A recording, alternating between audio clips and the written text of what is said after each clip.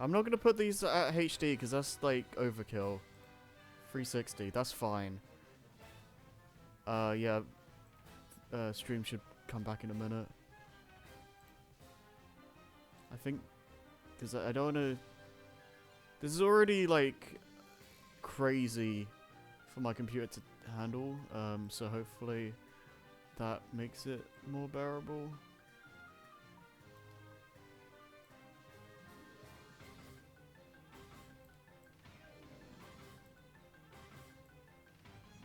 Yeah, I had to restart OBS because it just straight up froze. Give me a minute.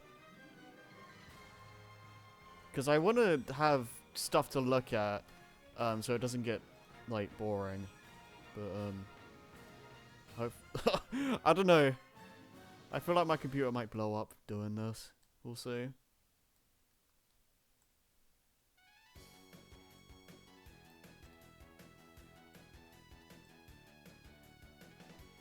Things get...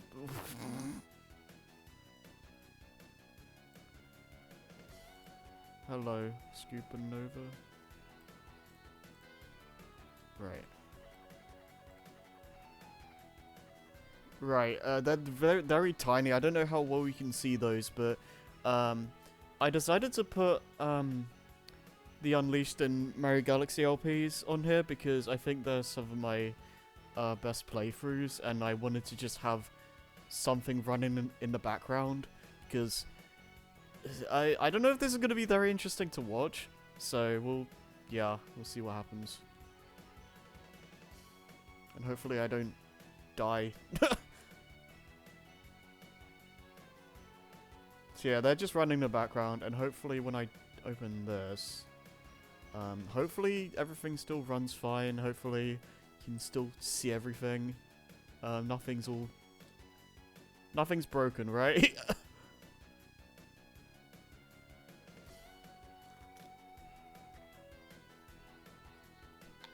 Okay.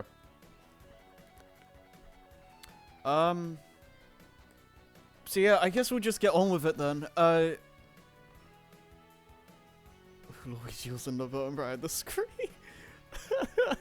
I did have, I did put the stupid Kingdom Hearts 2 Mickey meme, at the bottom, but, yeah, I couldn't fit that and Racing, so Mickey had to go, unfortunately, but, yeah, we'll just go with this, I suppose.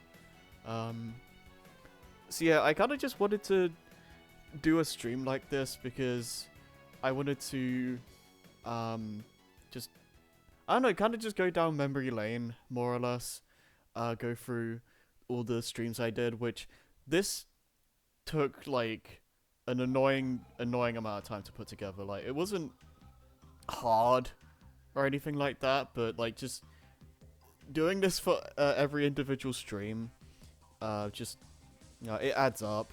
Wasn't very fun. So I kind of just want to make use of this and not have it go to waste. So that's what we're doing. It's kind of, I guess it's kind of similar to when I did that media thread stream, which I think is somewhere in this list, actually. Where I went through one of my Twitter media threads for that year and I just talked about it. I feel like that stream was kind of pointless in hindsight, but, eh. Maybe this will be more worthwhile, maybe it won't be. I highly recommend, if you're watching the VOD upload of this, you're probably better off, like, putting this in the background, because there's probably not going to be much, of, like, super interest going on here, unless you really like seeing tiny gameplay of Unleashed and Galaxy. So I'll just keep, it's best to keep that in mind from the start. So we'll just figure things out as we go. I might change my mind on some of these later on, but we'll see what happens. I guess I'll just kind of pick randomly, or if anyone has, like, suggestions for what they want me to pick out of these, then just pop in the chat, I guess. But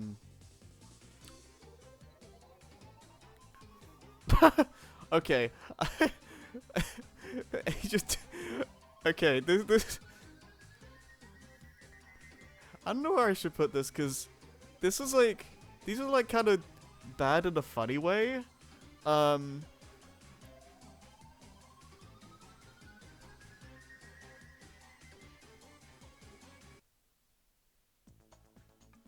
Hmm.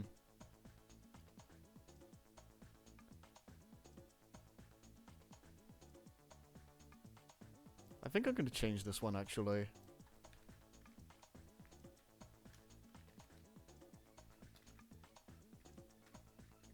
Oops. Yeah, that's fine. Um, cause I I tried a few times to stream Age of Empires. Like I tried doing it with Joey.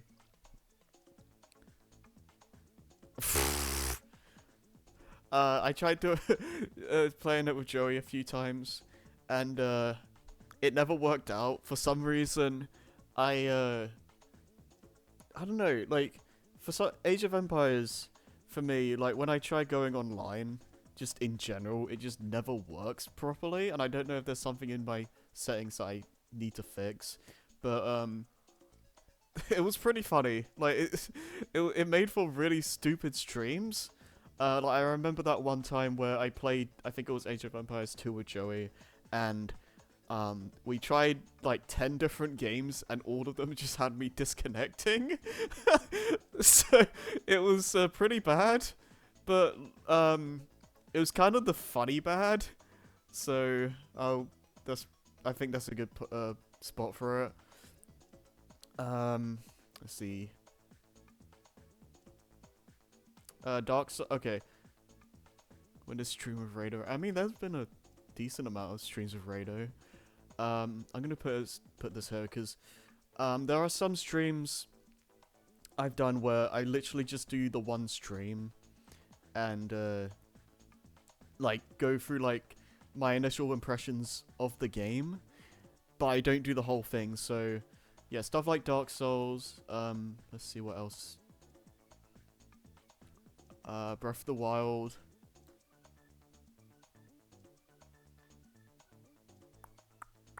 I guess Danmaku Kagura as well, because that was like the one stream. There's a few other things.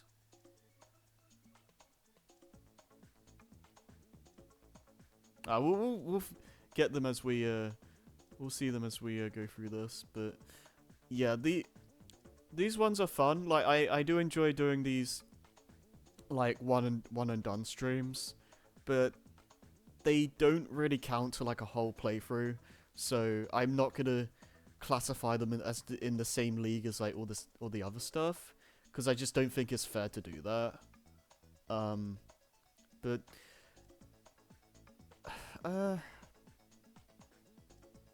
I've probably put Breath of the Wild at the highest out of these so far because I remember that just being a pretty fun moment in general. Like, it was when the Switch first came out, and I remember being super hyped for the game and like getting to play it, especially since it was like such a departure from what Zelda has been up to that point. So it just kind of felt cool to experience that at the same time as everyone else. And yeah, I don't know, it was just the stuff surrounding it, and just made it a very memorable moment. Okay, Chamber of Secrets GameCube. I'm gonna put this at, I'm gonna say very solid, because I I remember when I went through this, since it was on GameCube, I think this was like when I still used my original Wii to do GameCube stuff. So I had like, there are these two black borders on both sides. So what I did was just make my own crappy borders of like a bunch of stupid images and stuff, and just called it a day. And, you know, the game itself is fine. I remember having a lot of, like, memories with it as a kid. It's still probably one of the better Harry Potter games. I don't think it's aged the best, but I think it's fun enough. And I do remember having some fun conversations during it. I do remember, like one of the streams of it, we were just ranting about Sword Art Online for like half of it, and you know, you can't go wrong with that. Like, it is it is legitimately fun to just rag on that show sometimes. I'm gonna be real, like I don't know, it's just, yeah, it was a fun time. Yes, the Harry Potter, Amazing Spidey 1.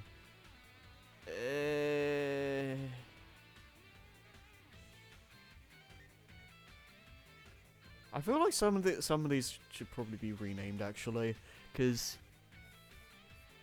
or maybe, okay, no, I'm gonna add another one. I'm gonna add another tier.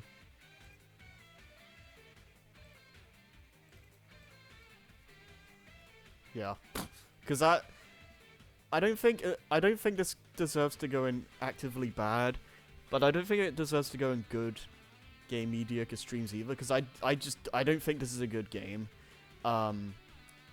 But it was, I don't think it was the worst of the worst. Like, I think there were some fun moments. Like, I think it was, I think it was Chili was his name. Showed me some funny Out of Bounds clips, and he, I think it was you and, I think it was a Scoop and Chili that had, like, made funny meme images during this game. So that definitely made things more interesting. But other than that, like, the game is, it's not the worst I've played. We'll get to some of the worst, but this ain't the worst. But it was kind of one of those things where if I wasn't streaming, it was okay. Like, I didn't hate it, but it was pretty mediocre. Like, I don't know. Maybe I'm being a bit too harsh on it, but I didn't find it particularly memorable. I don't know. It's one of those things where, like, it's not the worst, but if I wasn't streaming, if I wasn't doing a Spider-Man marathon at the time, I probably wouldn't have finished it. So I'll just leave it at that.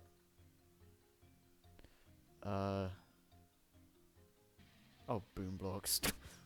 This is a recent one. I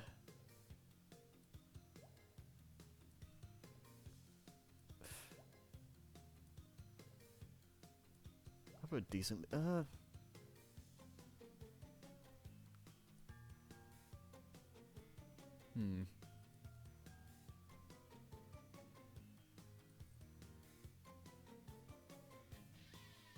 I'll go decently memorable.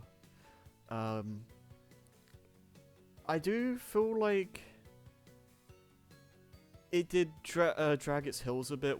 When I was, like, stuck on a specific level for such a long time, I feel like the entertainment value. I mean, I can't speak for everyone else, but for me, I feel like the entertainment value kind of started to falter a bit, because I don't know how exciting it is for me to fail at the same level 5 billion times. That said, I still thought it was. I don't regret going through the game. I had a fun time more often than I didn't, and I still think it's a good game. Value.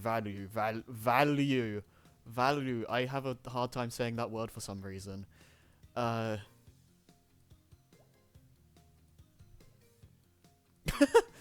Yeah. No, I don't think it deserves to go any higher than that personally, but I thought it was a good time overall. The dragon. Oh, Oh, what was it, like? Valoo?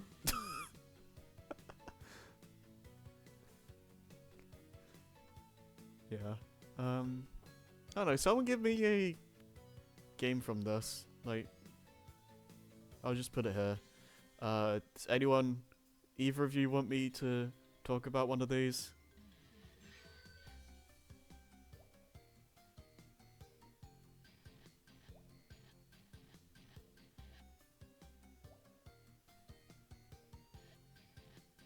So it's special. Oh, Mario Maker. Okay, I'm gonna I don't know if I separated Mario Maker and Mario Maker 2 on this. I don't even remember if I did Mario Maker 2 streams, but I'm gonna say very solid because it is some of my earliest. I do remember some of these being like really early streams, but there's something just inherently fun about a whole stream being like playing other people's levels and just sharing that content, even if a lot of that stuff was people sending me Kaizo crap.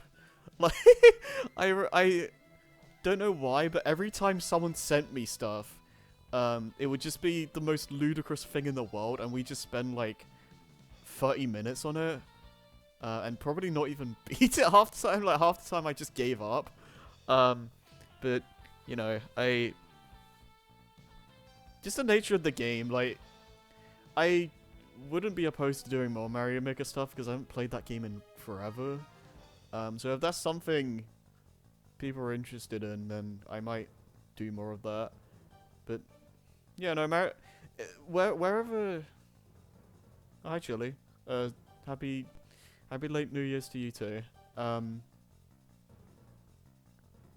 But yeah, I wouldn't mind doing more Mario Maker stuff, because just the nature of the game, it's a fun game to stream. So, yeah. And if there is a Mario Maker 2 thing on here, then I'll just put it in the same place, because everything for the first game pretty much applies to the second as well. So,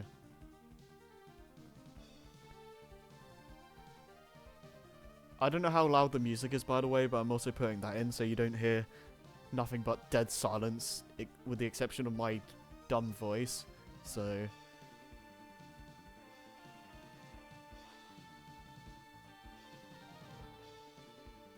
I'm sorry. I know you like the game, but okay. If Nova, if she's still there, what would you want to see next?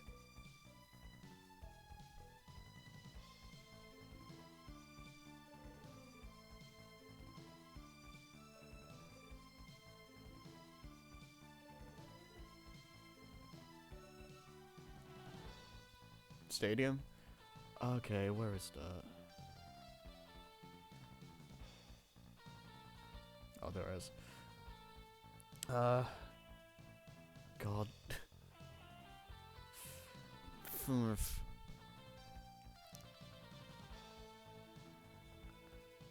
It's hard to say, because I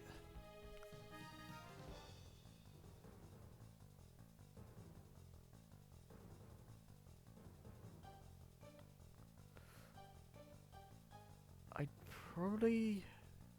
I'd probably put it above Boom Blocks. I don't know if I'd put it above these two. I think maybe there. Maybe? I don't know, I might...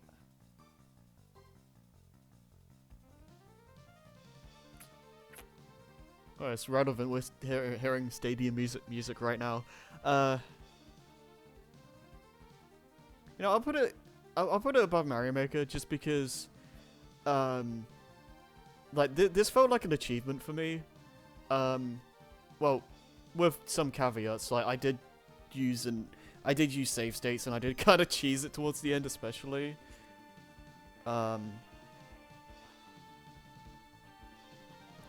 But you know, this was kind of a big deal to me because I always wanted to fully complete Pokemon Stadium, and even though I kind of cheated, to be frank, I just the fact that I did it at all and on stream is, I just feel happy about that. I don't know if those streams were the most interesting to watch, but I felt happy finally doing that. I haven't forgotten about Stadium 2, like, that's still something that pops up in my mind on occasion, that is something that I do need to do eventually. But, yeah, no, I know Stadium 2 is apparently worse with rentals, so that ought to be fun, but yeah, I think that's a pretty decent spot for it.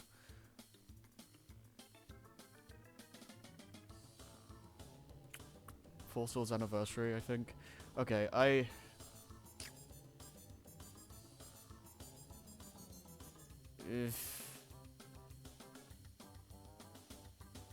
Okay, it was decently memorable, but probably for the wrong reasons. I didn't hate this game, but it kind of dragged its heels towards the end. I remember just kind of wanting it to be over. Like, it's a fun concept, like a multiplayer Zelda game, like 4 Links, and it's probably more fun multiplayer. But you know, as a single player experience, I think it was fine. I think it was fine. I didn't have too many issues with it on like the initial playthrough, but with the post game stuff you had to do, like you had to get an ungodly amount of rupees to unlock the special levels, whatever they were, and though the bonus stages were just hard for very annoying reasons. Like, it felt like they were made for a completely different game, and I'm not against like post-game challenges being like difficult or anything like that, but it was just the unfun kind of hard, and it felt really cheap a lot of the time, and I don't really have much desire to play it again. I don't think it was bad though. I don't think it like makes sense to put it in here or lower, but it's definitely below Boom Blocks, that's for sure.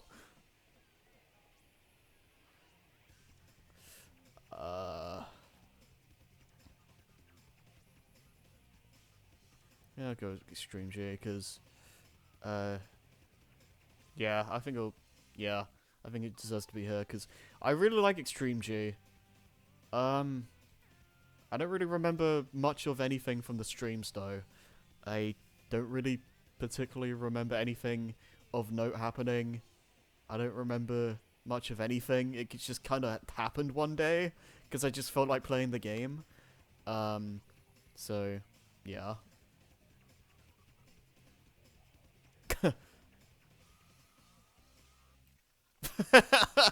Okay. Okay, yeah, this was just bad, because, you know how I've done the Insane Trilogy Platinum Relics, and I've probably done those more than once at this point. I thought one day, you know, I've done that, maybe I should try and attempt the dev times in these games. Yeah, that didn't work. I tried the first few levels in Crash 1. I didn't get any. I couldn't do any of them, and I think I tried Crash 2 and 3, and I think I got some dev relics or dev times in those games, but it was just a complete failure of a stream. Like, it didn't go anywhere. We accomplished barely anything, and it just felt like a waste of time. I'm gonna be frank with you. Like, it's I'm not opposed to trying that again in my own time, but it definitely wouldn't be a stream. Like, that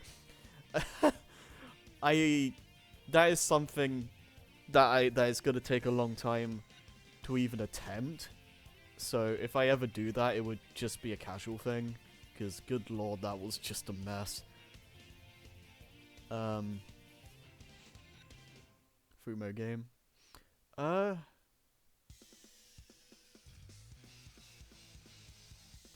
I this was also like a one-time thing because I played this with, I think it was Fumo Mancer and Scoop. I feel.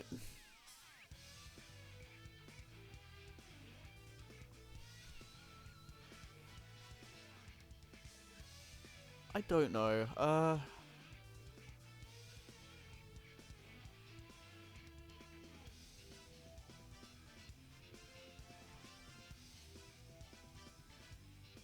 I probably put it here. I think that's fair. It was my first time playing the game. I think it probably would have been more fun if there were more people playing. Um, I did start to, my interest did wane a little bit after a few hours in. I don't remember how long we played for, but I feel like if there were more people besides us, then there probably would have been more fun insanity. But I think those kinds of games are just, I can only really play them in bursts in general. I definitely had fun with it, and I definitely see the appeal, but I kind of tap out after a couple of hours. Yeah, I don't know. It was a cute little charming thing though.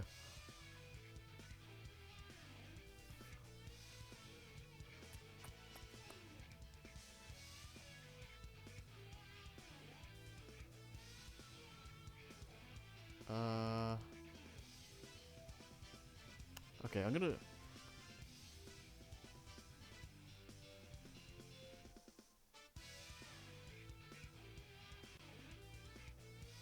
Hmm.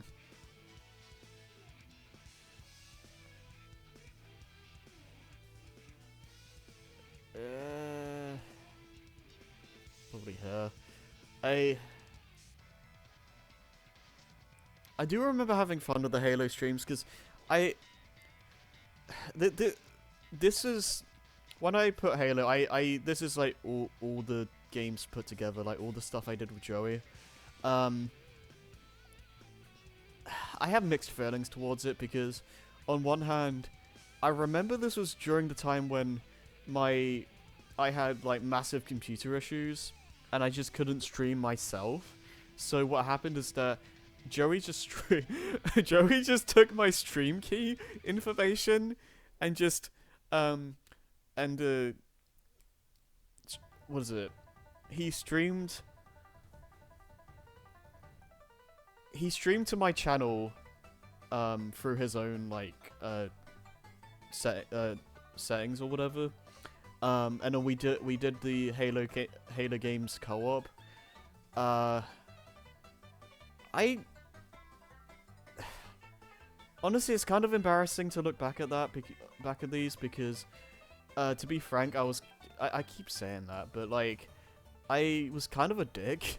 Like, I was very petty with a lot of things, and I remember doing and saying things that I'm not proud of.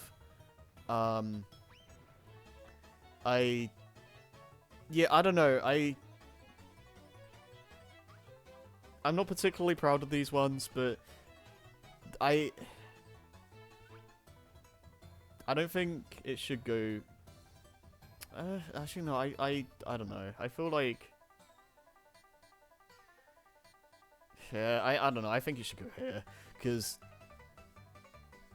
I'm not particularly proud of these. Like, I had fun playing through the games, but I am not proud of how I acted at all. And I really, like, I don't know. I just don't look back on those fondly.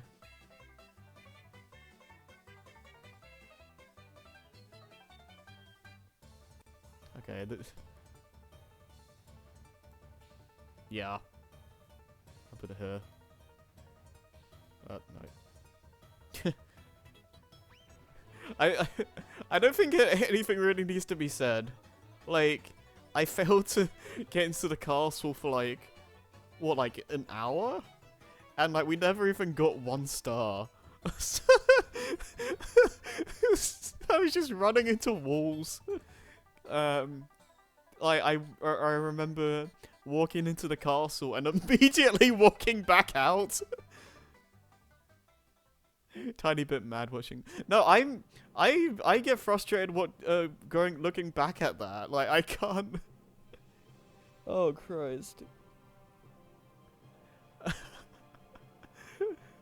I didn't when I did that, I didn't think about how much the camera would screw me over, because in my mind I was thinking like how to traverse the landscape or whatever in what is it? I didn't think about the camera at all. Like I was just thinking about how to get around the areas. Like I guess if the camera was like facing forward the whole time, and that's just not how the game works at all. It changes constantly.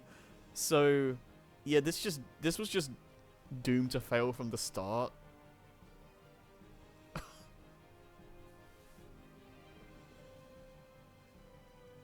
Okay.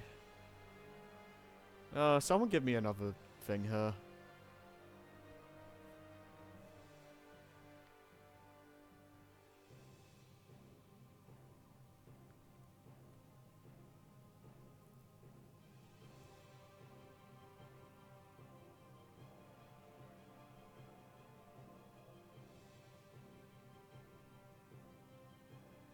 Sad Warrior?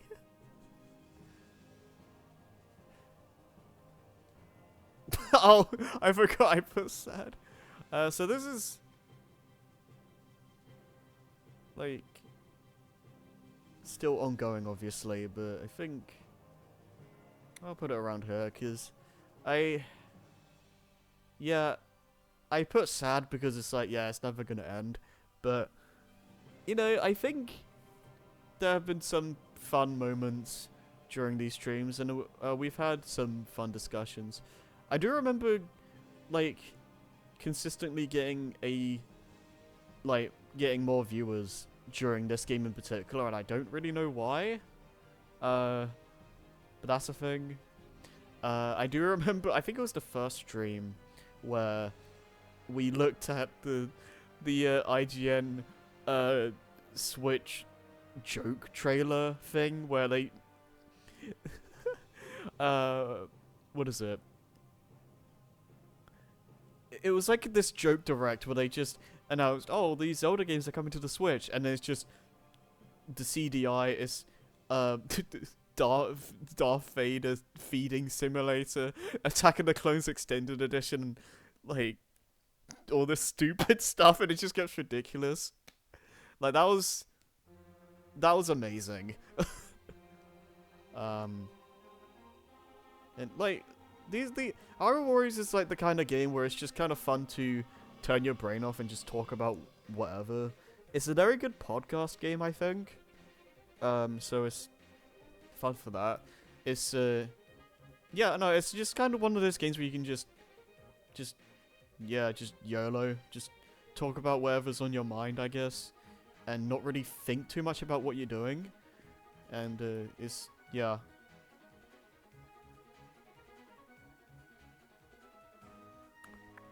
Okay.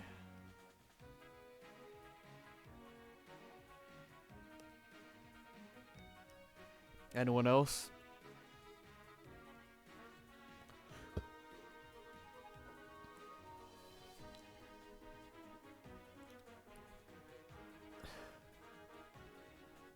This does kind of put into perspective how many streams I've actually done, though. Like, I think these were like, there were like 184 or something posts here that I had to make, or like images.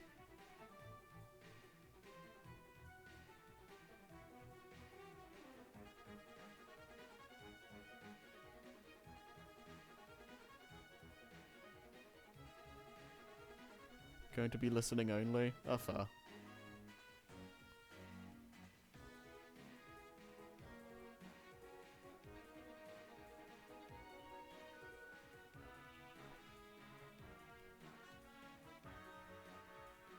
Yeah.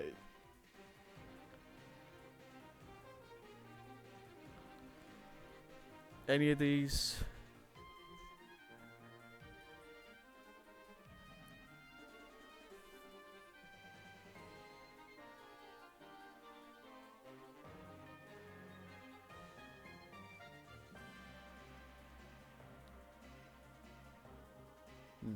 I'll just get this one out of the way, because these aren't. I'll put it. Yeah, it just barely counts, because I remember doing some birthday streams, like, I think it was like in 2011, 2012, and yeah, no, they were not good. I remember just being really excited at the prospect of streaming, like, period, but it was, this was back when I used, like, was it Ustream? If anyone knows what that is. And, I remember using my dad's crappy laptop webcam, and it just, the frame rate was like 5 frames a second. You could barely even see the frickin' game, and there was no focus in these streams. Like, I just played like one random game for like 20 minutes and then move on to something else. I had like no plan or anything. It just, for some reason, like when I did these birthday streams, I had the thought in my mind that a stream is supposed to last like the whole day. I don't know why. So it just kind of lasted a while, and everything about it was just kind of terrible. I'm kind of glad these don't exist anymore, because yeah, they were bad. You missed out. Shad Hostel? Okay, where is that?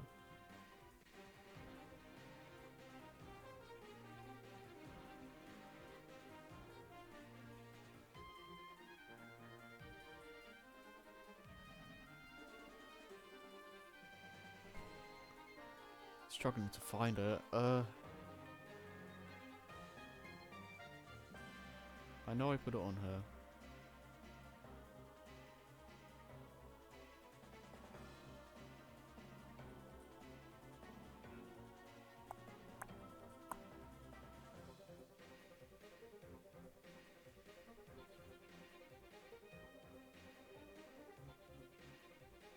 There's Shattered Dimensions, but that's something else. I did put it on here, right?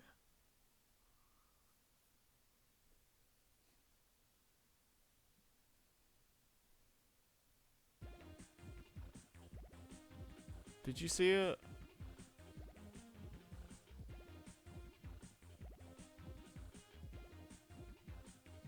Below Rocket League?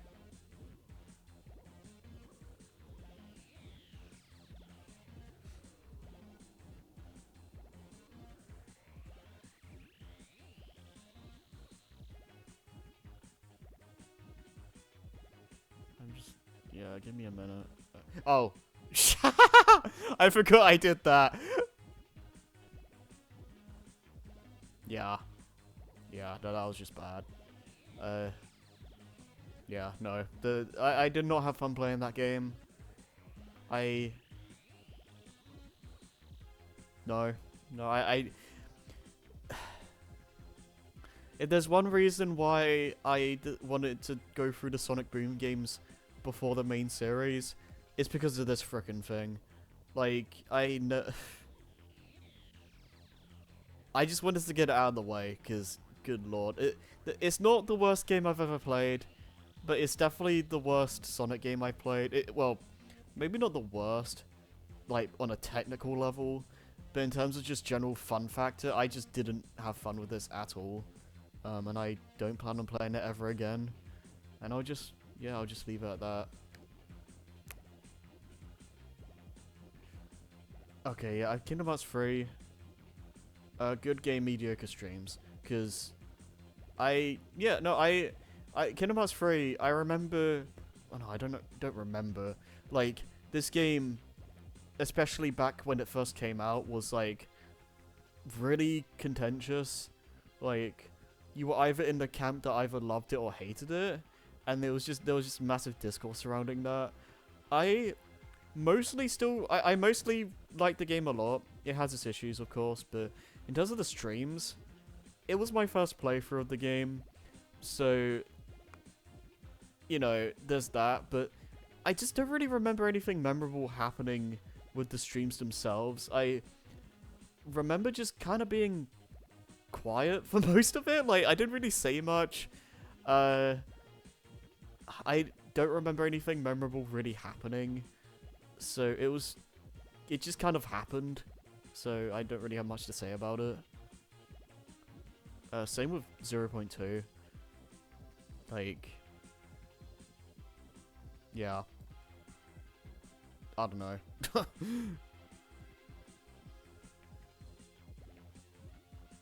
Game Shuffler attack. Okay. I think.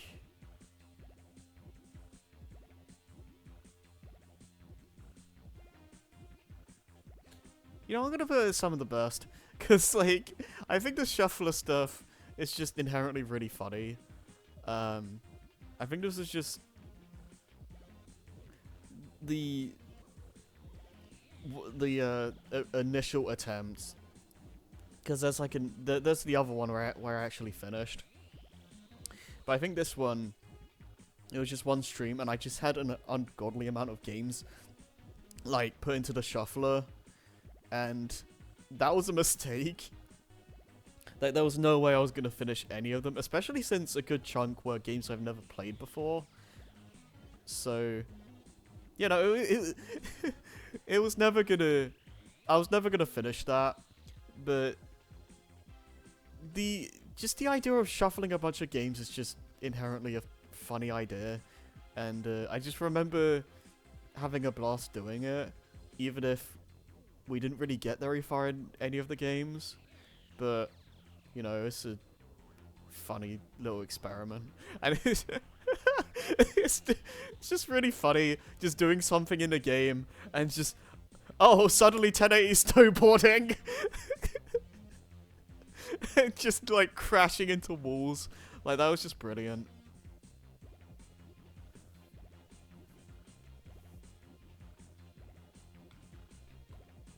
Okay, oh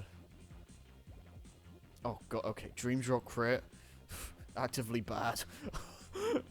I put it above these, but yeah, no, Dream Drop Distance has issues. Critical mode just makes them more apparent. I feel like I'd probably be better at doing this if I did it now, but yeah, no, they just weren't very good streams. I still like the game, but yeah, that didn't really do it any favor. That going through that critical run just didn't do the game any favors. There's things I know about the game now that, again, would probably make it better if I did it again, but it's definitely the most unbalanced critical mode in the series.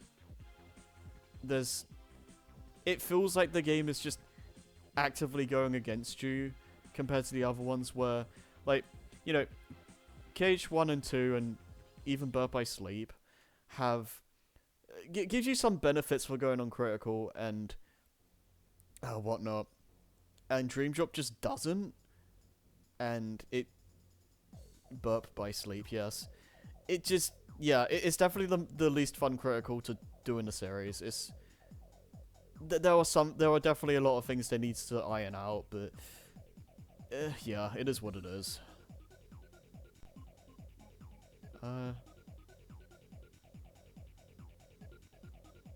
Media for okay, get this out of the way. Meh. Yeah, it was kind of fun just going, like, doing the stream, just going through my Twitter thread, but yeah, there wasn't really much point in doing that. My mindset was basically, I'll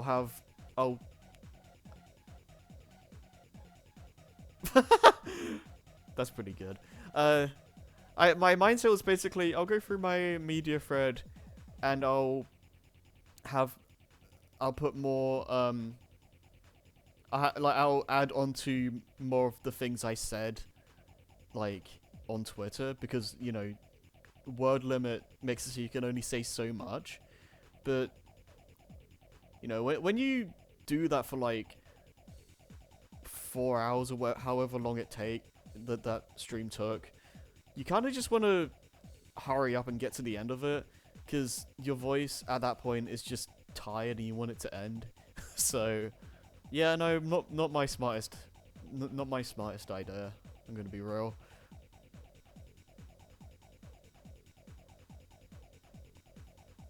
Untitled Jason game.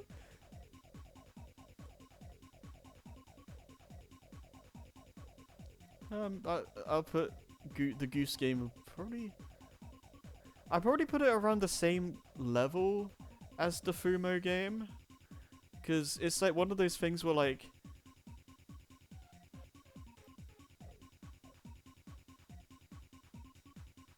wait, what did you just look at, Scoop? I'll put it a little bit above the Fumo game, but not by a lot.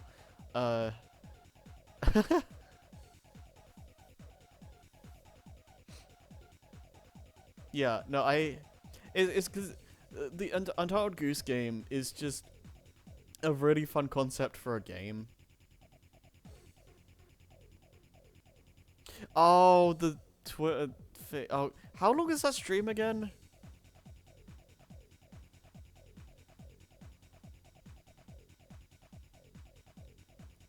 That was... Oh god, that was... Five... Yeah, that tracks. Yeah. The Goose Game is like... It's a fun concept for a game, and it's really funny for those first couple of hours. And it's kind of a good thing the game is only like a few hours long, because, you know, after the initial entertainment factor of like, oh, I'm playing as a goose, I'm I'm messing everyone's like lives up and stuff like that. It kind of starts to like, you know, once the joke's done, like it kind of becomes less interesting to play. So it's kind of a good thing. It's like a really short game, because, you know, after those hours are up, it's like it just kind of becomes whatever. But you know, the initial couple of hours you play the game, it's like the funniest thing in the world. So yeah, I think it deserves to be up here at least.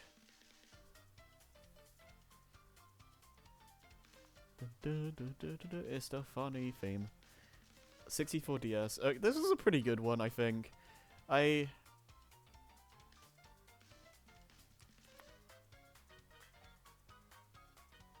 Maybe around here? I think that seems fair. Now, I'll say straight up, like, it's no secret that I'm not the hugest fan of the DS version of 64, but, you know, the stream... I do remember having a fun time with the streams. I do remember having some fun moments with it. There were fun discussions that were had. It was... Yeah, I don't know, it was just a good time. Maybe not some of the... Maybe I should put it down here. I think that might be more fair. I think... I still put Game Shuffler above it.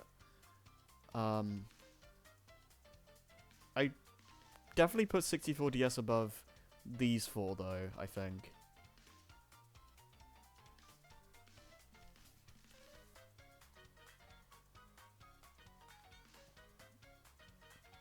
Okay, Mario Party...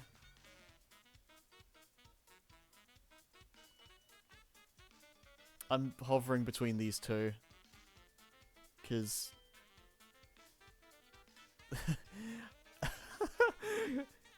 Mario Party definitely brings in some of the worst in us. Like, I've done and said things during those streams that I'm not particularly proud of, but I probably put I might put this in absolute best if I later on, but at the moment I think nearly peak makes sense. Because, you know, no matter what happens, Mario Party streams are just gold. Like, no, like regardless, like, I've had a lot of emotions during those streams, and I think all of us had, like, I think all of us have had, like, feelings during those, but yeah, it's just the amount of chaos and, like, just annoyance and other such stuff. It's just fun. Like, Mario Party is just a kind of game where anytime you play it with friends, it's just a complete riot. So, I think, yeah, no, I think, I definitely think it's some of the best. Maybe not the best of the best, but it's certainly peak.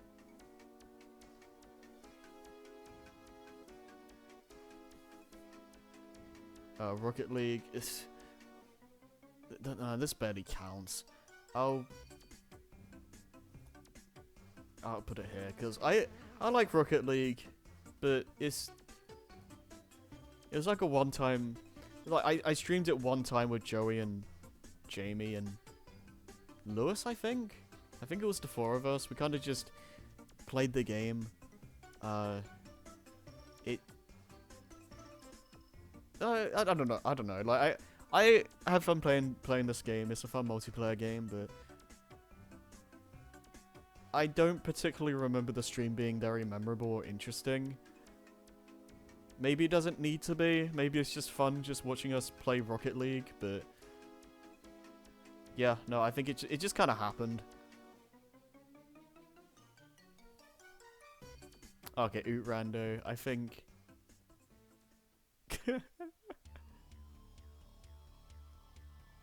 Honestly, I think this is nearly peak, because the... before I did all the multi-world randos with, like, Rado and all the others, this was, like, the first randomizer I did, and to be honest with you, I just... Actually, no, I think this might be some of the best. I think I'm gonna put it in some best of the best, because, like, this is just really fun. It was the first time I did a randomizer for a game, and that alone was just an exciting idea for me. And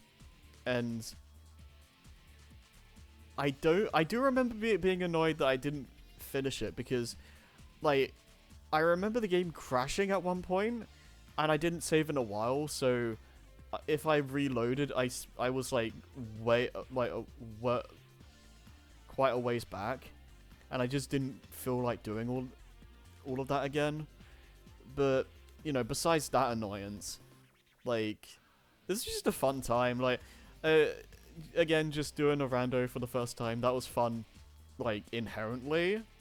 And I think it was the second, it might have been the second stream, where Joey was just looking at, like, no, I'm not sure if he was looking.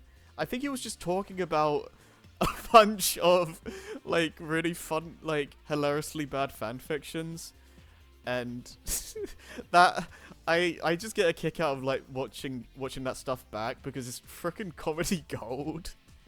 And I think, I don't know, he did look at some fanfics that were, like, hilariously short. I think he tried looking at I think it was a Rosario Vampire fic that just had one syllable in the review. And, like, it was like Scoo or something. It was like the first syllable of the main character's name, and the reviews were just the funniest thing in the world. It was just like, did you? I was trying to remember what the best one was. It's just like, did you write the whole thing, but then just gave up and just kept Scoo at the start, and then just uploaded that? If so, then you're my hero. Also, great M rating. It was something like that. It was brilliant. Oh jeez. I know that was just brilliant. I really enjoyed that. I yeah, no, that was just fun. Okay, I'm gonna put this here because I have no memory of streaming this game.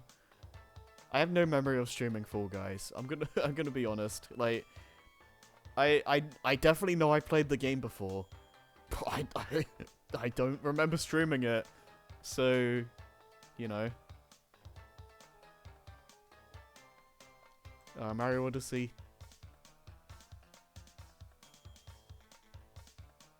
Put it around here.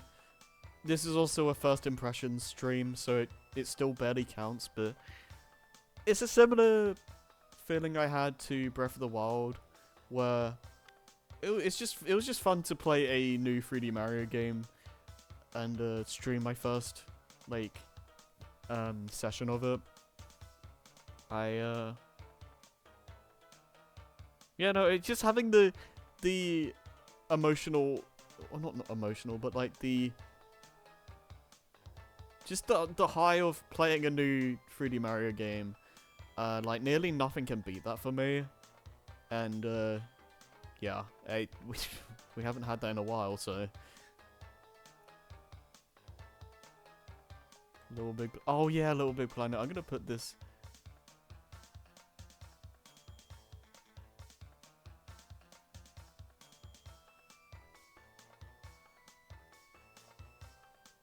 I don't remember too much of it, but probably put it below Mario Maker.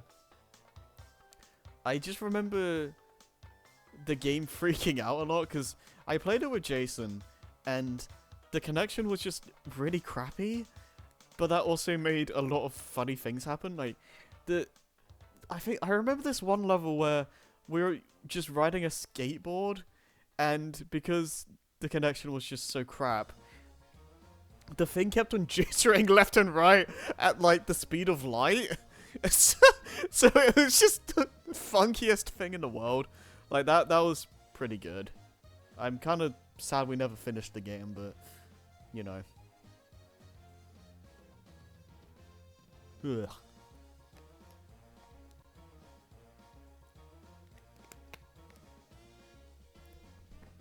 I'm gonna be honest, I don't remember streaming this game.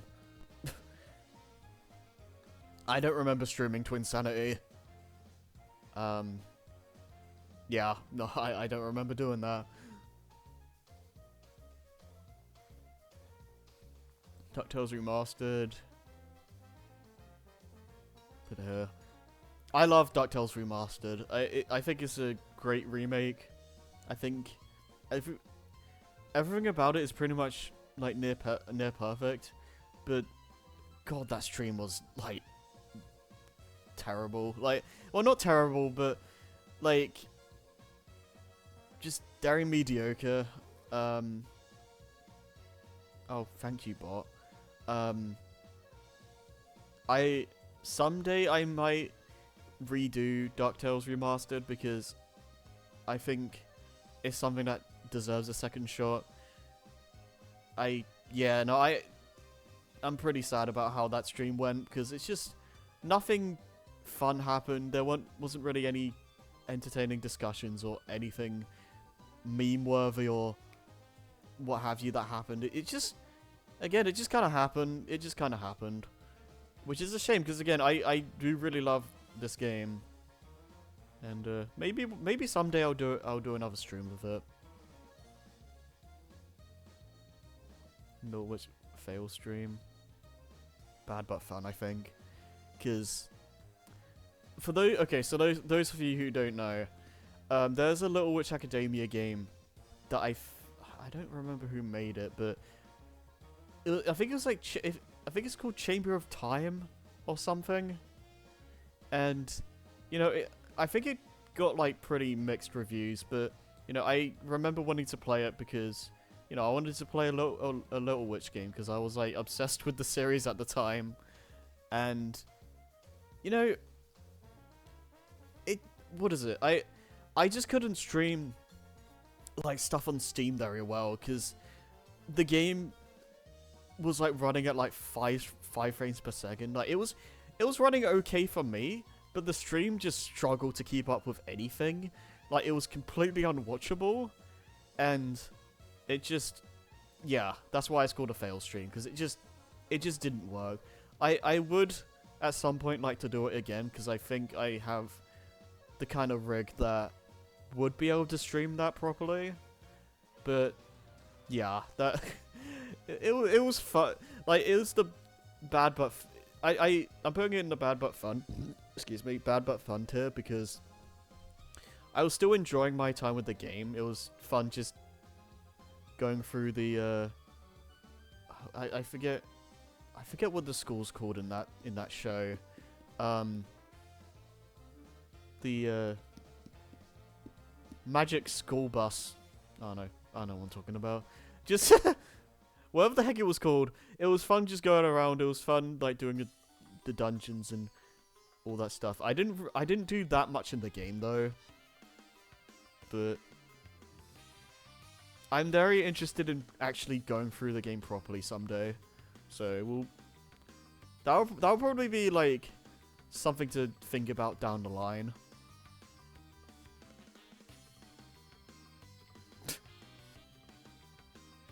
Rayman Origins.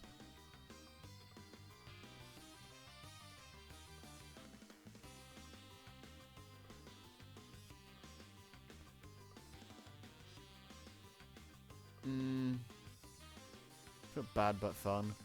Because all I really remember from this is that Jerry started singing a bunch of random copyrighted songs, and that ended up getting me copyrighted. So that was fun. I don't really recall much else happening, but that alone is I think good enough to put it in this tier. So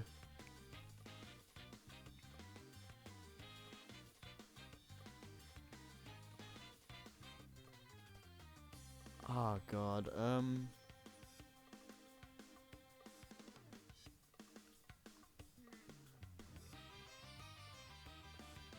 Ruby Gunk Grim Eclipse. I'll just put it here, because yeah, I remember playing that game. I don't remember streaming it.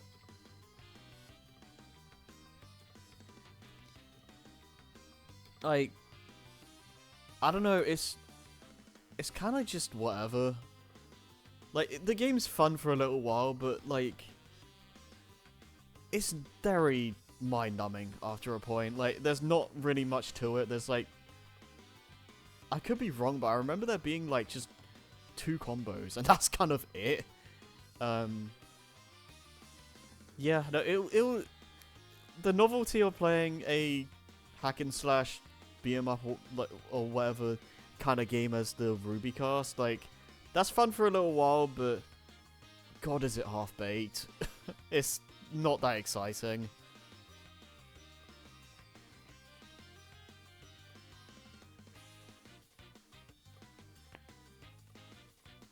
What is this? Is that Rayman 1? It's like cut off. I'm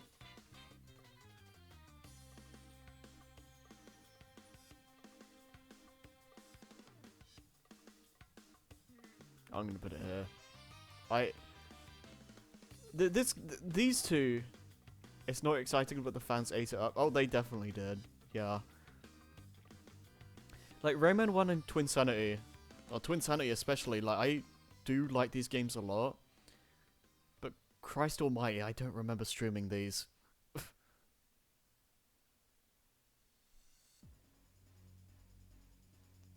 Okay, I know where this is gonna go.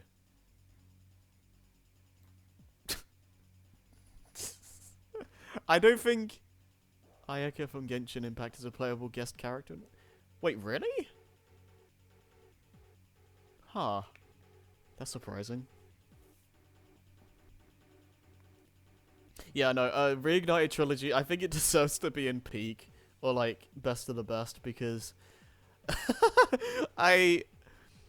primarily because it was the origin of me saying HD snow makes me moist, and that's something I've never recovered from since.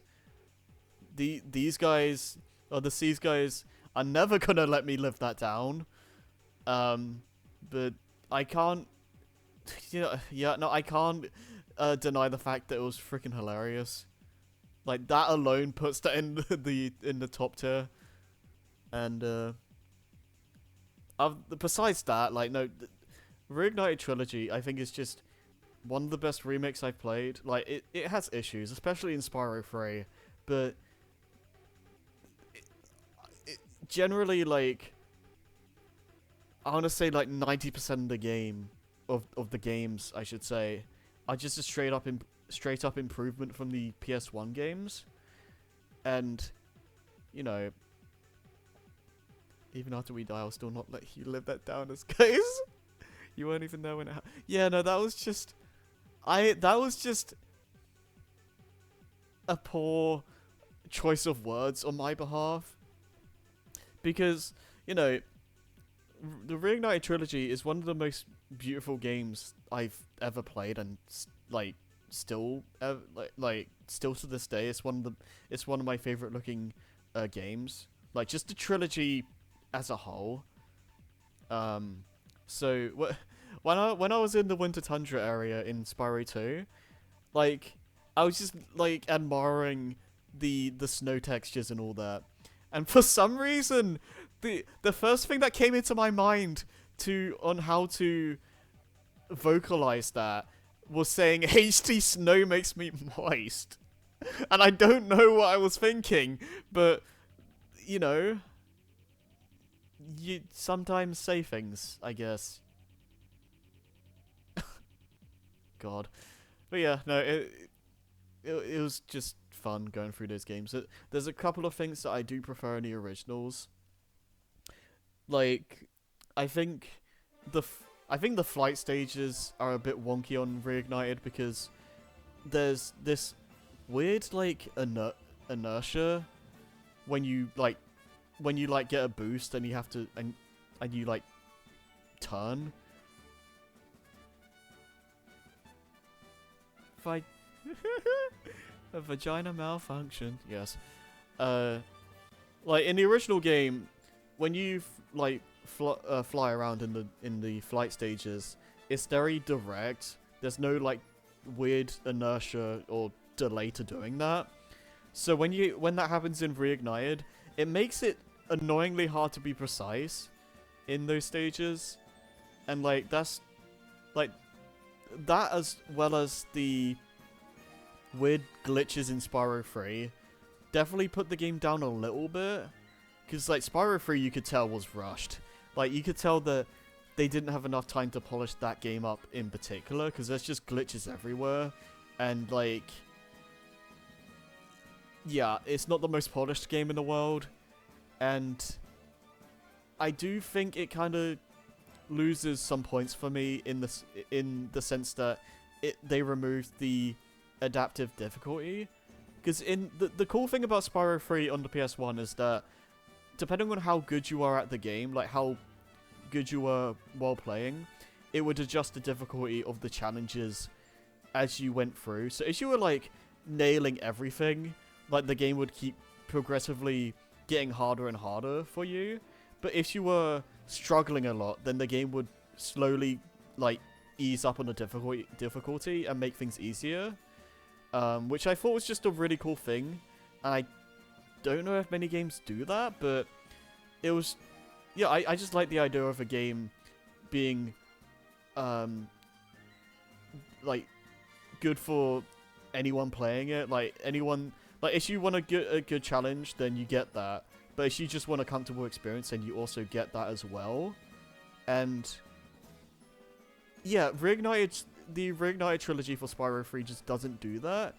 And there's evidence to suggest that it was planned. Because there's an unused difficulty select. But, you know, considering the game was rushed as is, it's not in the game. And the game just defaults to the easiest setting, which, you know, I think Reignited Trilogy inherently is just a more fun way to play the game. but it does lose some points for me that it is stuck on the easiest difficulty and you can't change that. But ignoring that, I still would say I prefer the remake over the original PS1 games. It just has some caveats that I wish weren't there, but it's not enough to ruin the experience for me.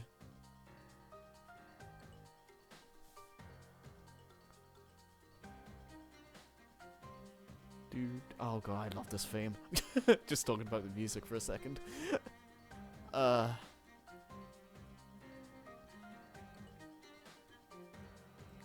Persona 4 Dark. Oh. Okay, yeah, sorry, I'm gonna put it in here. Well, maybe... Yeah, no, I think... This might get the wrong idea. But...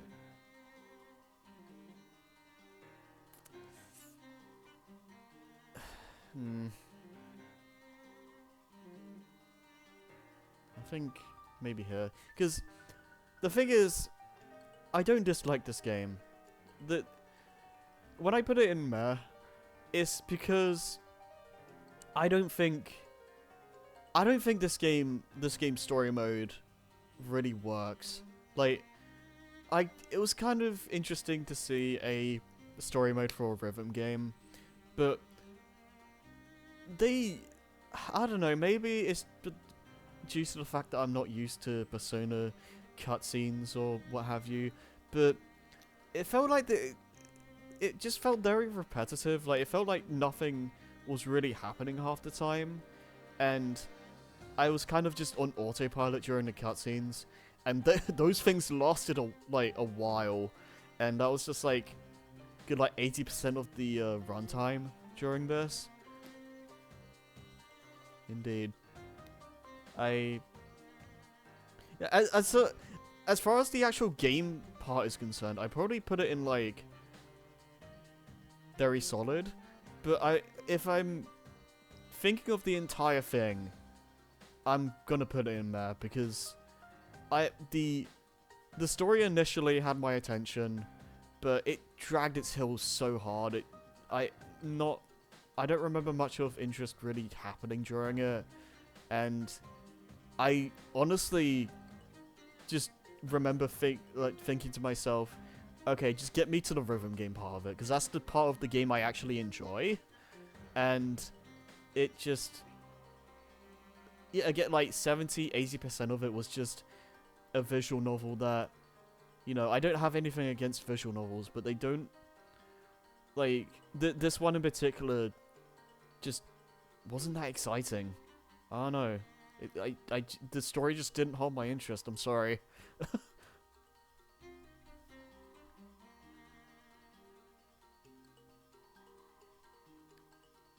Heroes, Raider, Races.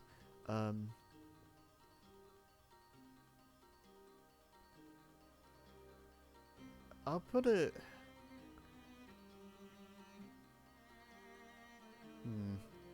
Maybe around here. I might change that.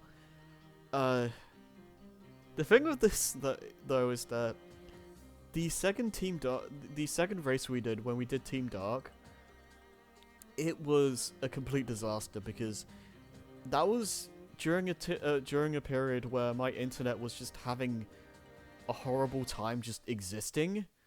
So the second half of Team Dark was just super laggy, and you could barely see what was happening. So that wasn't great.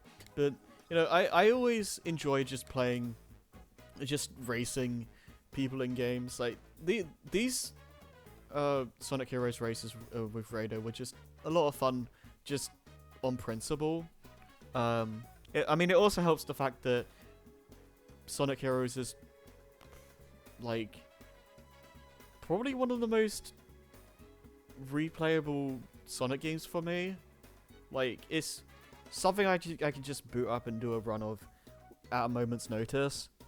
And just having someone else to, run that with was just a fun, thing to do. And someday I would like to. I still would like to run Team Chaotix with whenever Rado gets like better equipment, because no, we're stuck we're stuck at a stalemate at the moment. I won the run again. I won. I can speak English, I swear. I won when we did Team Sonic, and Radio won when we did Team Dark. So we need to, we need to break the stalemate. So one day, hopefully we'll do that. Hopefully it will be fun. Game Shuffler again.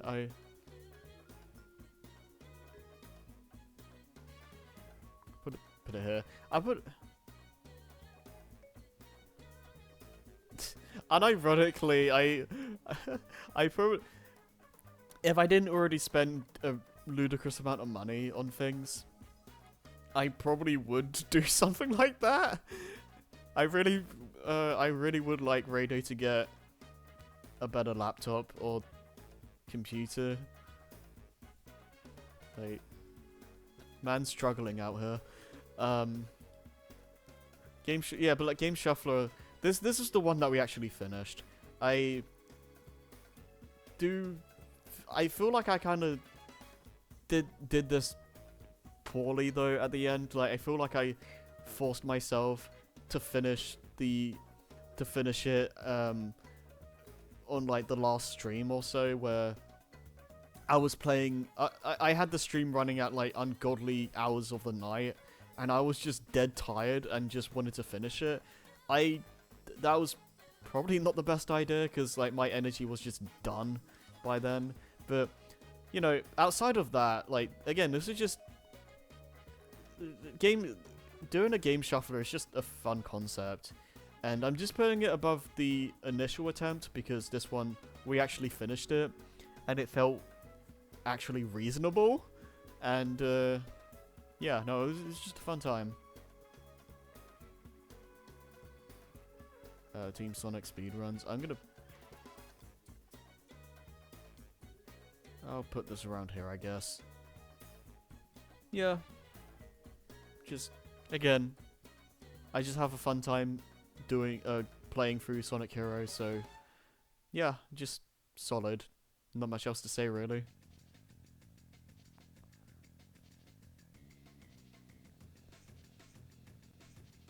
Subspace Emissary? Meh. Yeah, no, I in a world where I've done a full 100% playthrough of Brawl now, I don't see much of a point in this anymore. Like, it's kind of just like, yeah, it's just like whatever.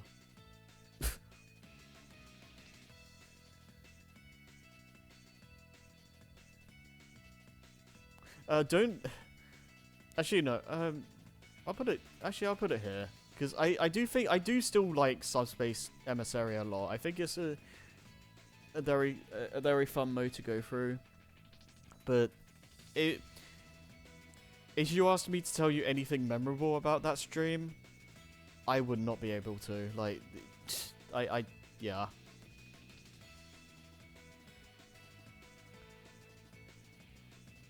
Huh. Spider-Man 3.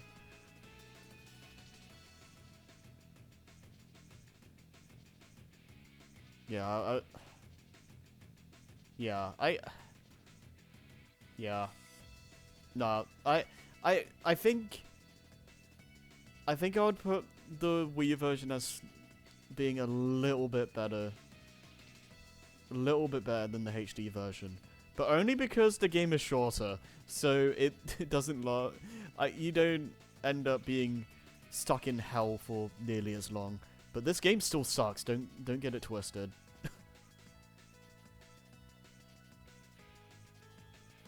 Where is the HD version actually? Let's just get that out of the way.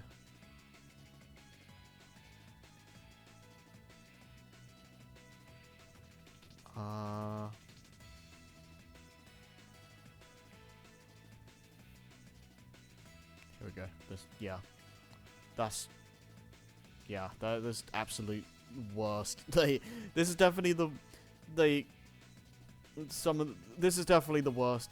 I'd probably say this is the worst game I've ever played in my life. Like, I can't think of another game where I've just been completely miserable 100% of the time playing it. And I just remember the whole time just forcing myself to just get through it. It's just, you know, it was basically like, I'm only gonna have to play this one time. After I'm done with this, I'm never gonna have to touch this piece of crap ever again. And I haven't played it since the streams, and I don't plan on doing that. This game is awful. I didn't have fun playing it. It probably wasn't very fun to watch. And, yeah, no, it was not good. It was not good. I specifically remember the Sandman final boss just being the worst. Like, if you didn't input the reaction commands, like, the QTEs, like, with, pinpoint accuracy, like, if you didn't do them frame 1, you just ate crap and died. And if you died, you had to do the whole fight again, and it was just the worst thing in the world. No, it was not fun.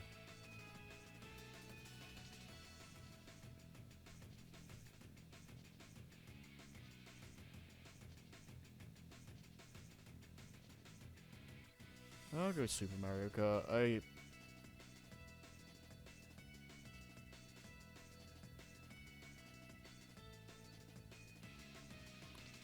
Probably around here. Lower than Boom Blocks, I think, because, you know, I've made it no secret that I'm not a huge fan of Super Mario Kart. I think the game is way too loose for its own good. But I do hold a lot of respect for it. I think the game is very impressive for its time, and, you know, it's the first Mario Kart game, so it has that. It has that going for it. And, you know, I gotta respect it for a lot of things. That said, it doesn't mean I have to enjoy playing it. But it was kind of the funny, kind of frustrating during the stream. Like, when we were trying to go through the game and just failing and just being bad. Like, it was kind of the fun kind of, like, struggling. Like, it wasn't the kind of thing where, it wasn't like Spider-Man 3 or Shattered Crystal where I just wanted to end my life. It was a kind of struggling where, you know, I'll admit, I'm not good at the game. I'm also not fond of the game in general, but it's not, I don't think it's like rage-worthy or anything. I think it's just like the game where we struggled in like a fun kind of way, I guess. It did get kind of ridiculous when we did Rainbow Road, and that took forever, but I don't remember ever getting annoyed with it, so that has to count for something.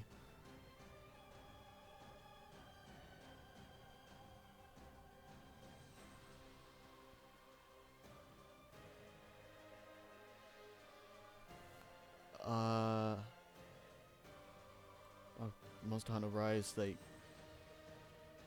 yeah, barely counts. I almost want to put this in. This was streamed, but no, I do remember at least streaming Monster Hunter Rise once, but I don't remember like much that happened, and I think it might have been like a first impression stream. I don't remember, but yeah, I wouldn't put it any higher than this, I think.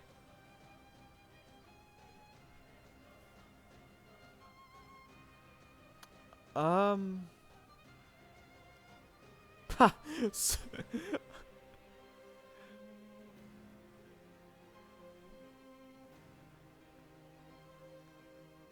tempted to put this at best of the best, honestly, because, you know, again, like I mentioned it about a Chamber of Secrets when there was just a part where we were just ranting about SAO for a while. Like there was just something inherently fun about that in a kind of I don't know. It just yeah. It's just kind of one of those shows that is annoying to talk about in the fun sense, if that makes sense. It probably doesn't at all, but like I remember though. I don't remember like all of what we said during those streams, but I do remember like just having a fun time just talking about the show. It felt good to just riff on it, I guess. I don't know.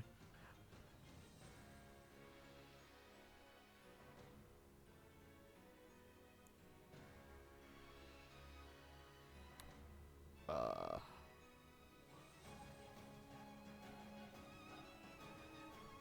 someone give me a game.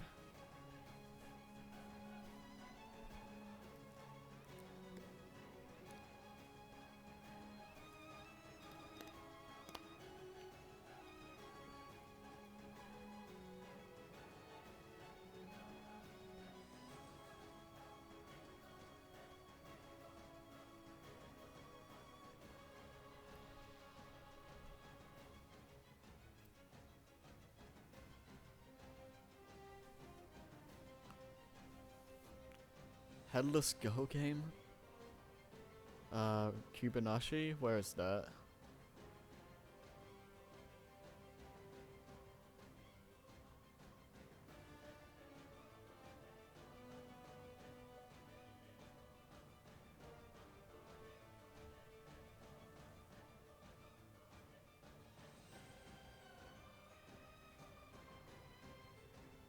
There you go.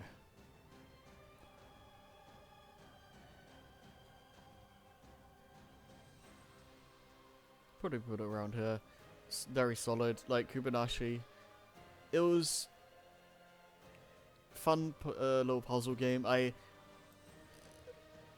do remember getting pretty frustrated. That game like put my brain to the test. Like I felt like my brain was melting playing that game. I'm not the greatest at like those kinds of like a lot of puzzle games. I'm just not the greatest at. Yeah, that definitely put me through my paces, but it was definitely challenging in a very satisfying sense. Like when I figured stuff out, it felt really good. I think there were some parts where I just gave in and just looked it up, but generally it just felt really satisfying. So yeah, it was a good time, I think.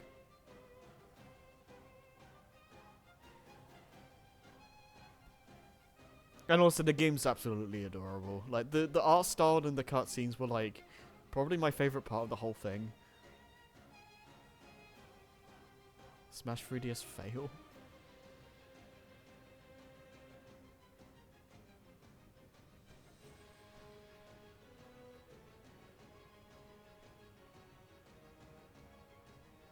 Oh yeah.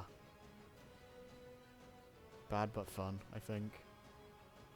Because I remember it basically just turned into me and Lewis playing Spell Bubble and Extreme G as well as maybe some other stuff, I don't remember. And no, this I think the best part was when I tried making a Mii on the Smash 3DS, and the head, the poor Mii was just decapitated and it just had like a road sign as a head. Like that was amazing.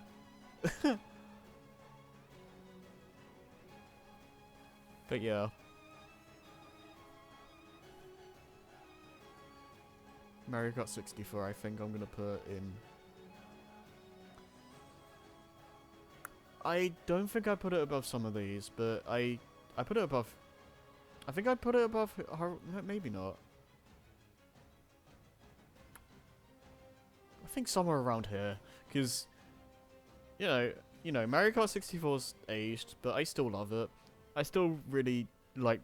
I still like the like going through the game, and it was really fun just playing the Grand Prix with Lewis, and also the complete insanity that was the battle mode part. Like that was just a lot of fun.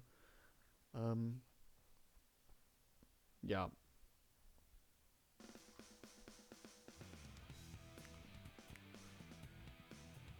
Not much else to say about it, really. It's just a fun time.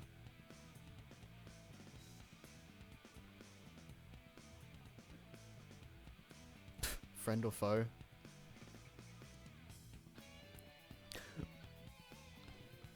I'm gonna put a...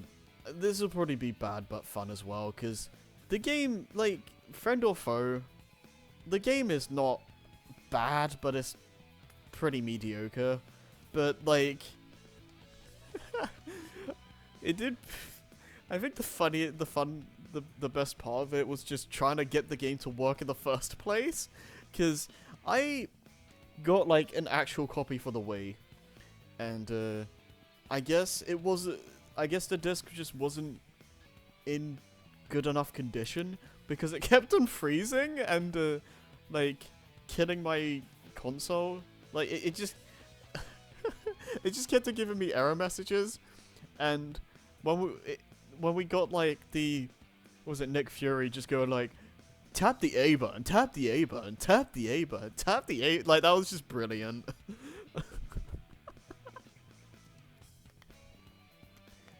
So I remember having to find a ROM for the game and just using Dolphin instead. But, yeah, no, I think it was... That alone is just... Yeah.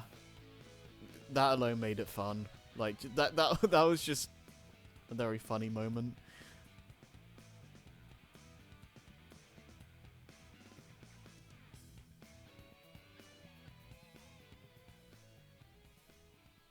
I got Frystar. I'm gonna put this in.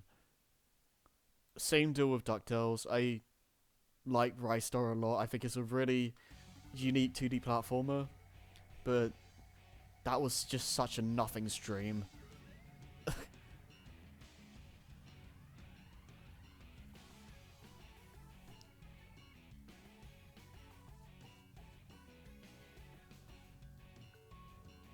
Oh, Tales of Vesperia. That was an interesting one. I'll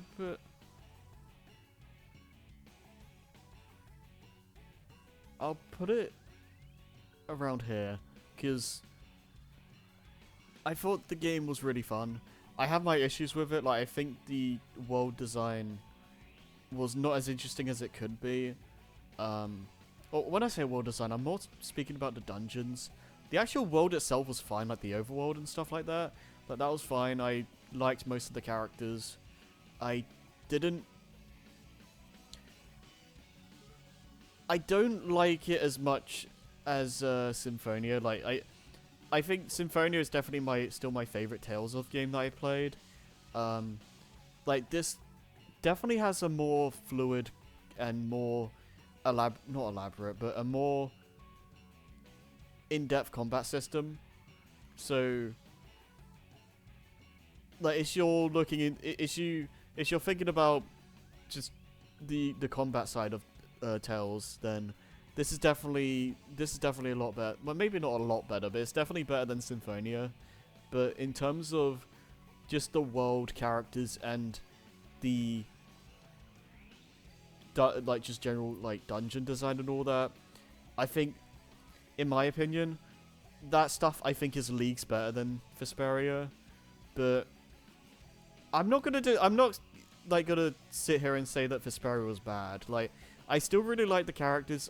I was engaged for the majority of the story, and I had fun playing it. But I won't lie, like, the very basic dungeons and what have you did leave me a little bit disappointed. Like, I was expecting more from that, and just kind of was a lot of linear, like boxed in rooms with not much going on, and yeah, that wasn't great. But you know, I had fun with the game outside of that. It was I'm glad I finally played it because it is one of Nick's favorite games, if not his favorite of all time, and I can definitely see why. Like, I definitely understand why it's a fan favorite Tales game. It's not mine, but you know, I'm glad I played it. I had fun, and yeah.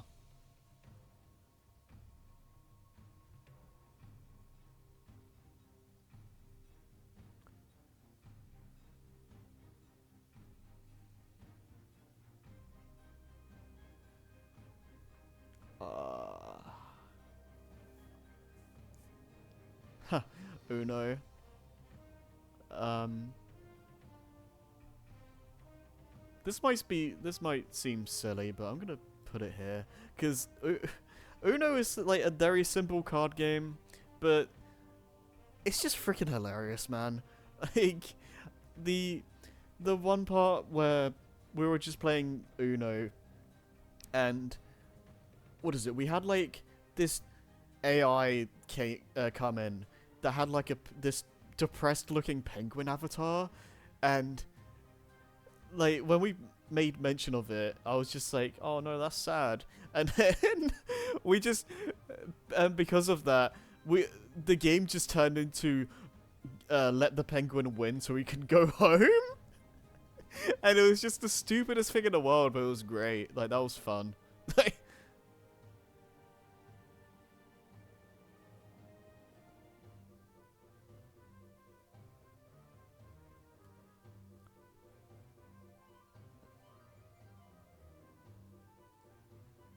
yeah, Vesperia was a while ago at this point. I didn't know you were a fan of this. I guess that makes sense. Like, given the kind of characters you like, I shouldn't be surprised you like Estelle.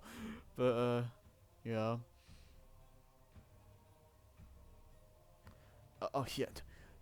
Okay, I'm just gonna, yeah, actively bad. Like, this is I'm putting this below Spider-Man 3, not for the game itself. I love Return to Dreamland, but God, that stream was awful. Like, I don't know why it's still there on my channel, but I I don't even remember like when I did this, but it was when I had really bad equipment. So if you look back at that stream, God like God help you if you do. Like, it's just like you can barely tell what's going on. Like, there's so much stuttering. I think the stream kind of just stays on one frame for like 10 minutes at a time and just kind of flickers like mad. Like, it's just completely unwatchable. You can't hear like what anyone's saying half the time, and it's just bad.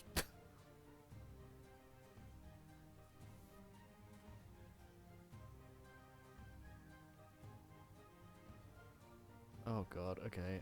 I'll go Smash 64. I think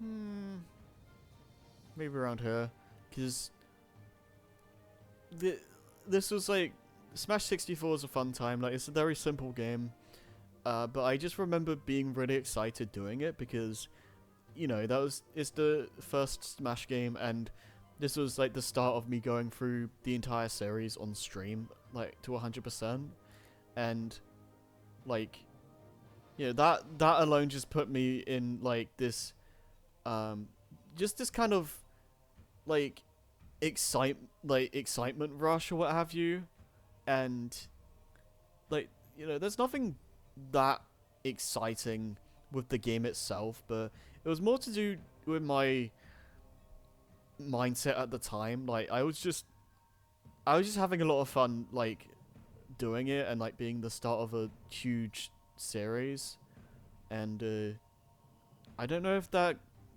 comes through in my vocal, like in how I speak. Like, sometimes I feel like I come off more monotone and disinterested than I actually am, but I was very excited doing that.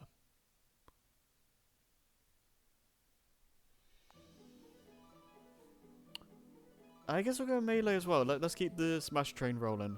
I think this deserves to be like some like up here, because yeah, Melee, that was just really fun. I do feel like I'm glad you mentioned that as well, Nova, because the reason why I'm doing this Smash series in the first place is because Big Dip did the first 3 Smash games, and you know that just made me think, like, you know, I kind of want to do that myself. Like, I was thinking, you know, I might regret this down the line, but I kind of want to do this. So yeah, that's why that's why I'm doing it.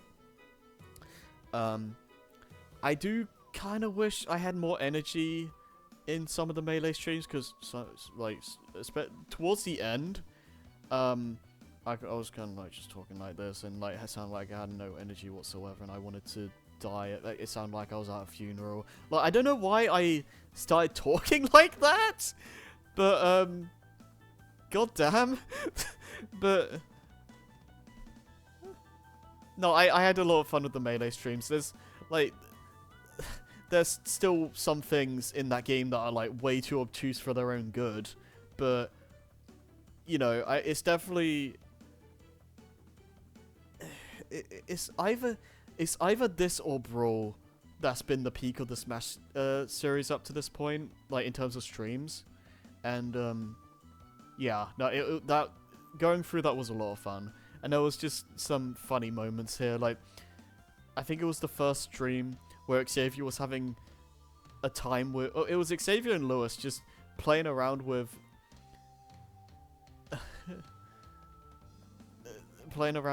voice changes stuff. Like, that was like comedy gold. But yeah, no, like, just going through Melee like 100%, I think it's just a well-rounded experience. Like, again, there's some stuff that's a bit too obtuse for its own good, but there's nothing in it that inherently takes too long to do. Like, classic mode is one of the most fun versions of it in the series. It's maybe eclipsed by Ultimate at this point, but like, Melee is still like one of the best, I think, because it's the randomness makes it very replayable, and the fact that every run you do a unique target test, and like the trophy stuff and the race to the finish. Like, the race to the finish in Melee like runs circles around the one in Ultimate. I will say that much. Like, that one's so much more fun to play through, and yeah, just the minigame stuff definitely helps it. Like, the single player content in Melee, outside of maybe adventure mode, never like doesn't really overstay its welcome too much, and it's just kind of a fun run through, like just doing all the stuff and getting all the trophies. Like, there's some things in there that can get yeah, there's some stuff in there that can be kind of annoying, but yeah. Yeah, that's like the one thing I will say about it. Like, adventure mode, like doing that 25 times or so. I don't remember if you need to do it with Zelda and Sheik separately. Like, doing it that many times does get old, but like, you know, I'd rather do that than classic and all-star in Brawl, like 37 something times. Like, that got old. But yeah.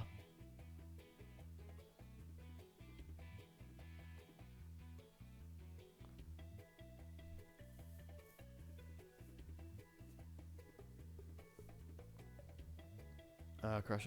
I'm gonna put this at actively bad. I'll put it above.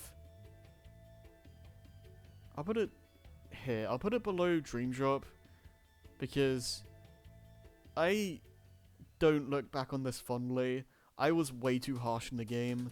I remember saying that I didn't like it. I remember calling it worse than Sonic Boom. I would not say that now. I still... I don't know where I'd put this game nowadays, but I don't think it should be classified as the Sonic Boom or Crash. Like, I think it's definitely better than that, at least. Like, the game does have some genuinely fun platforming moments, and while it's not the most in-depth combat in the world, I still think there's some fun to be had with it. Like, there's what you can criticize it for sure. Like, it should have been more in-depth than it ended up being, but I don't think it's terrible. Like, you know, I think it gets kind of bullcrap towards the end, but I think the game's fine. I've since warmed up to it since this stream I did. Hope they keep to customize classic runs for characters in the future. Don't go back to... Yeah, no, I think we kind of talked about it a bit during Smash the other day, but I want them to keep the customized routes, but I want more varied mini games again. Like it doesn't necessarily need to be like 3 mini games per character like in Melee, but at the very least, I'd like the mini game to be different depending on the character. Like, you know, one character does a race to the finish, another character does a break to targets, another character does home run contest or something. Like, another character does some trophy mini game. Like, it could be whatever. Like, it could be any of those things. And just, you know, just randomly select which character does what, so you never know what you're gonna get when you do a run. Like, I feel like that alone would make it the best. If they did that, they'll probably end up just being the best classic mode in the series. But, you know, we'll see. We'll see what ends up happening.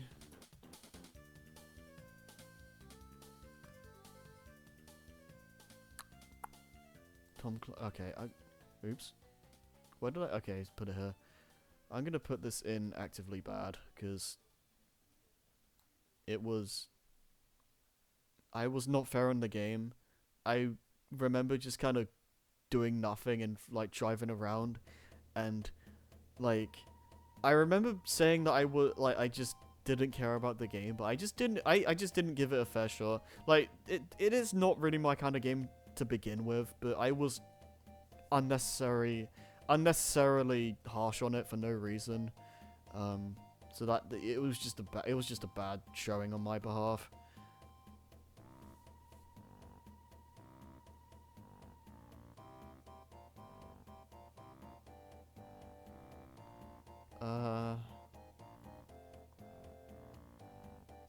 Hyrule Warriors level 69. I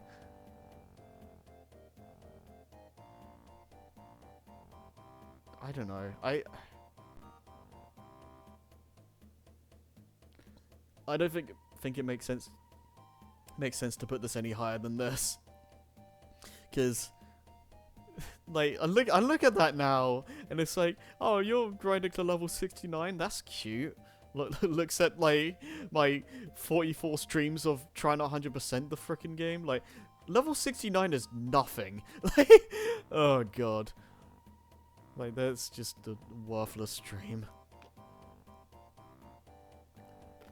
Alright, I'm gonna use the bathroom real quick. You guys have fun with the music and the tiny ass gameplay boxes.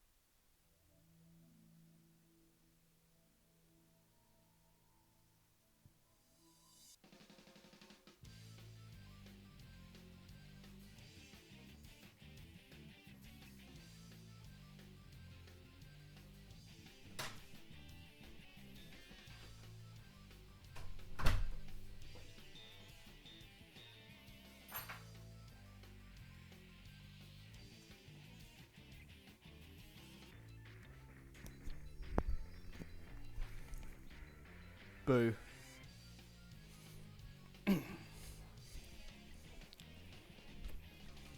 Alright, where are we here?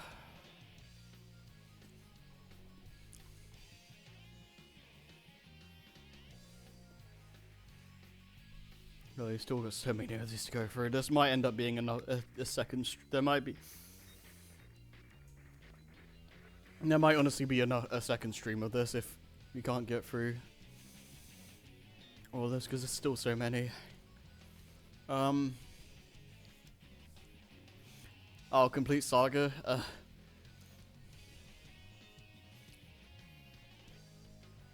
Okay, the only reason I'm putting this here, like, this was the first stream I think that got saved on my channel.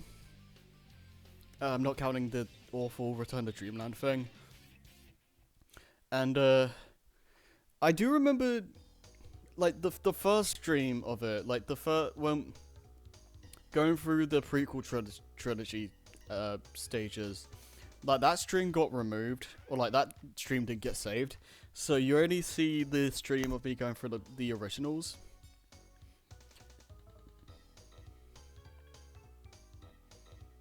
Lyric is absolutely a bad game on every...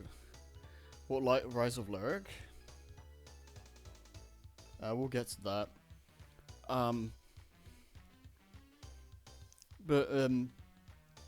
Honestly, I'm only putting this here because this was where we learned about the legendary Jar Jar Binks lollipop. If you don't know what that is, please look it up because it's the most horrifying thing in the world. And yeah, that was great.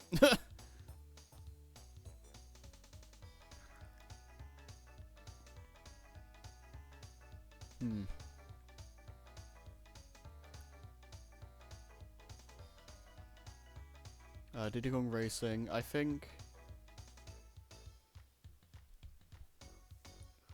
Yeah, these are all the streams I've done.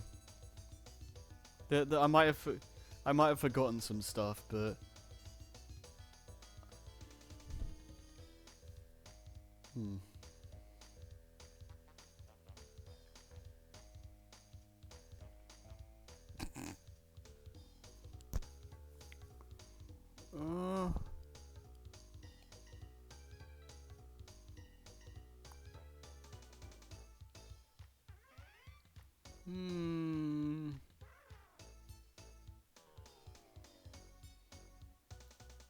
probably around there.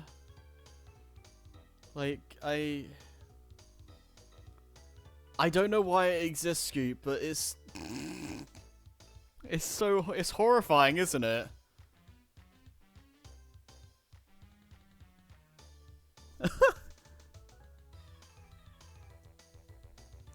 Yeah. No, I barely remember. Actually, no.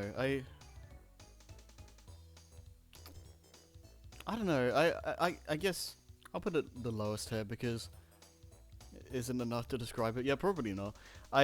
Diddy Kong Racing was a fun game. I don't remember the streams themselves being very memorable, but it was a fun game. I like the idea of a kart racer having like, you can either use like the regular cars or a boat or a plane. Like that's a fun concept. I think, like, to this day, I think All Stars Racing Transformed is the best version of that kind of racer. But Diddy Kong Racing, like, is a very solid, like, the horror. Nice. A very solid time. I did enjoy that game quite a bit. I think it's probably... I'd probably say I like it more than Mario Kart 64, but I have more attachment to 64, so like that alone just makes it more replayable for me. But I will concede that as a game, Diddy Kong Racing is just better. But, you know.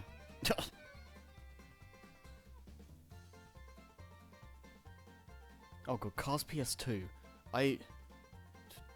Meh. I remember just being annoyed at this game because I remember the game crashing a couple of times and just losing a lot of progress and just being annoyed. Like, the game is fine. Like, it's not the worst thing in the world. It's probably one of the better licensed games, but it's still not great. It's not something I'd really want to replay. I thought I did like it. No, here's the thing.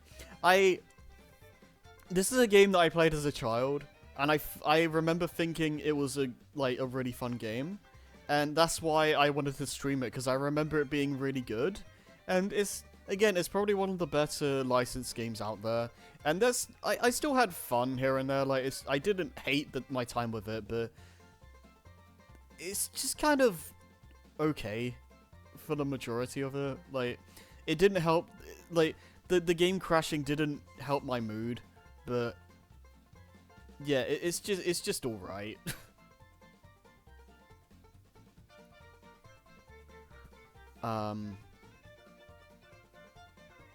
Above by Sleep Critical, I'm gonna say good game with mediocre streams, because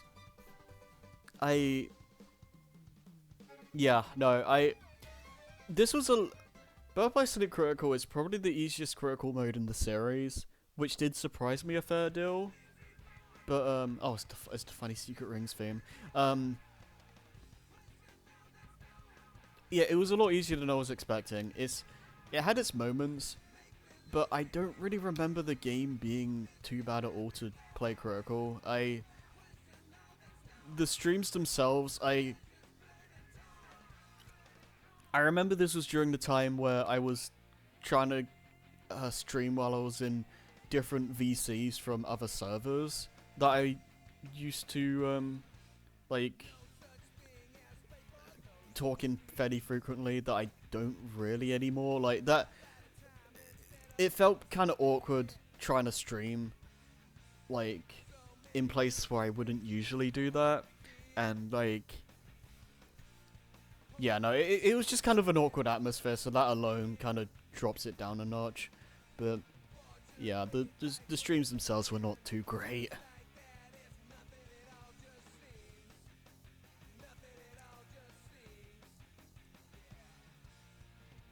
Oh, this is just like Bearer, Soccer No Time. I'm just gonna say very solid. I put it around here, I guess. It's just like, Ocarina of Time was just one of those games where it's just fun to play every now and then. I don't think much craziness happened, but it was just, it was just nice, chill time playing through the game. Okay. Ancient Trilogy speedruns.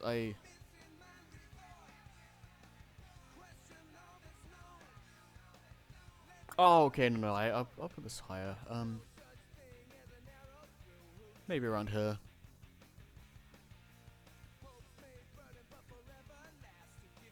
Yeah, no, I did. I think the SAO runs, I think, are just like peak content. Like that, that was just. Oh.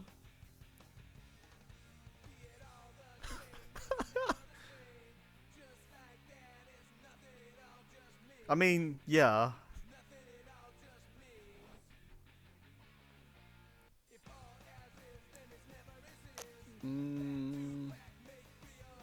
Superstar with Scrappy, I think, will be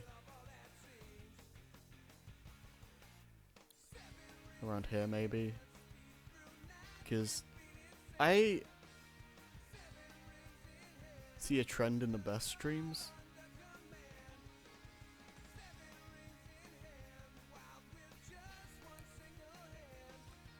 Because, yeah, no, Superstar was great.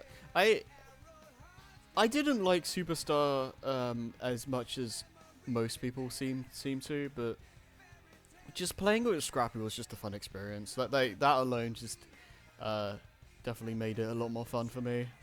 Like, yeah. It was just fun to be able to play a game with Scrappy for a change, because I don't usually get to do that. So...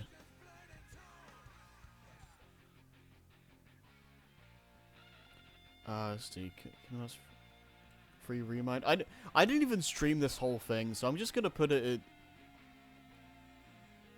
around here. Like, same deal as, like, a lot of this other Kingdom Hearts stuff here, like... The streams themselves just weren't the greatest, but... I mean, you know, it is one of my favorite series for a reason, so... Yeah, they're definitely good games, but yeah, these streams were kind of just whatever.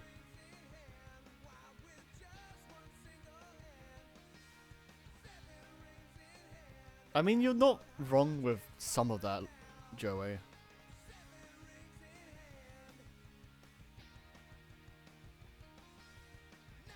Okay, Spidey 1 movie game.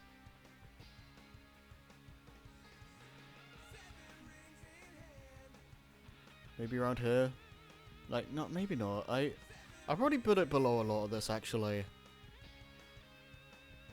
Yeah, I'll put it above Little Big Planet, but not any higher, I think, because...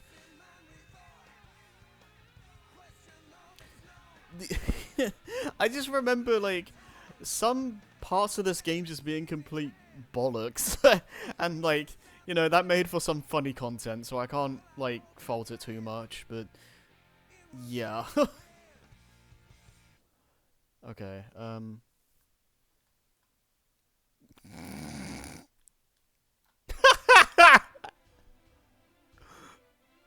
Okay, maybe not. Maybe not absolute best. I'll put it around...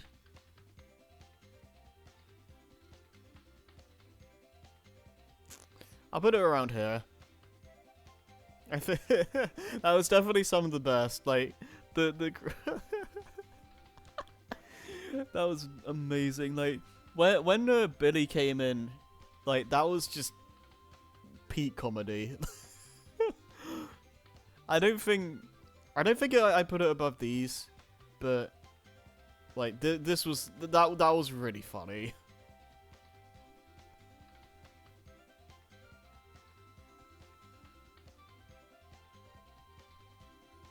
Let's see.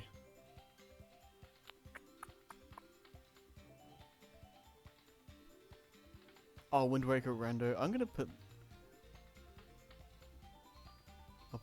I'll put it about here, because it's always fun just going through a rando. Like, I really should have found a tracker or something for this, because I do remember just kind of mindlessly sailing the seas for half of it, and just hoping I, like, ended up getting something good.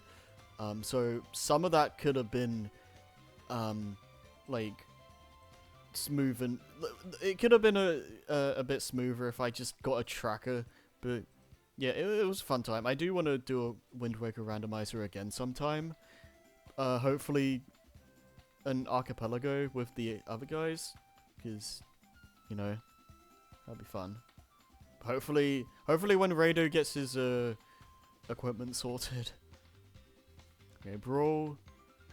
I'm gonna put this about equal with Melee. Like, maybe a little better, maybe a little worse. It kind of depends on my mood where I put these two, but Brawl definitely has the higher highs for me, like Subspace Emissary. I think, like, Coin Launcher is fun. Like, I think it has arguably my favorite original stages in the series. But at the same time, and also it introduces the challenge board, which is just one of the best additions that the series, like, introduced. That said, though, this is such a grindy game sometimes. Like, going through Classic and All-Star with every character, doing, like, all the target tests, like, each individual level of target tests with every character, it's not that bad. Like, the target test stuff doesn't take that long, but you have to do so many stuff with every character, and it just adds up with how long the modes take in Brawl.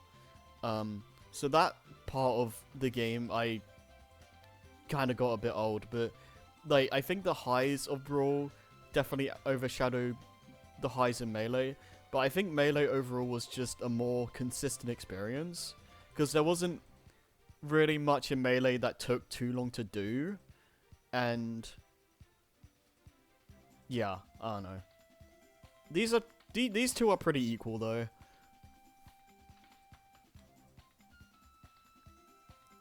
Cursed Halo. Let's see.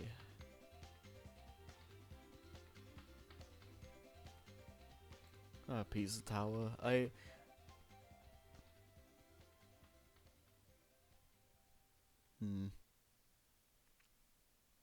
No, I had a really fun time with the game. I still remember that one level. I still remember the jump scare level.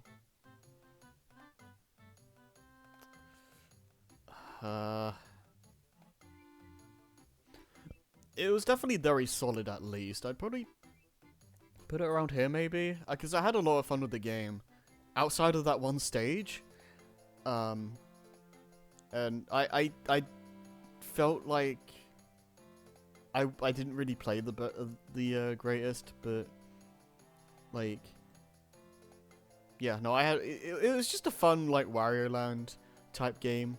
Like it's basically Wario Land cranked up to 11.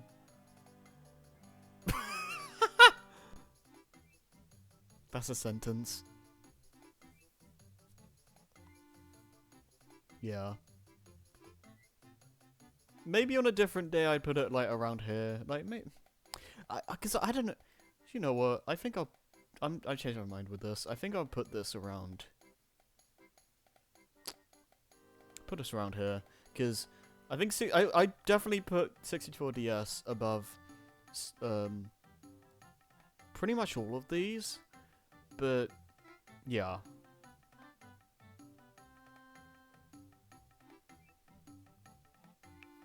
Solution of order. Oh god, KH1 level 1. Oh god. You know, as much as it made me go insane, I'm probably gonna have to put it at like... I'm gonna have to put it here, because it was a massive achievement just doing this. I still remember screaming at Sephiroth at the end. And, like, this... Don't get me wrong, this made me go crazy, something fierce. But... damn is it if it wasn't satisfying. As much as like I whined during it, it was a fun challenge. For 90% of it, it was like, it was frustrating as hell, don't get me wrong, but most of it was a fun challenge. And I probably, where's KH2?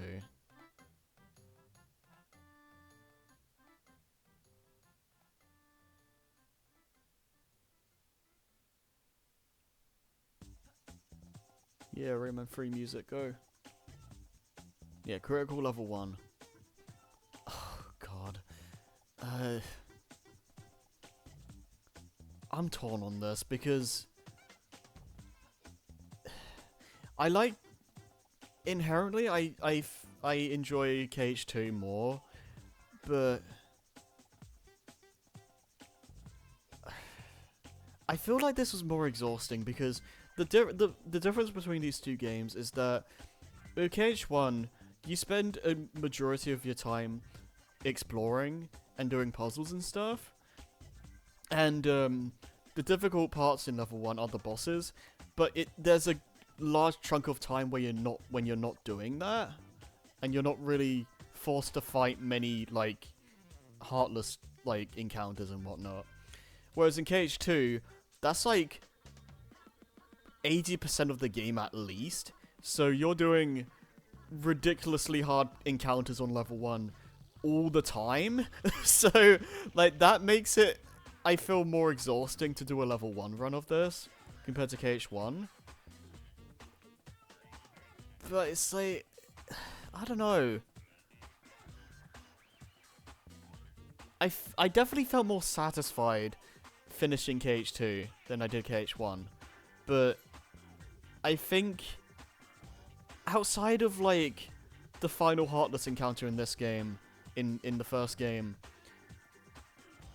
I think, I don't know, I think I had more fun doing Kingdom Hearts 1 level 1 than KH2, because I felt like the KH2 was just inherently a lot harder, and it more consistently like destroyed me, and you know, it was definitely very satisfying to overcome those like challenge, like obstacles and boss fights and all that stuff. But again, since you're doing it for such a large runtime of the game, it kind of gets exhausting after a while.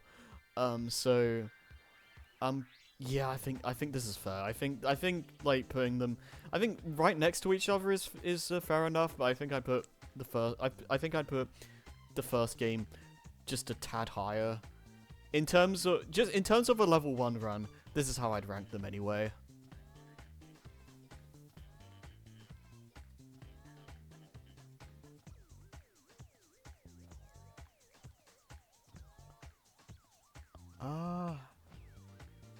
Stormy Ascent. Let's see.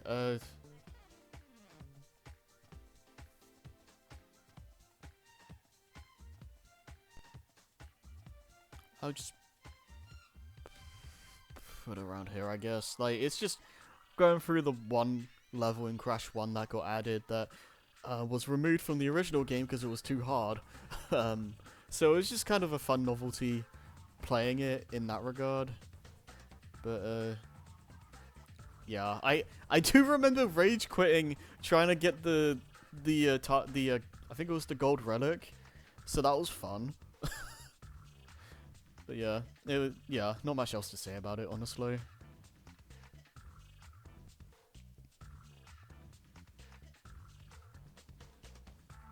While I'm at it, where's Future Tense?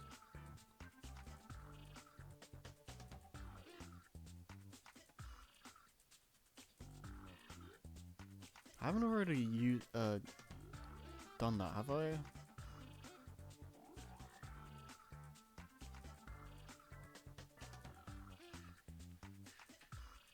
Oh, whatever. We'll find it when we'll find it eventually. KH2 critical.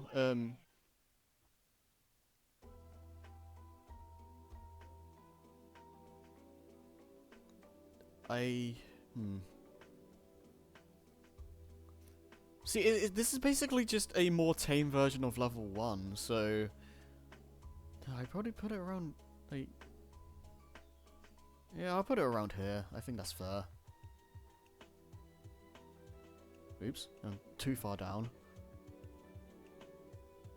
Raving Rabbids versus, I think. Yeah, that was just fun. I kind of got my ass kicked, I'm gonna be real, but I just inherently doing versus runs of games or like races or what have you is just inherently a lot of fun. So DKC won with Goose. Yeah, maybe around here.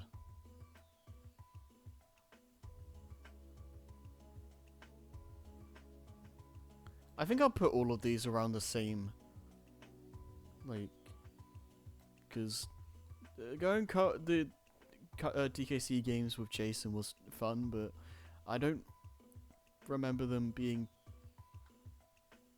particularly memorable.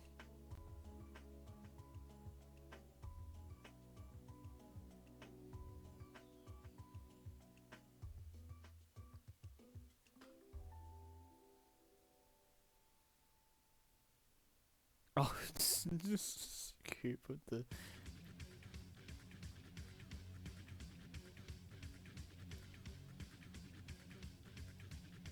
God.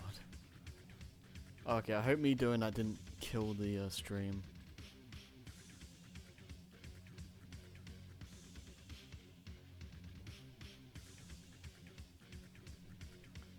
Okay, Dawn of the New World. Yeah. It's... I want to put it above meh, but like, it's... We haven't finished the game, obviously, but so far...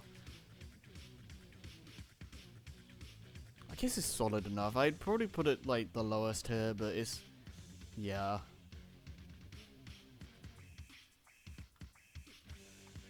Rayman Revolution... Nah. Like, it's not my preferred way of playing Rayman 2, and it's just... Yeah, just kind of meh.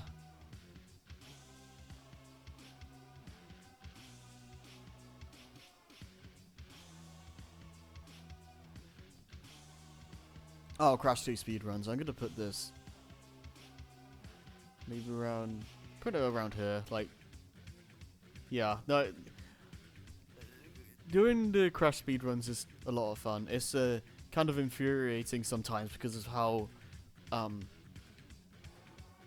There's no downtime in those games. Like, when you're speedrunning, like, you have to be on the ball with your inputs constantly, and when you mess up, like, really badly, it, like, kind of gets to you, and, yeah, I don't know. I definitely have a lot more respect for speedrunners after going through all of this myself. Let's try and speed this up a little bit here. DKC2. I'm gonna put this in the same tier as like the co-op ones, because I remember doing both. I put it like maybe below the co-op ones.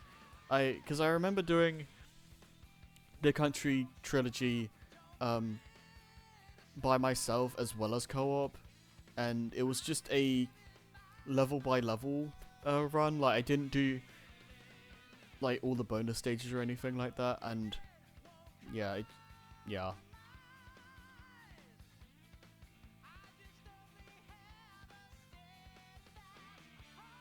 I don't know where DKC1 is here, but Donald Duck Quack Attack. I think I wouldn't put it in some of the best. I'd probably put it below.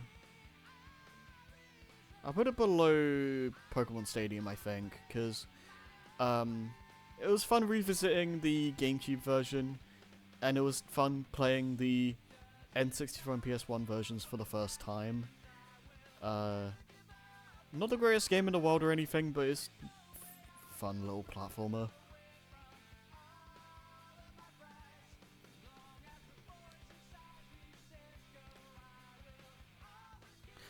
Let's see. Project Zoo, I would say decently memorable. Like, it's definitely on the lower end, but I still like the game a fair deal, but it was not the most interesting stream ever, but you know, it was fun enough.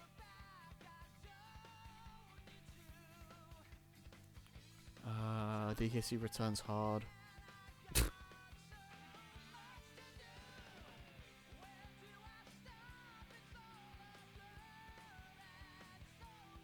Honestly, just for that mole boss, I think that deserves to be here.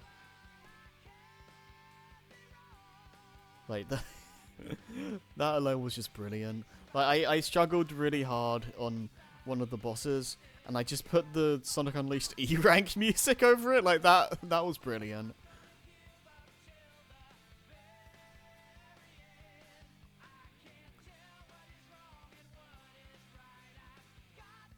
Mario vs. Donkey Kong. I'd probably put this in.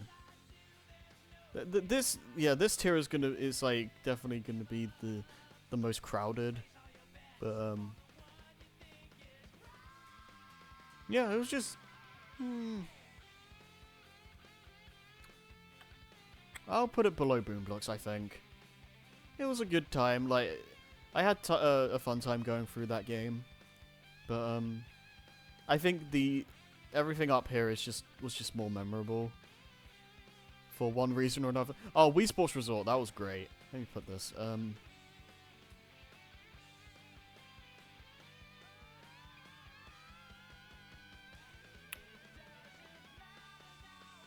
put it. I think I'll put this about here. Like, it was just the one stream, but damn, was it? If it wasn't a fun time, like I had a lot of fun going through that. I wouldn't be opposed to doing another Wii Sports Resort stream down the line.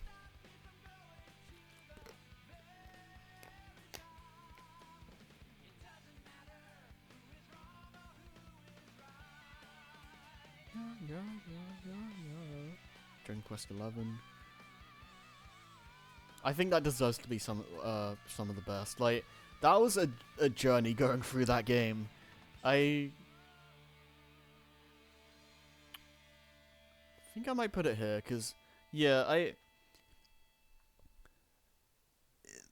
it does take a while, it does take me a while to get through RPGs, especially turn-based ones, but, yeah, no, I had a lot of fun with Dragon Quest. Like, I got really,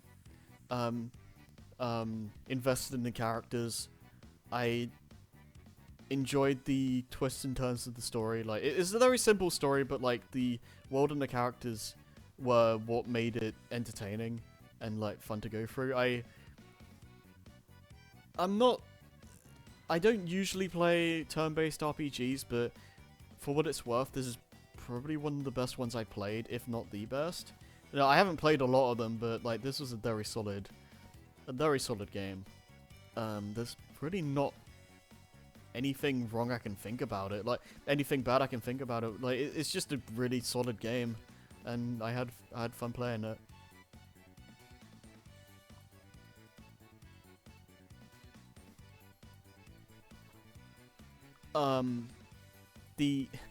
I do wish it had more music though. It constantly replays the same like few tracks over and over again, and that got old. Like, that's probably the biggest flaw. That's probably the biggest flaw of the game.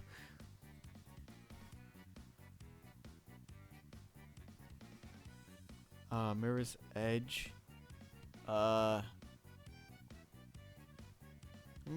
Good game, mediocre. No, actually, it wasn't.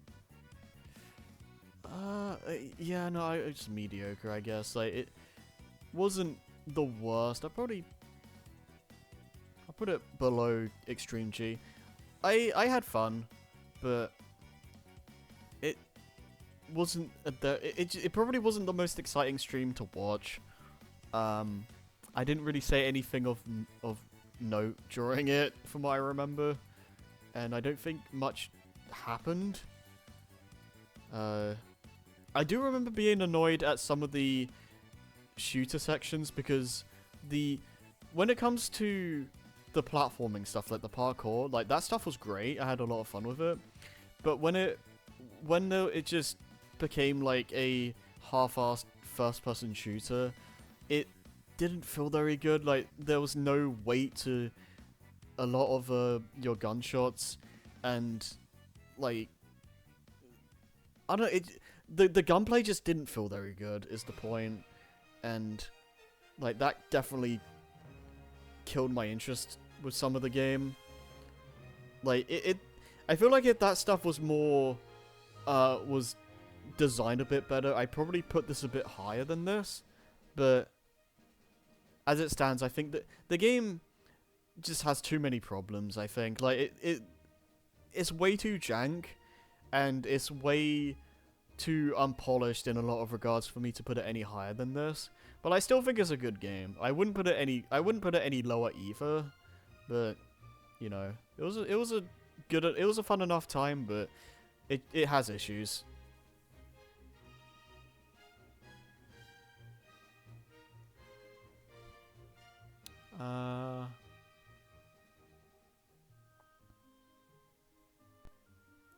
Multi-world rounder SA2. Okay, I think this is one of the Archipelago things. I think I'll put this in. I'll put this around here. Like, I think around here is fine. Yeah, again, rando stuff is just a fun time. I probably should have had different settings because I randomized nearly everything, and that was probably not the best idea. Consider, like, some of the animals and stuff are, like, hidden in the most obtuse places imaginable. So after a point, I had to, like, look up a guide of where everything was. Because, yeah.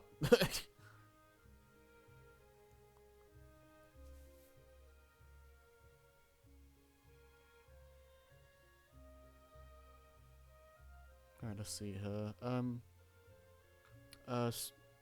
Well, Scoops BRB. No, Nova, if you're still there, pick a game out of this.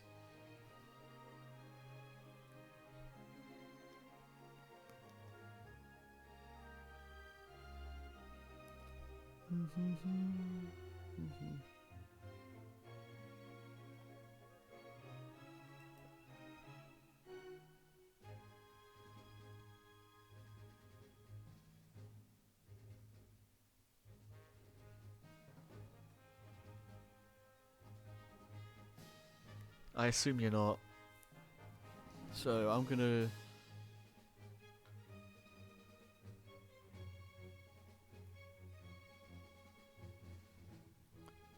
Back to Origins.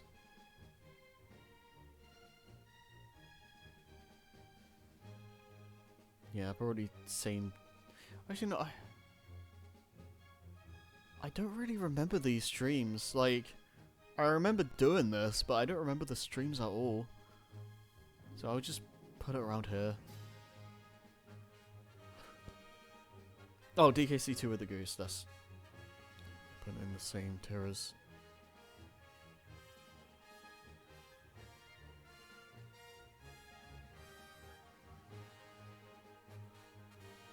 Don't remember cat.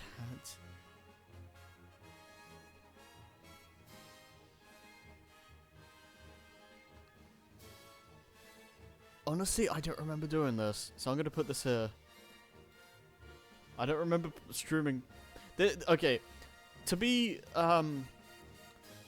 for clarification, this is not the blindfolded stream I did. I think apparently I just streamed the game at one point, just normally, and I don't remember doing that.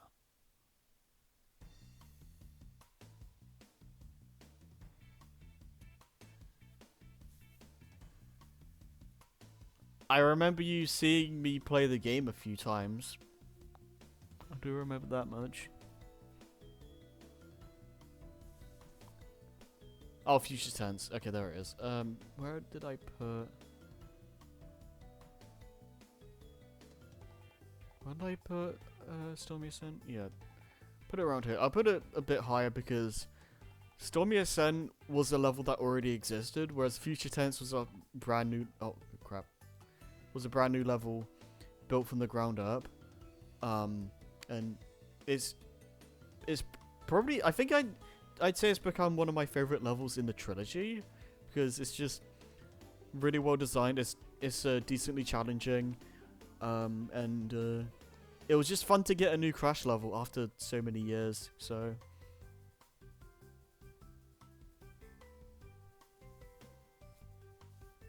Rayman 3, I don't remember doing this either, but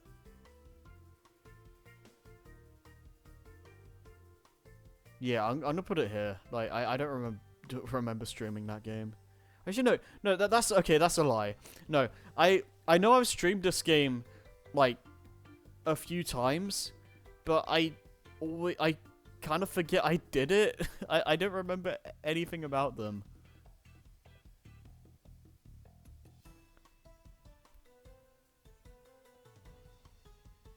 It's a shame because Rayman 3 is one of my favorite games, but you know, I'll use your words.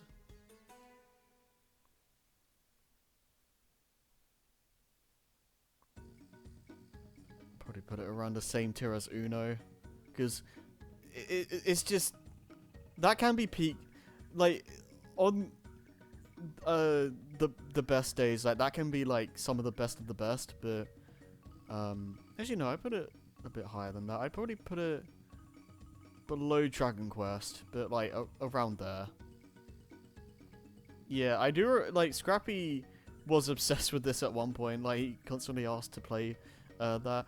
It did kind of like after you've played it for a while, like at least for me, like the jokes kind of ran dry. So like maybe I think it's been long enough that it will probably be fresh again if we played it now. But yeah, on the best days, this can be absolute peak. You just kind of need to be in the right mindset, I think.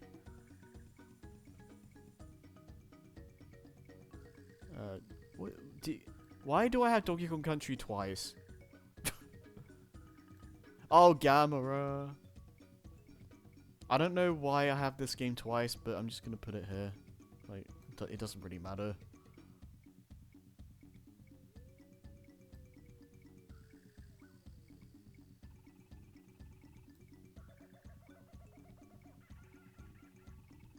Yeah, we're getting there. There's still a lot to do, but we're getting there. Ooh, multi... Okay, I have mixed feelings towards this.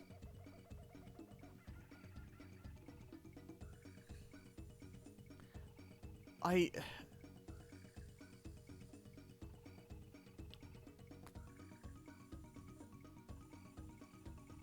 gonna have to... I'll put it around... Yeah, above... I'll put it there. Because the thing is, like, I was really excited to do this. And it was fun for a while. The problem is that trying to set up BizHawk was just a nightmare. And I remember having... We ran into so many issues. And I remember just... Basically, like... I got so frustrated. And... like, towards the end, it was basically just... Let's just get this finished. But...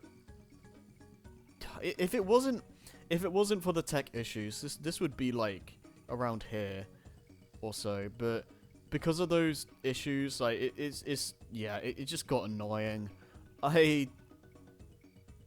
Yeah. I mean, I have to give it some credit. Like this was where I first started talking to well, no, it wasn't the first time I started talking to like Rado and all that, but it was probably the start of us talking more regularly, and it was the first time I started talking to Fempest, and you know, it's funny how things change now because you know we're dating, so I gotta give it some credit for that at least, but. It was so frustrating to work. It was so frustrating to get that thing working.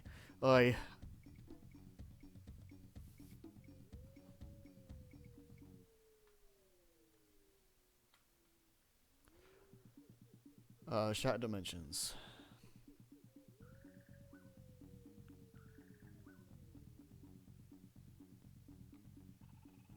Maybe around here. Actually no. I'd probably... I put it below Multi-World, I think, but around here, I think, because Shattered Dimensions, like, that's just a good-ass video game. Like, that's a really fun game. I think it was... Yeah, no, this was the first time Scoop showed up in streams, and it was the first time we just started talking on a regular, so that alone makes it very memorable for me. And again, it's just a good-ass video game. There's not much else to say about it.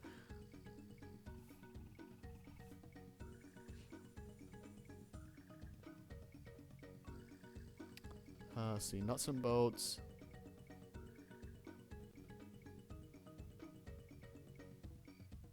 Top Nap.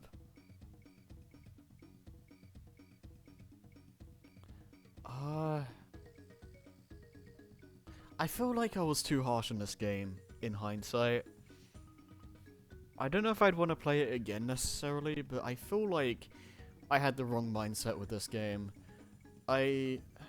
I'm trying to think. I don't know.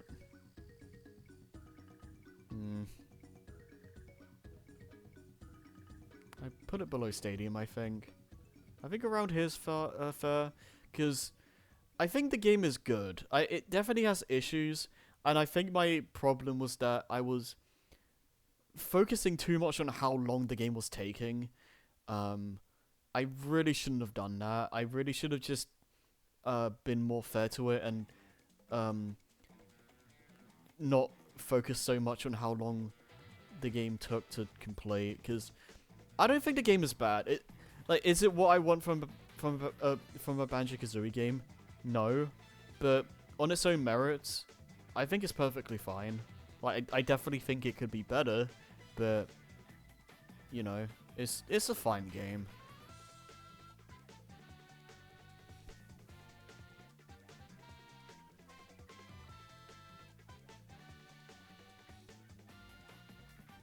Ooh. Edge of Time. Oh, this might.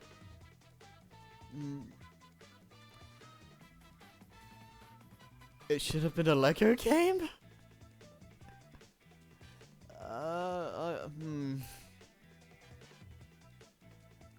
This is hard because I'm gonna. Okay, I acknowledge. Actually, no. I'll put Shadow Dimensions higher because I think Edge of Time, I think, is just more inherently engaging for me as a experience, if that makes sense, because Edge of Time has an actual story that you're working towards, and the banter between Peter and Miguel is like some of the it's just that alone just keeps me wanting to play, because it's just, I don't know, I just love the banter. I love the story in this game, and it just makes me like want to keep playing.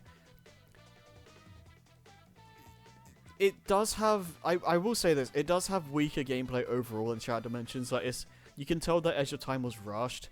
There's not as many interesting environments. There's only 2 Spider-Men instead of 4, and like it doesn't go to a, like, the level design just inherently isn't anywhere near as good as Shattered Dimensions.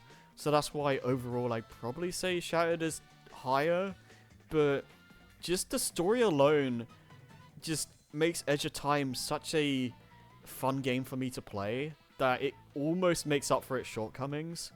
But I think if I'm gonna be fair, if I'm gonna be completely fair, I have to put Shadow Dimensions higher, because it overall it just is the better game.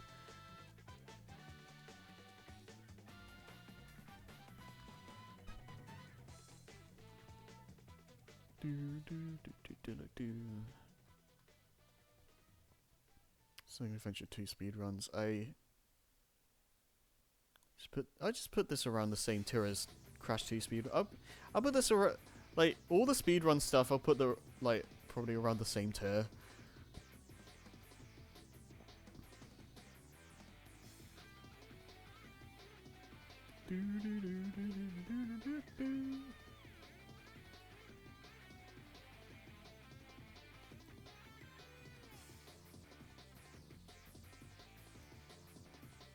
Yeah, no, I'm in agreement. I'm in agreement with Unova. I think Edge of Time probably has my favorite story in a. I was gonna say my favorite story in a Star Wars game. No, a Spider-Man game. Especially since it's exclusive to game as well. It's not like like a movie game where it's adapting the plot of a film. It's completely original. So that alone gives it like a lot more, like, it gives it some extra points for that.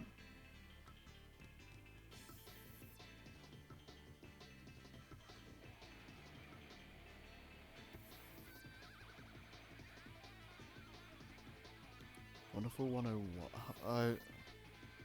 Sorry, I'm gonna put this in here as well. I don't remember. Actually, I don't know. Like, maybe that's too harsh. Like, oh yeah, I'll put it here because the game was good. I do remember thinking the game, like, actually no, I didn't think about it, but I do remember the game going on for a bit, and I do remember struggling a lot, but that's kind of the nature with Platinum games, so I can't fault it for that. Bayonetta 1 and 2 as well.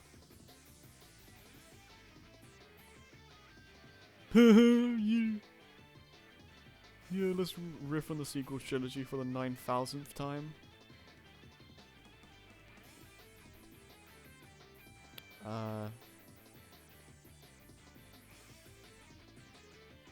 Yeah, I put this above, like, Super Mario Kart, I think. I put this and Bayo 2 and, like, above Mario Kart. I definitely enjoyed... Actually, no, I put Bayo 2 here, because I did enjoy Bayo 2 a fair bit more than the first game. So...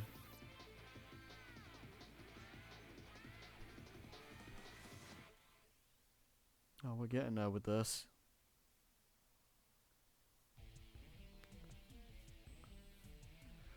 I think we should be able to finish this today. It's just gonna have to try and be quicker with this. 0.2 critical. Yeah, same tier as all this other stuff, honestly.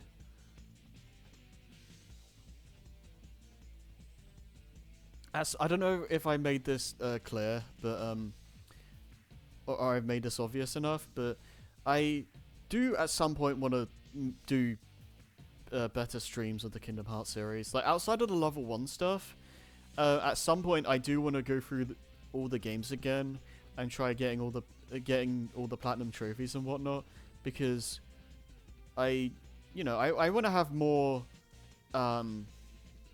more definitive playthroughs of these games, and like, yeah, all these just aren't it, I'm afraid.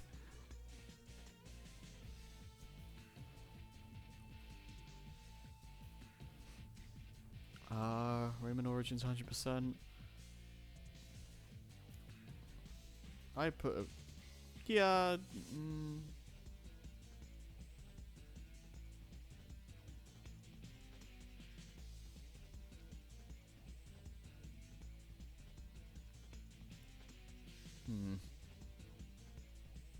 Put it around here. Because, that was the first time I've 100%ed Rayman Origins.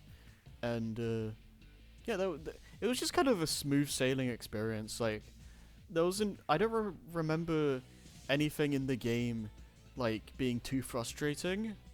And it was just... I don't know, it's just a fun time. It's just a fun game.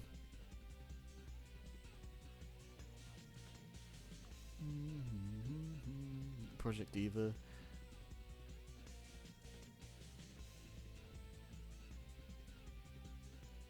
Put this around here. Like, actually, okay. The problem with Project Diva is that I couldn't save like any of the streams, or like or most of the streams, because it's a copyright nightmare. So a lot of those just never got saved. But the one I do just...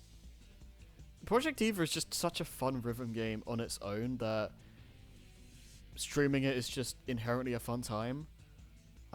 So it at the bare minimum it goes here.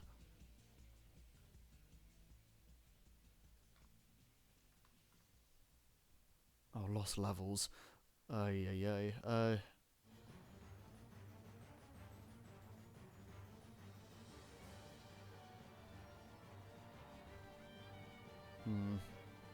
Maybe bad but fun. I think that's fair. Because I like, to be honest with you, I think Lost Levels is just a bad game, but it's kind of the fun bad in a weird way. Like, I don't think it should go down lower than that, but Lost Levels is just kind of the funny. It's just kind of the funny type of bad, I think.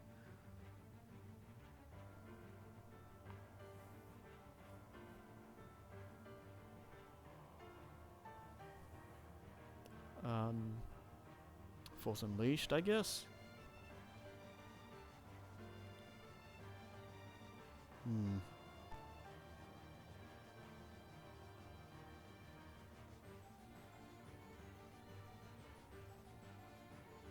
Yeah, I think that's fair. Like, Force Unleashed Wii, I think around here is fine.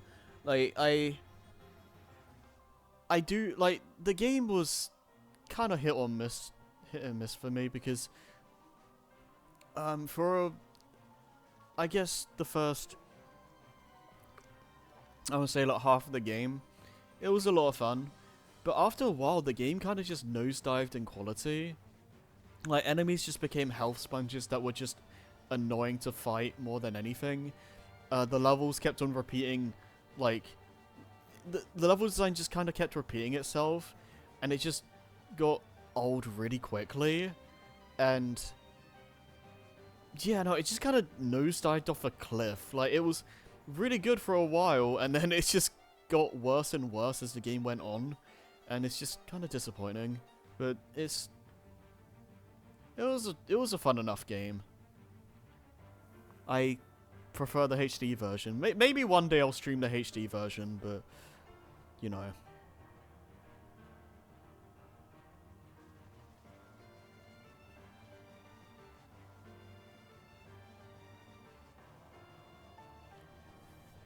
Oh, Conker's Bad Fur Day.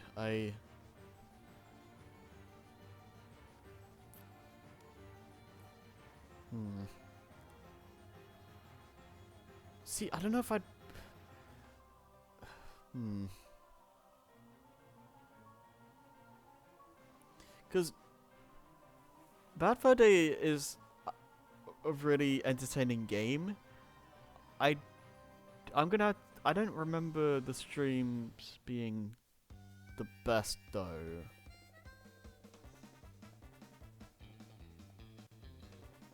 I think... I'll put it around here, I think. Do do do do do. Do do do do do. Someone give me a game.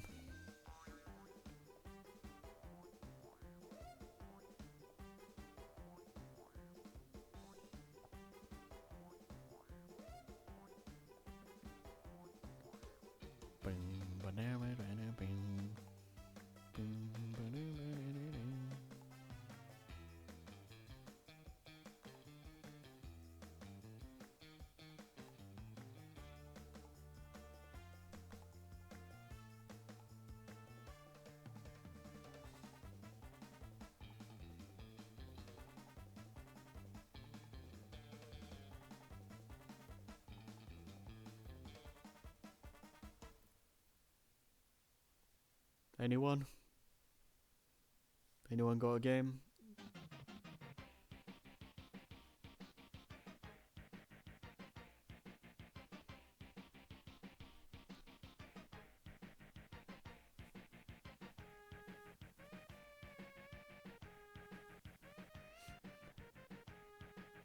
Oh, Terravania?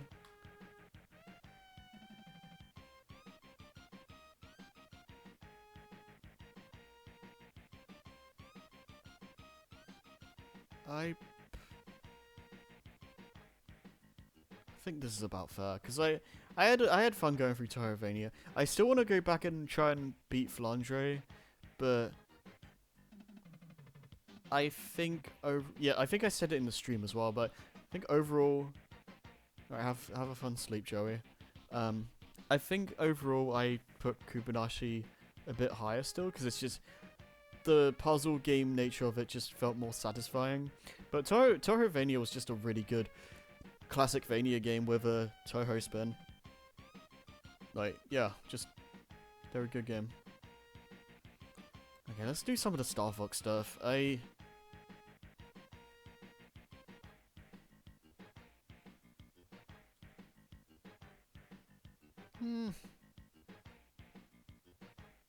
think bad but fun, because like I don't think the stream was mediocre, but I'm so trash at Star Fox that I feel like it makes sense to put this in here, because I spent so long in sections of the game that I feel like I really shouldn't have. But I still really like the game. I played a run of it during one of the Archipelago streams, and yeah, no, game's still a lot of fun. Star Fox is one of those games where I'm not the greatest at it, but it's just a fun-ass game. Yeah.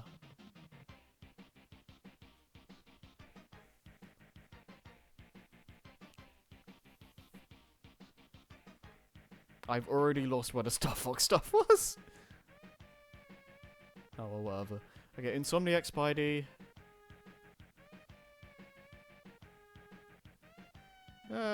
Just put as...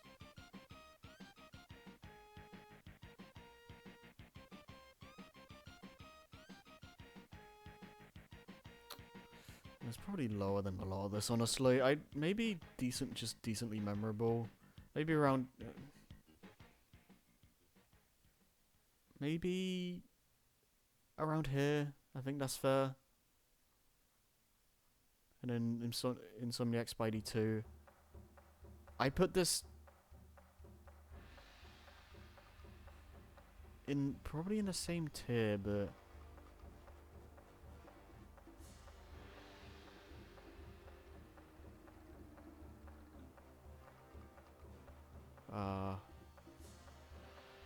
maybe at the top, because I've kind of flip-flopped on this game a bit, because I really loved it when I played it, and I called it like my favorite game of the year.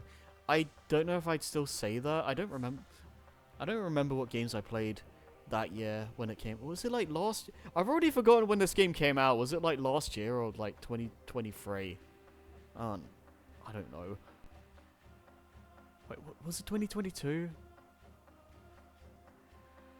See, I don't even remember. But, no, in the moment, it was a ton of fun. Like, I had a lot of fun going through the game. I don't know, it's a weird game. Like, I think it's just a general improvement over the first Insomniac. But, there's still a lot of things that I wish were done differently. I think the last act was rushed to hell. Like, I think the Venom stuff needed a lot more time to breathe. Because what was there was really engaging, but it goes, like, way too fast. It needed a lot more time to cook, basically. I miss having... Oh, 2023, okay, thank you.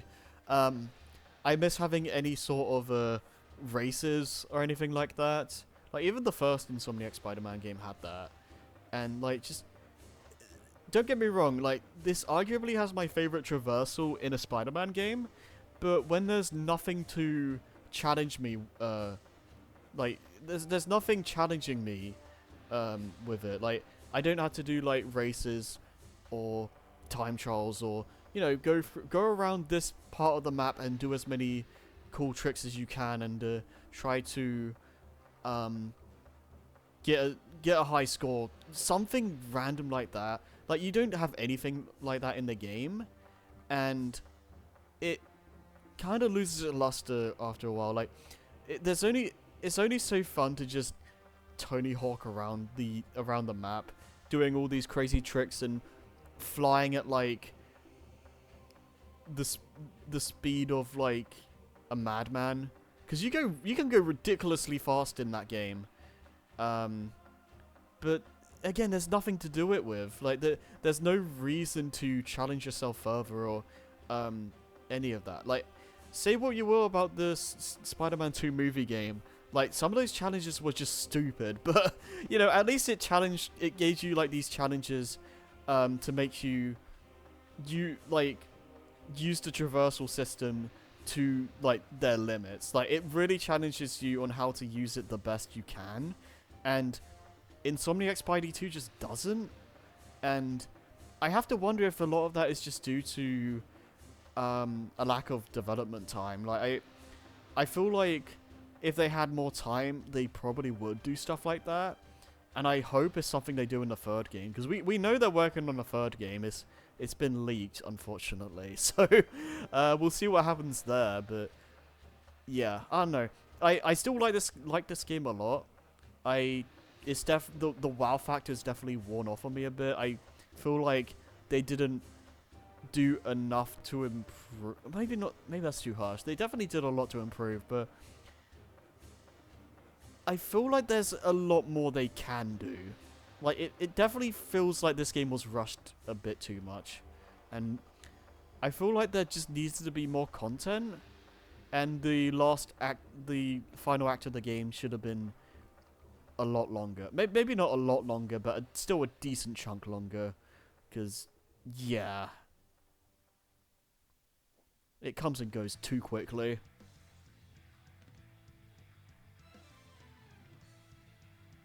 Rise of Lyric. I think... Bad but fun. I think...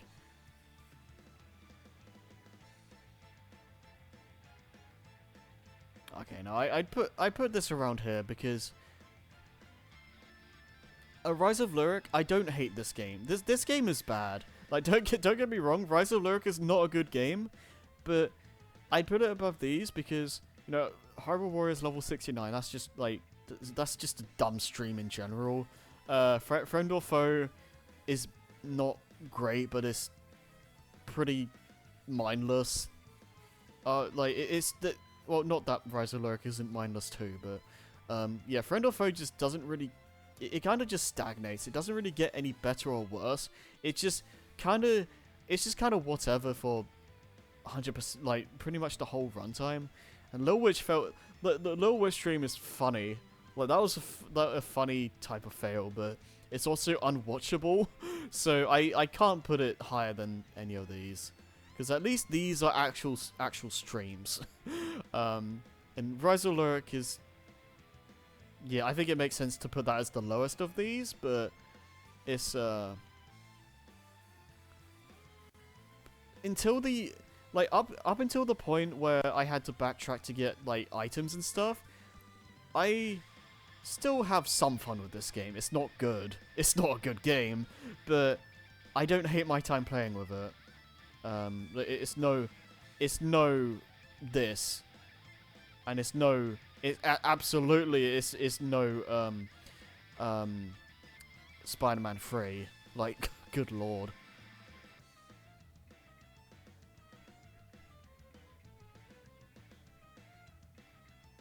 Banjo-Tooie Arc Rando. I put this as...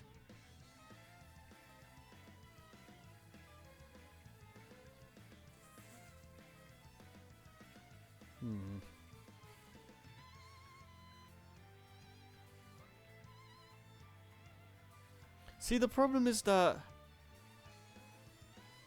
I'll put this around here. Because I would put this higher, but the problem is that Peng left midway during these, and he had...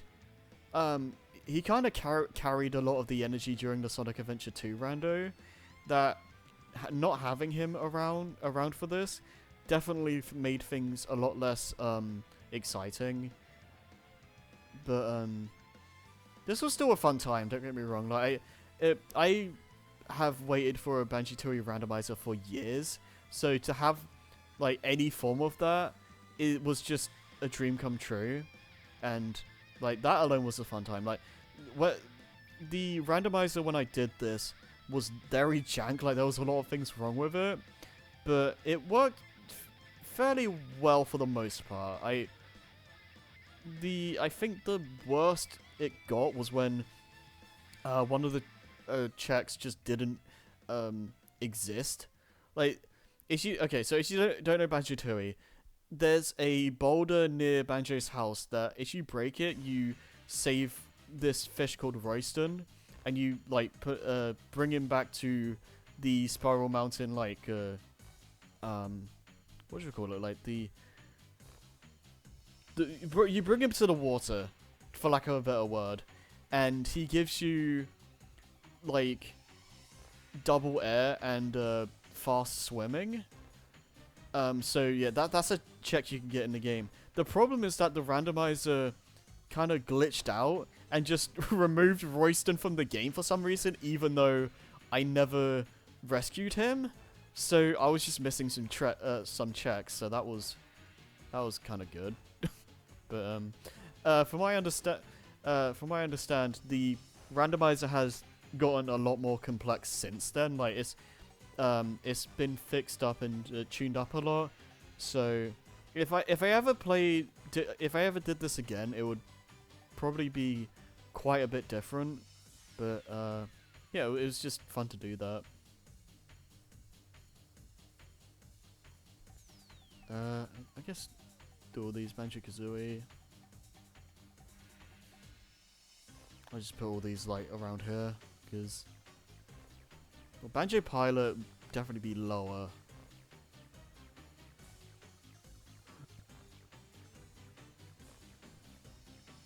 Probably put at the bottom of that.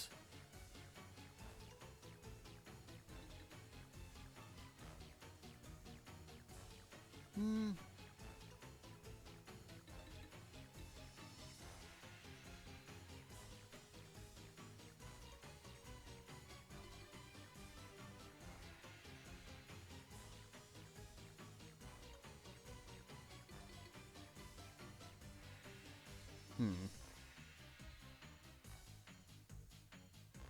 Maybe around here.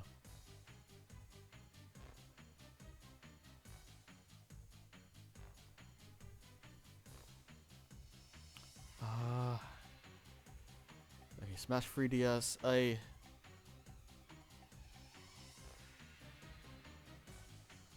don't want to put it in there, but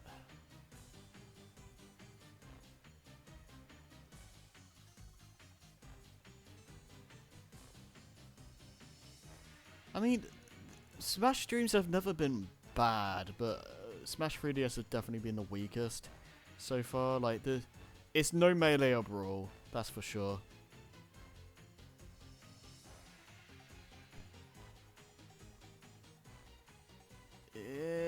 I'll put it like just above 64, because I think 64 is inherently. I know some people that really love 64, and I don't do it. Like 64 is still a great game, but I think every game after it is just better. I'm sorry. But Smash 3DS just isn't that exciting to complete. But it's still, there's still more to it than 64, so I can't in good conscience put it lower than that game.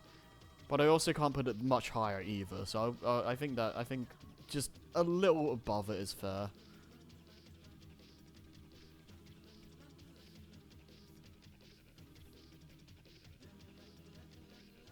Star Fox Assault, I guess.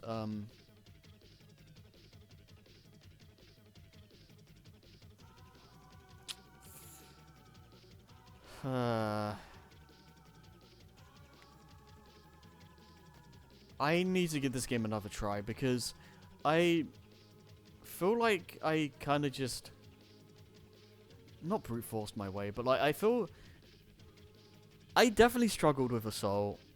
I don't think I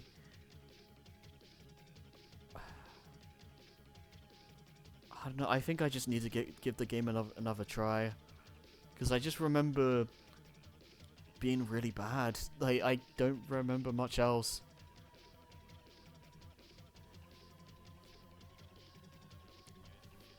Spider-Man 2000.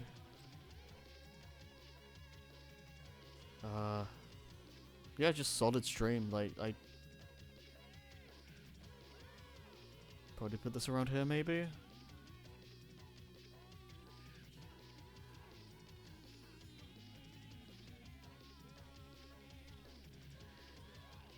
Might have a mutant.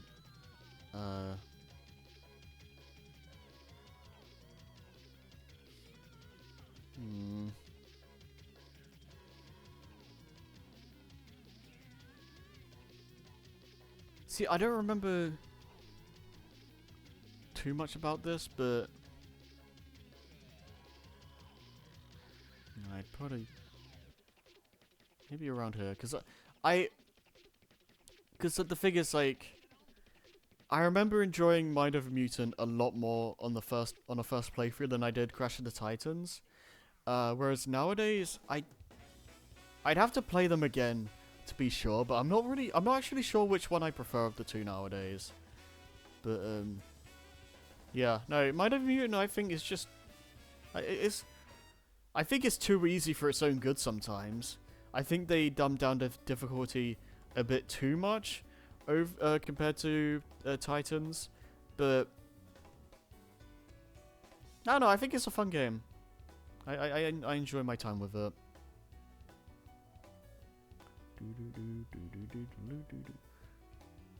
Fast mode run.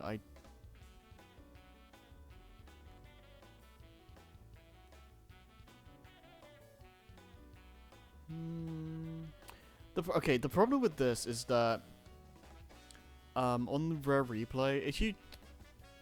Okay, well first off, let me think about this.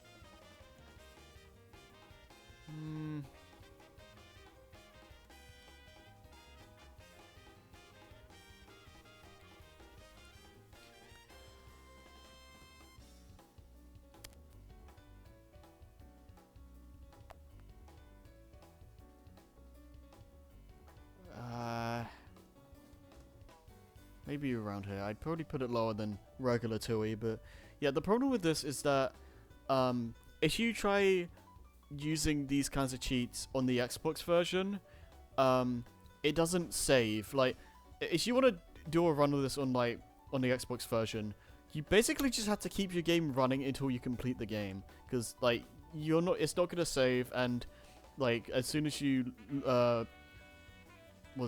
as soon as you close the game, you're gonna have to you're gonna go back in and start over from scratch. So that's not great.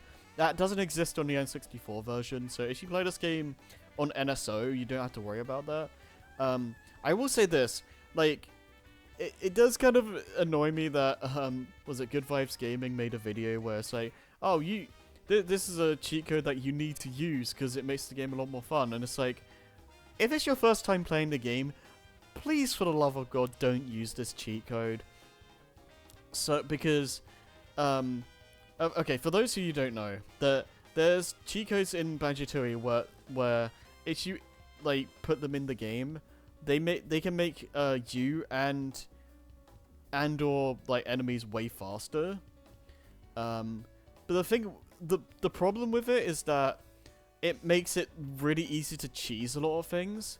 And if it's your first time playing the game, it's just not a good way to experience it for your first time, because you're doing things that the game just doesn't intend you to do, and it kind of kills the point of a first run through. I think, like, it kills a lot of the puzzles and whatnot, and it's. So I feel like it's something that, if you are gonna do, it should be a second playthrough at least. It should not be a first run, because it just, like, yeah, I don't know. I just, it's just kind of doing that as your first run is just scuffed.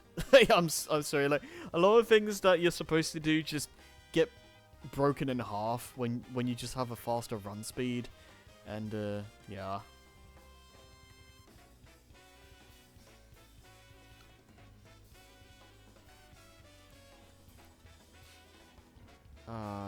Grunty's Revenge. Yeah,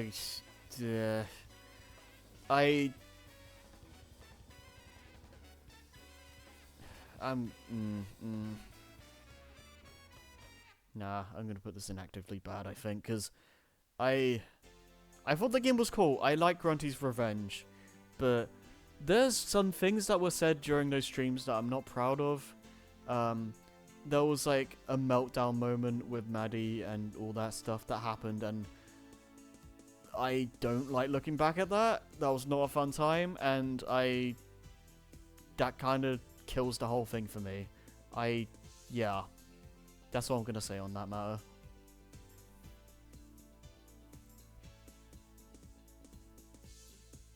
Do do do do. Do do do do do do do do do do. I think what happened is that Maddie was just upset at Jason for some reason, and like from all sides, it was just a disaster. Like I got upset at Jason. Maddie was really upset. Hub was upset. It was just not fun. Like I don't remember exactly what was said, but it was just a really toxic time, and I'm not proud of any of it. Like I'm kind of ashamed that those streams even still exist. It might have been something like that. I don't remember. I don't remember specifics. I just remember the environment just being very toxic at the time, and it just, yeah, no, I'm not proud of it.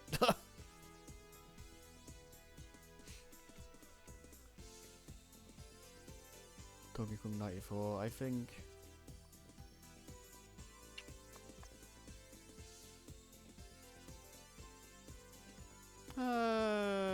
Maybe around here. DK94 definitely surprised me. It was a lot more fun than I was expecting it to be. And, yeah, it was just very solid puzzle platformer. I'll go Toy Story Racer.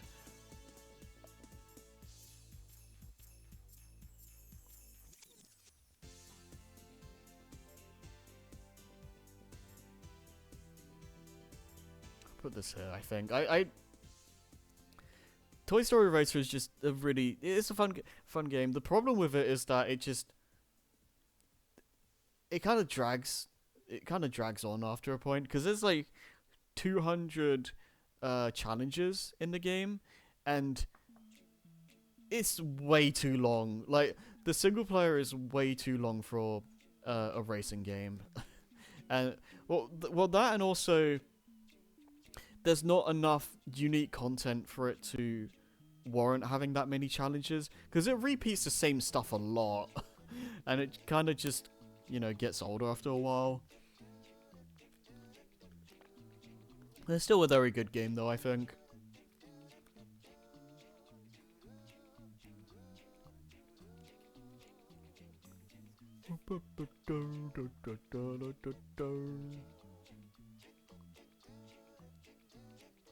Wireland Shake It.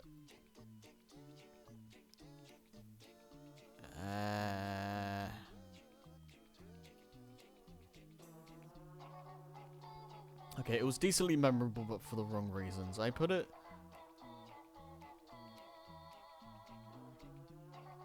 I think around here. Like, the Shake It is a interesting game because it's a solid enough 2D platformer. It's not gonna knock your socks off or anything like that, but it's a fun enough game. The problem is that if you go for all the missions, which I did in these streams, it's a complete nightmare. Like, some of these things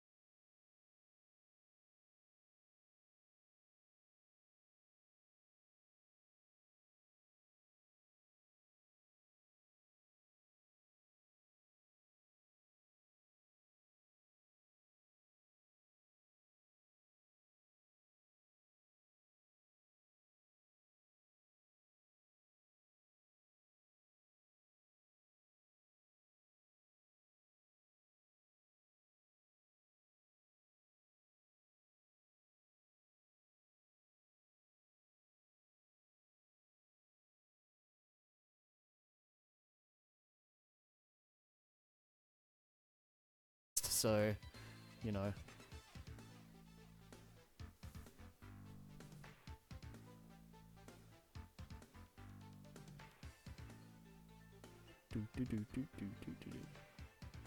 Oh, let's go spell bubble.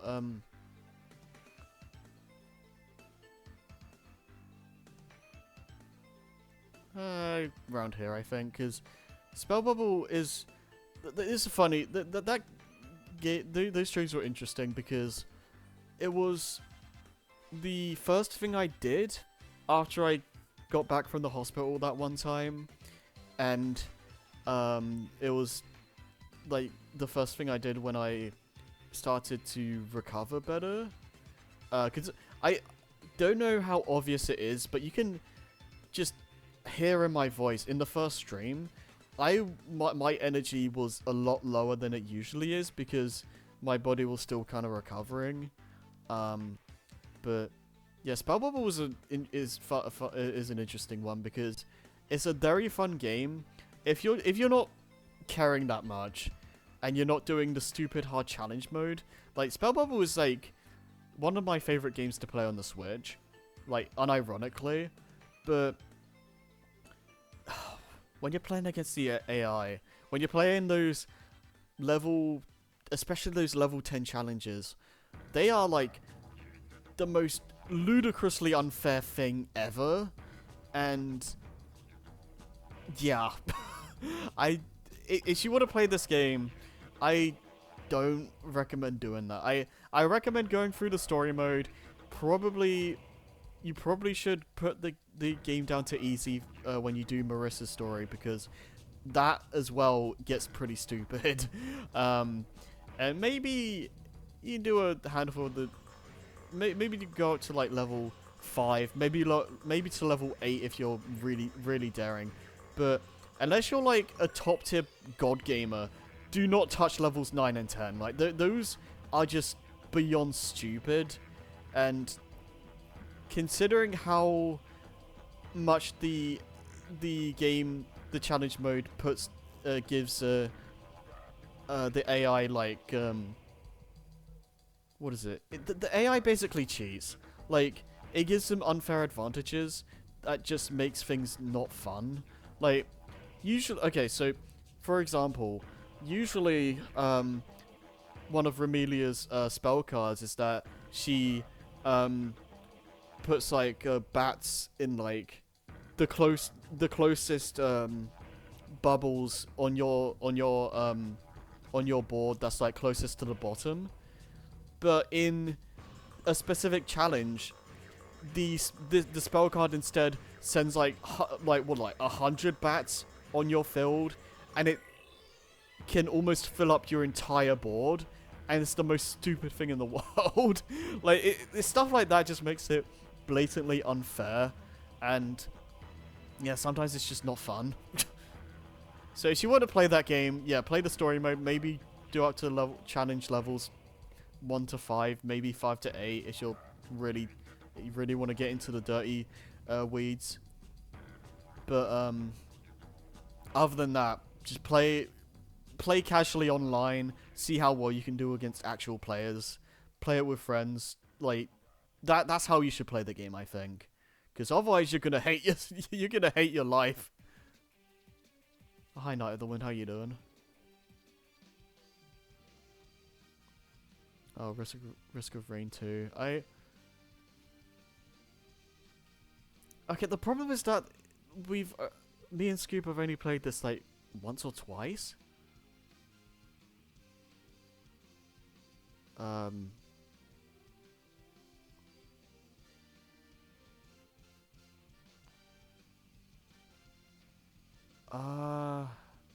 Probably put it around here because I still had a fun time going through the game.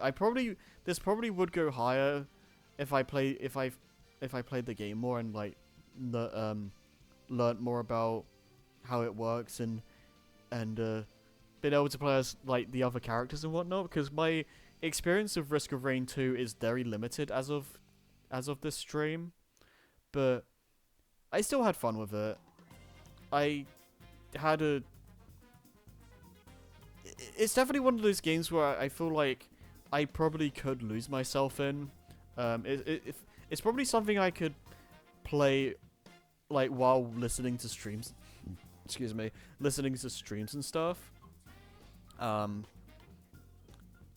not sure if it's the most exciting game to watch though, so I'm not sure if those were the best like streams. But in terms of the game itself, I enjoyed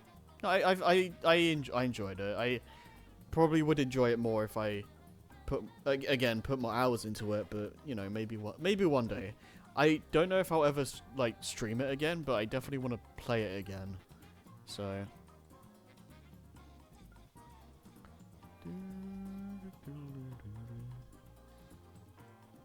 We're at the point where we can see all the games on the list. PvP Online, I think. Yeah, just because like all the PvP Online stuff, like nothing. It's basically just nothing really exciting happened during those. It's just if you like PvP gameplay, then I guess it's a fine stream. But other than that, where should I put it?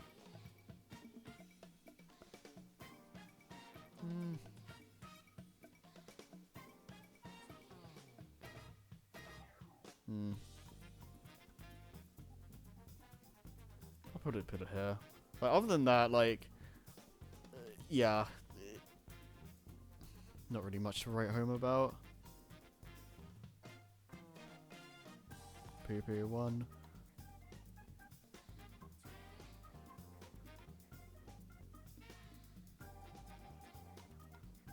It's just the first PvP game is just a fun, short romp.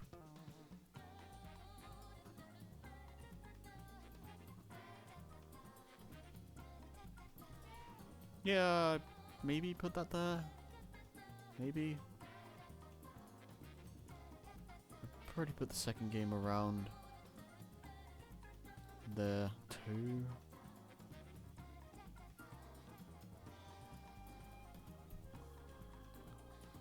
Oh, Tropical Freeze. Oh, hi, Sylph. I did put Wii Sports Resort pretty high.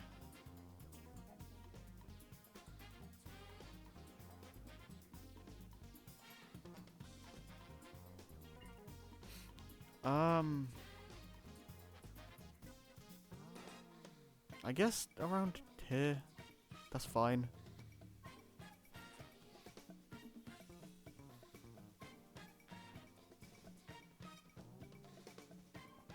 Okay, someone give me a game.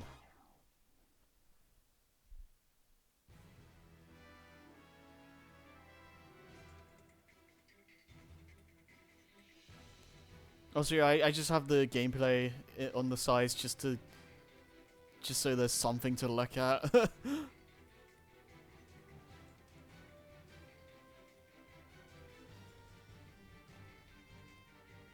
Star Fox Adventures? Okay. Silly Yo-Ho game?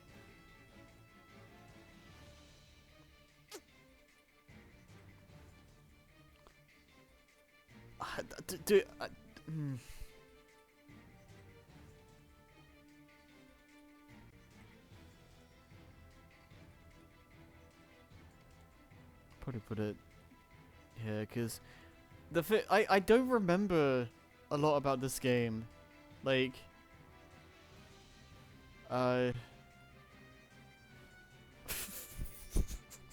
just laughing at Age of Disconnect.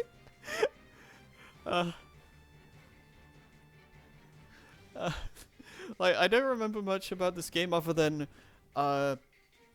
hey, let's play. Hey, Fox, there's something near. And, all the amazing tricky lines.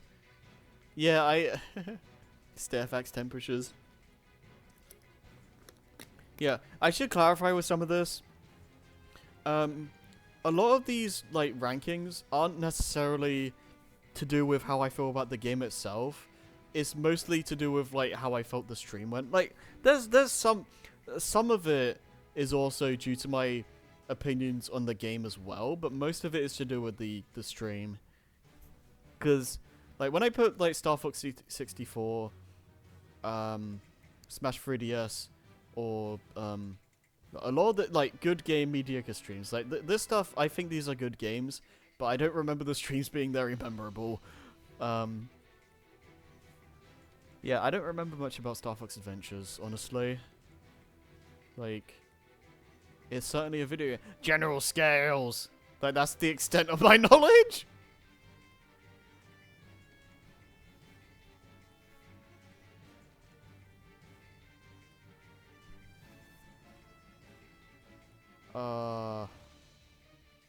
Clone Wars 100%. That's... nah. Like... I definitely put this above all of these other ones, but... Yeah, it just wasn't very exciting to go back to that game and complete it. There wasn't really anything worth talking about. And I remember it just feeling like a uninteresting grind. Like, I don't know. It wasn't the worst thing in the world, but it just wasn't that exciting.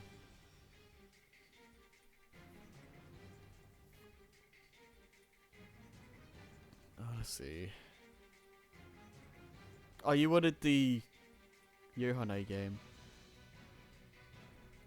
Totally not. No, I'm not gonna do that. It's not that. It wasn't the best of the best. I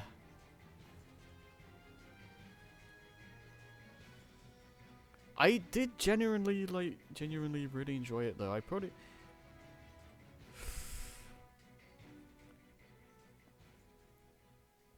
Just for the fact that it let me geek out about Love Live, I'll put it...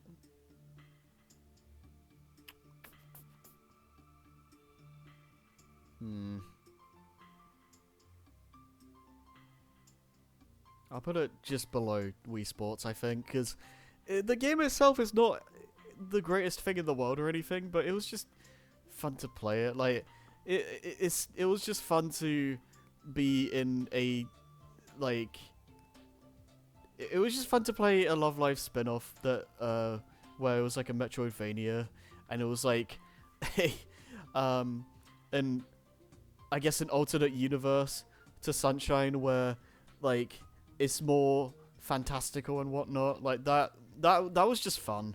It's not the best game ever. Like, it's I thought it was a good game, but it was fairly standard. But the fact that I have such an affinity for those characters definitely like boosts it up a lot for me. So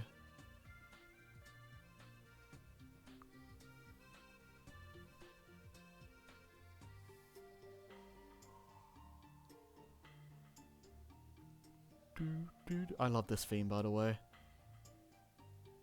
Oh god, Donkey Kong 64.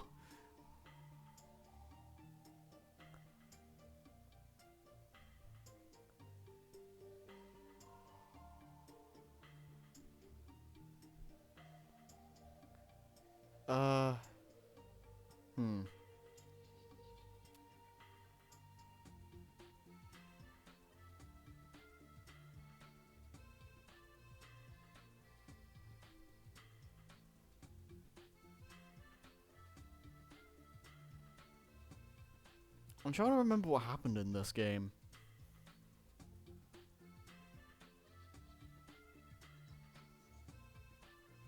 Maybe I'll put it here. That could change, but...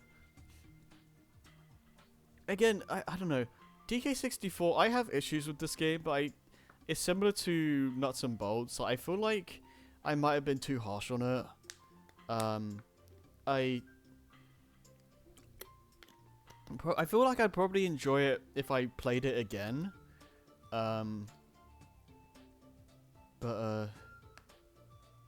I don't really know.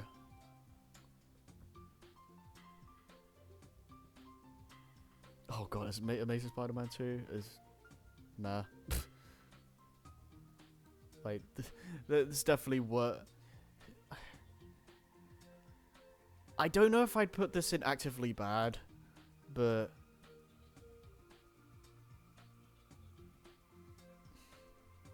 Should I? Because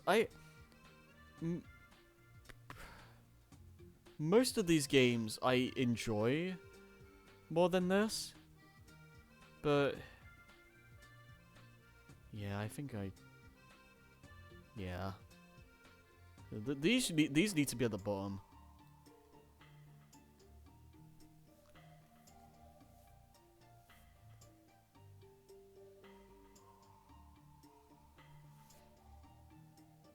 Crash NST, just... I think that should just be a solid stream. Like, just going through the Insane Trilogy, that was just a fun time, because it was... Where is...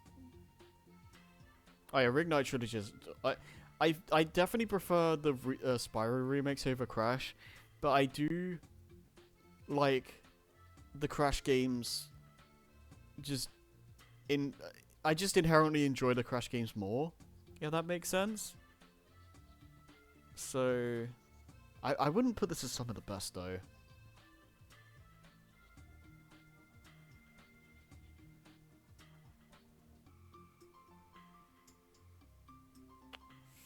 Maybe here.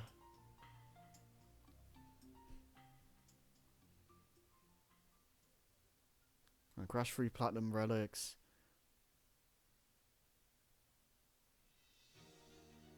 Oh, hi, His World. How you doing?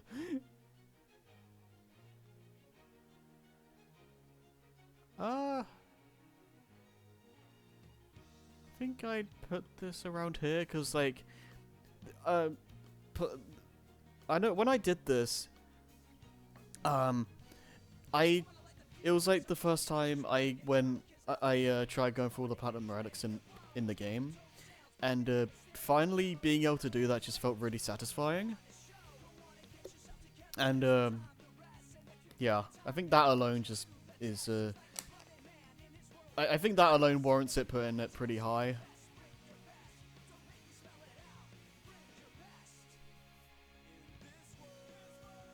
Oh god, okay, we're almost, well, I say we're almost done. We still have quite a fair bit, but it feels like we're almost done. Say Mystery Dungeon. Let's see.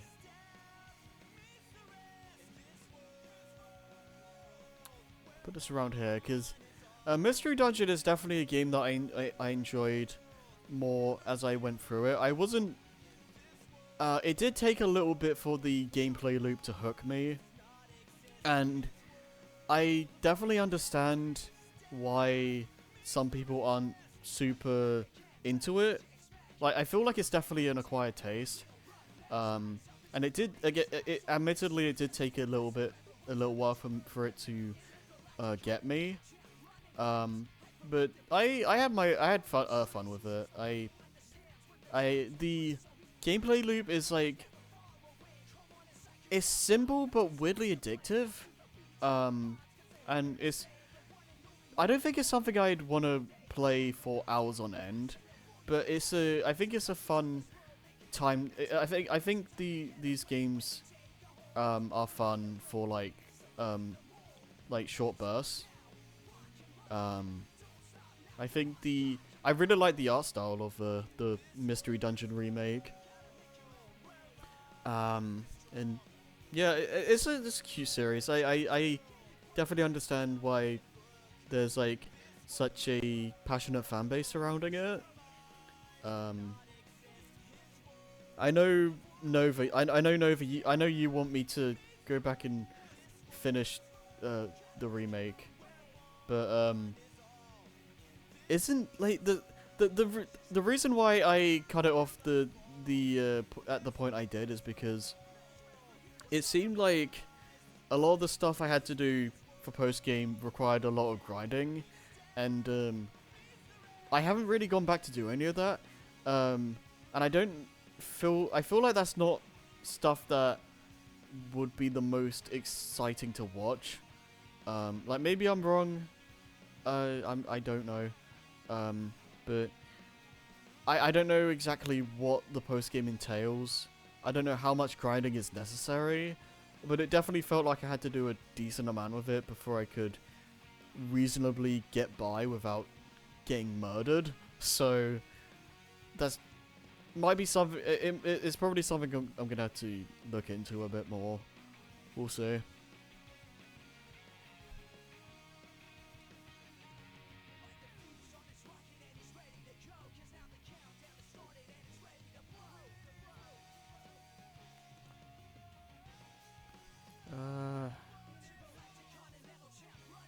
I do the PvP Tetris games. Like this is.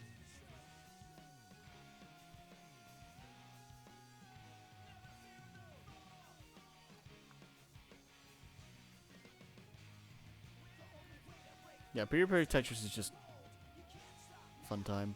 I think PvP Tetris 2, like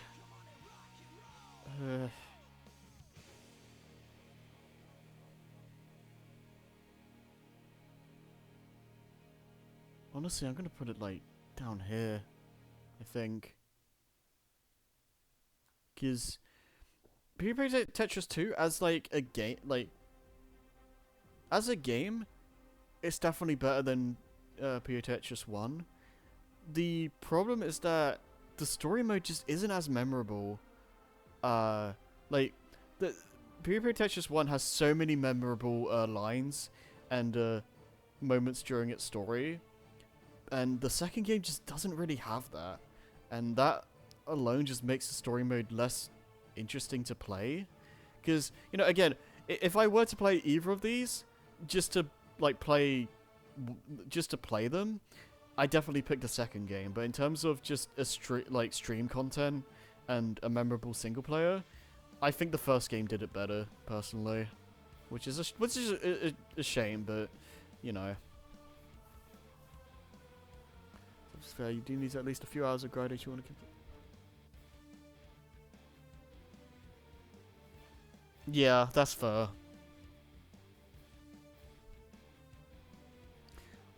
I do still want to, like, I don't know if I'll stream the post game of Rescue Team, but if I don't know.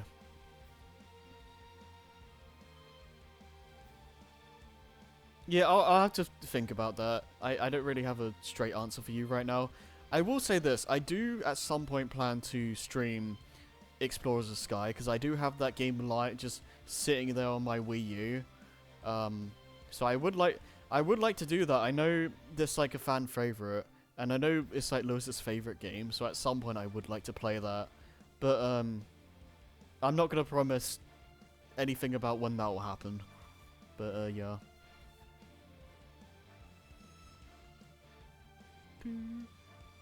Minish cap. Minish cap. Okay, I'm gonna put this just below. Oh, I think that's fair. I think I'll put this just below Chamber of Secrets because, well, I like Minish Cap more as a game than Chamber of Secrets, but Minish Cap didn't have the heights of SA the Sword Art Online ranting and all that stuff. And Minish Cap also like had some moments of annoyance for me, like trying to 100% the Kinstone stuff was just a nightmare. Never go with Fampi. He suck ass. No, that he doesn't suck ass in Mystery Dungeon. He sucks ass in Mega Drive. I don't know. Yeah, Minish Cap is a really good game, but the annoyances with the Kinstone stuff, and the fact that you get locked out of you technically get locked out of full completion because you can only get the powered up arrows I think before you finish the Sky Temple, whatever it's called, and that definitely annoyed me. But other than that, like, it was a cute little game. It's very creative puzzles, and I like the whole Minish gimmick and all that. And the the the cats and dogs were adorable. I love the sprite work of the game.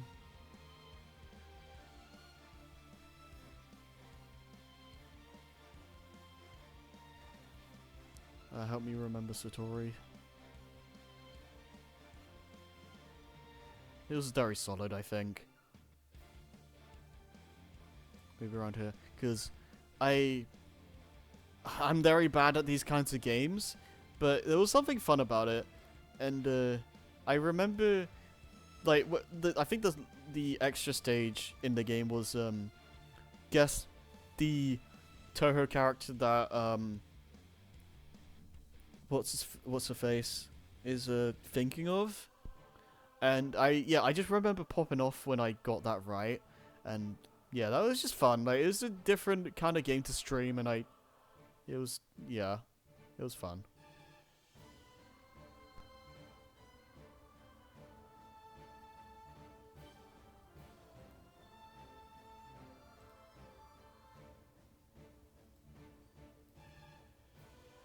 I probably shouldn't have done that. That probably killed the stream.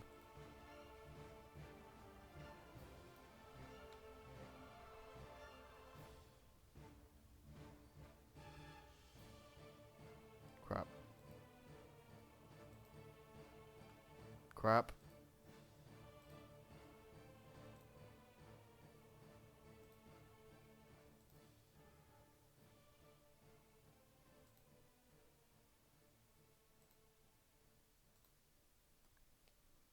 Okay, is it working fine now?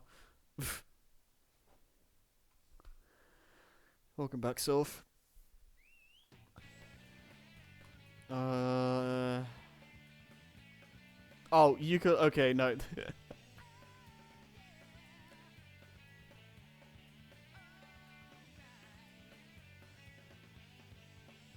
I have to put this in solely because of Jason getting drunk. Like, that alone puts this as like the best, because that was just funny as hell. Like, I don't think I need to elaborate further. Like, I have my issues with Yooka-Laylee as a game, but that alone makes this peak.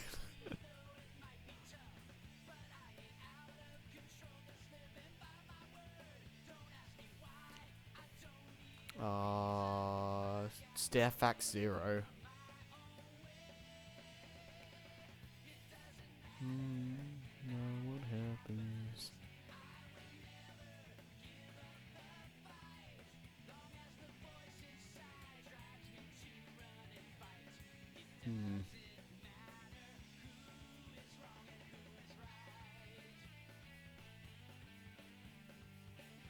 See, I don't remember anything about this game.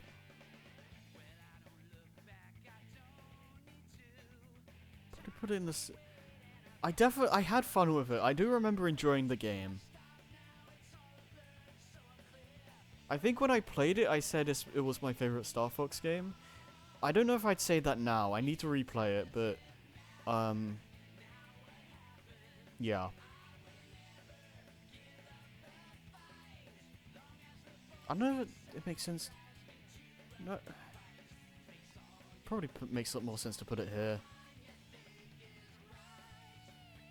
I think. I'm not sure about this wording actually.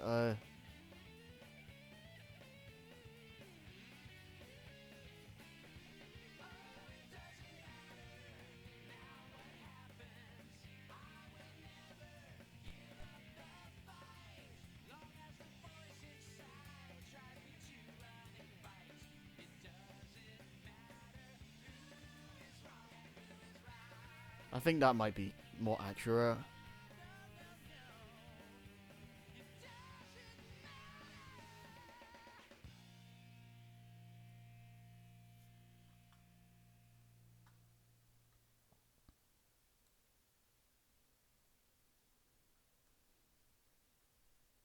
It is still going, yep.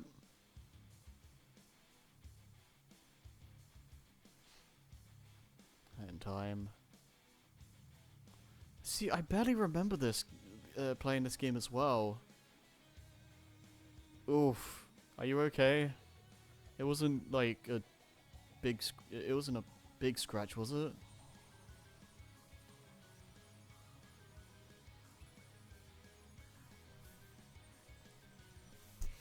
Did,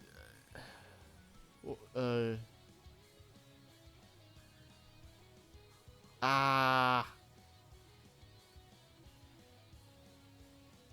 Frick.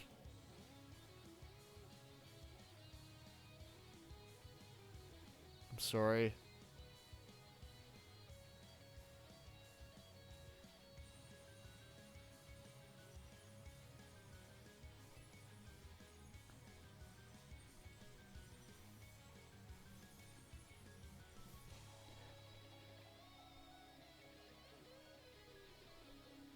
Was the cat just generally misbehaving, or was it like an accident?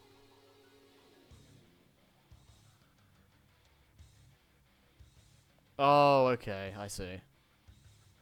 Oof, that's ugh, still painful though.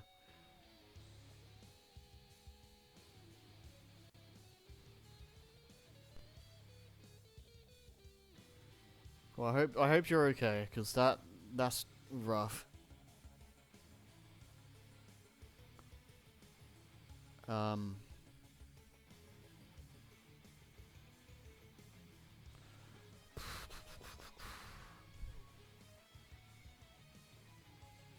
So yeah, that makes sense.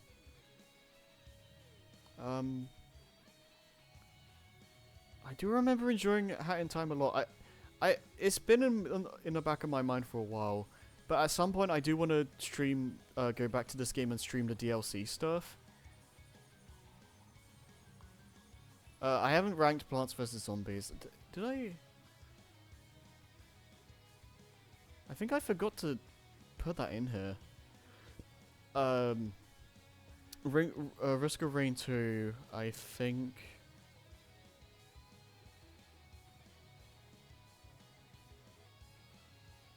Yeah, I put it here.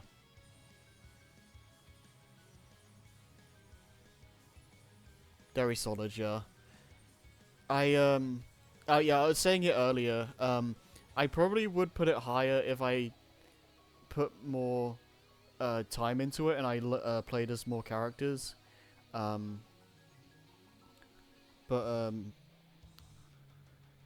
I've enjoyed my time with it.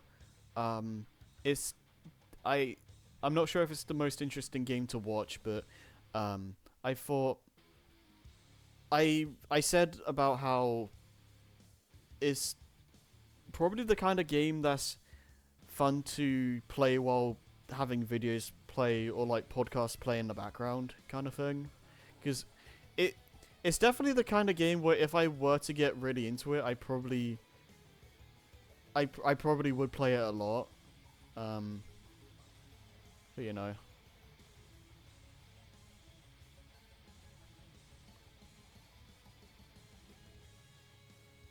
This boss theme is wild, by the way.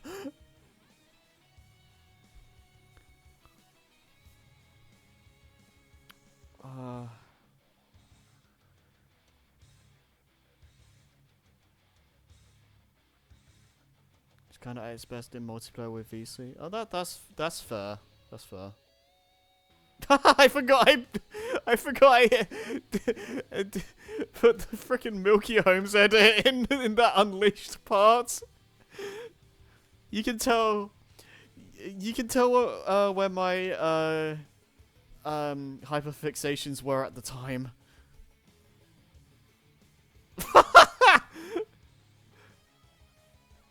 I think what it was is that this Unleashed playthrough, I was doing both on the Wii and the HD versions, and during this point, it like it was, I think it was like going to a cutscene that we already saw before. Um, so what I did was just insert a stupid Milky Holmes clip instead because I'm dumb.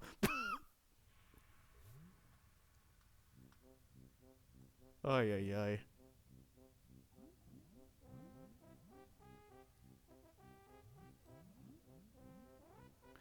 Beyond Good and Evil.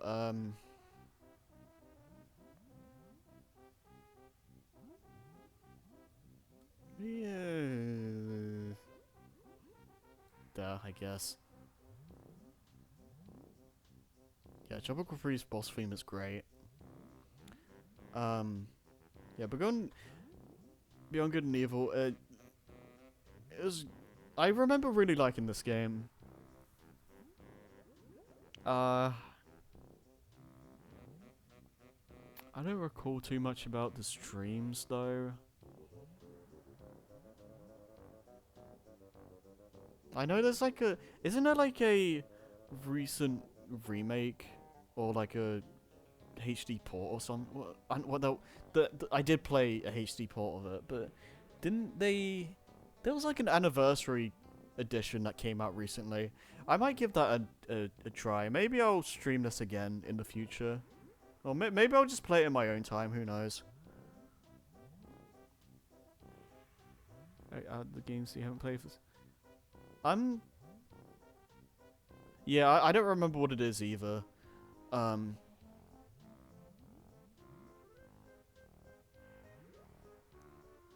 Yeah, I definitely recommend playing the Country Game Scoop.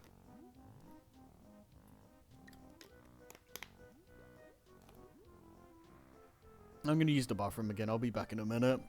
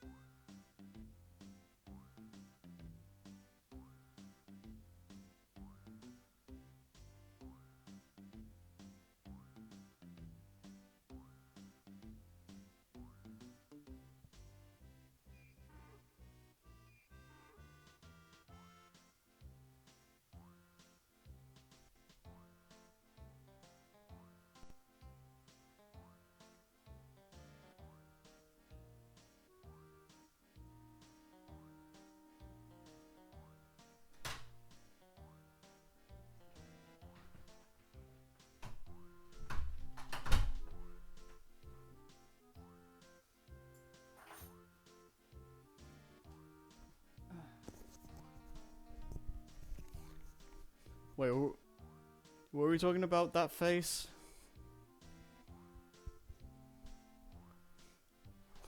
We're not talking about the bunny, are we? Bunny.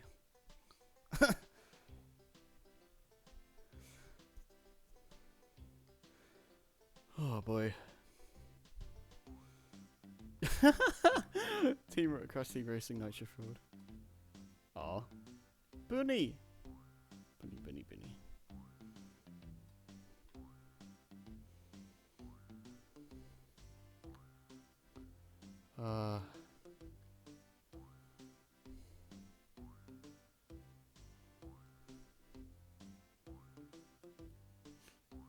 Yeah, just of the nature of this being just a fun-ass game. I'll probably put this around here. Yeah, I think what this was just me and Jason going through all the tracks in the game, and I think when we, when we played battle mode, I was just trolling Jason and pretending to be like right next to him and just being like, "Hey Jason, hey Jason." That was just funny.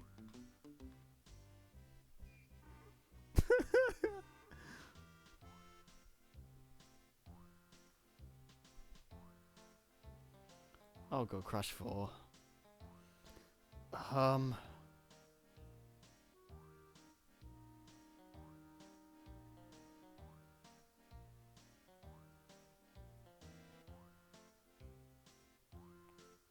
Maybe, I'm not sure, but yeah, Crash 4 is an interesting game because like, I don't think anyone expected it to be as hard as it was, especially to fully complete it. It's definitely a lot easier on repeat playthroughs, but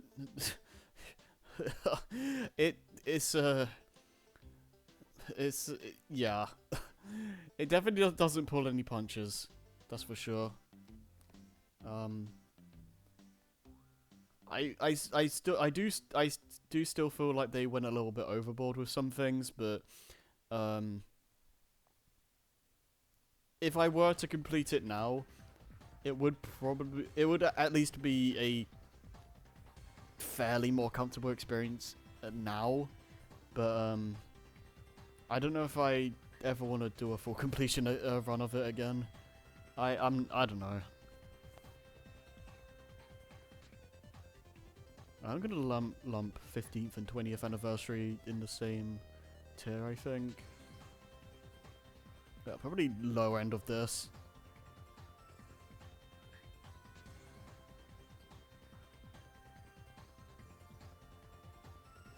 Because these are probably, in terms of just purely being Puyo games, these are probably the best of the bunch because they have like such a high volume of modes and whatnot, and every character has their own story mode, or like they had their own like yeah, basically that. That said though, considering how many characters there are, especially in 20th anniversary, it isn't really the best game to stream because it takes a while to get through everything, and it felt more like a grind by the end of it, and I feel like that's just not how the game was meant to be played. But ignoring that, like I think these are probably, like, not counting Puyo Puyo Tetris and all that, in terms of just being a Puyo Puyo game and like not having a Tetris thing tied, like added onto it, these two games are probably the best, at least from what I've played. So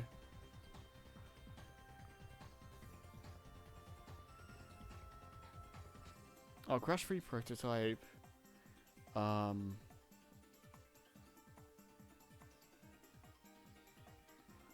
I probably put this here because this was just really fascinating, like being able to play like an early build of the game and seeing all the differences and whatnot.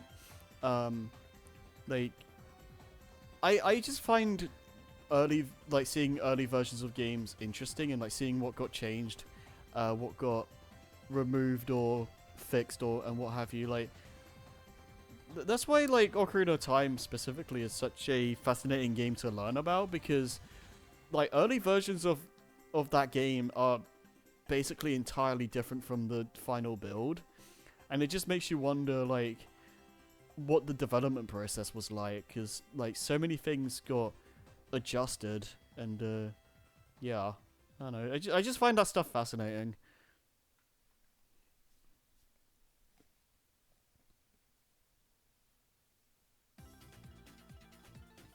I'll go with it. Okay, Oot and Majora planned with Tempest.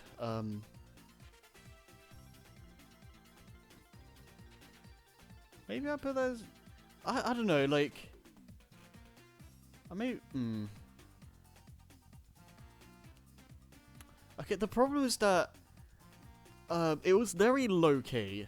Like there weren't too many like a lot of the time we weren't engaged in much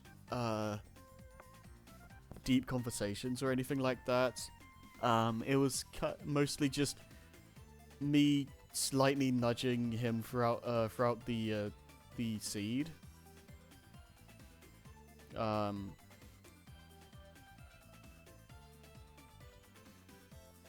hmm.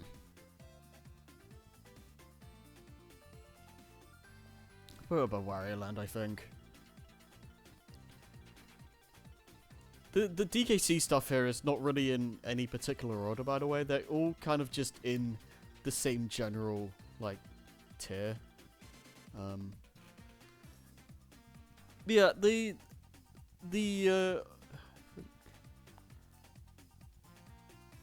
that's all you remember.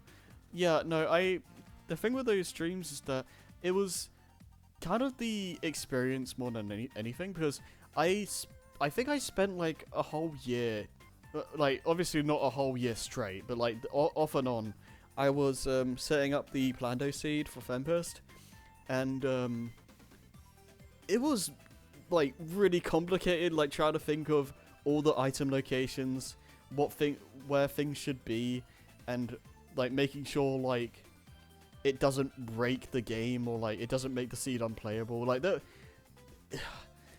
it took a while, and I remember when I did a test run, I almost had to like change even more stuff until I eventually managed to finish it.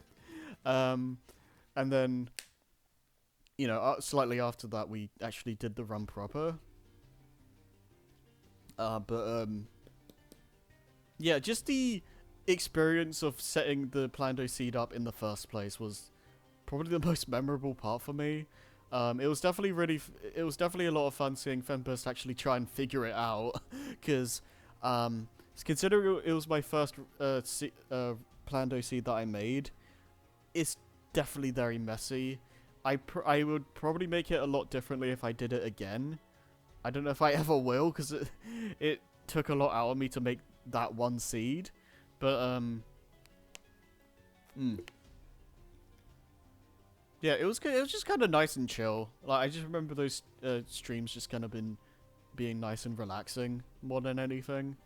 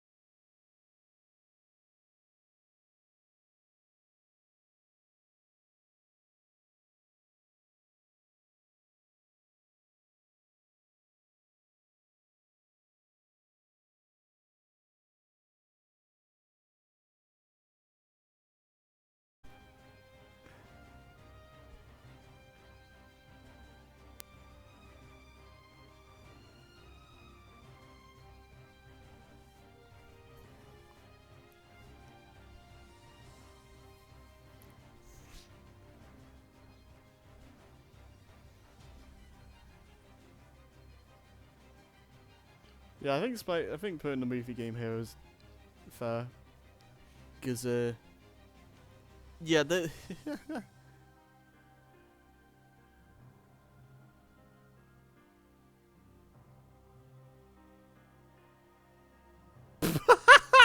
yeah, no, I've never thought of you as being insufferable to be around, Sylph. So that the fact that the game said that is so wild. Like you're like the complete opposite of that. But yeah, the movie I remember, like the movie game, Spider-Man 2, the movie game. I just remember struggling so badly on some of those race challenges, but man, if the game is it just isn't like fun to play like that. Spider-Man 2, like as jank as it can be, it's just a fun game.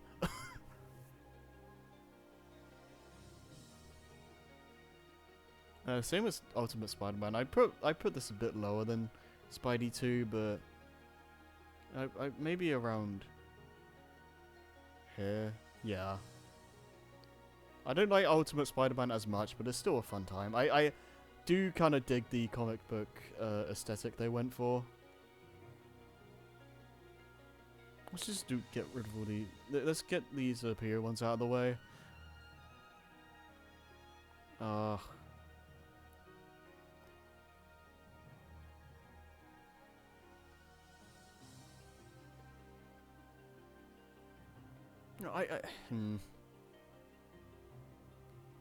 Honestly, I don't think the PO ones were... Most of them were that different from each other, stream-wise. So, I think I'm just gonna put a lot of these in the same tier.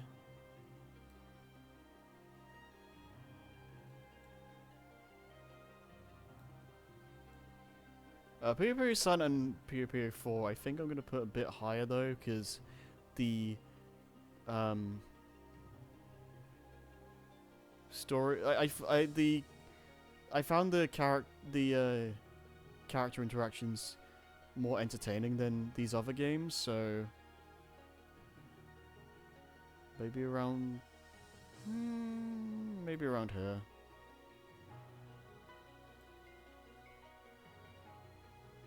This is Kingdom Hearts, yes.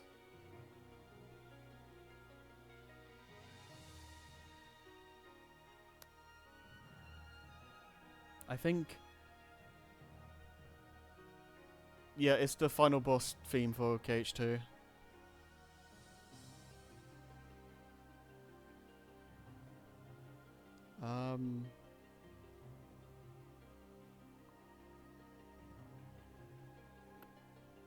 Yeah, I think...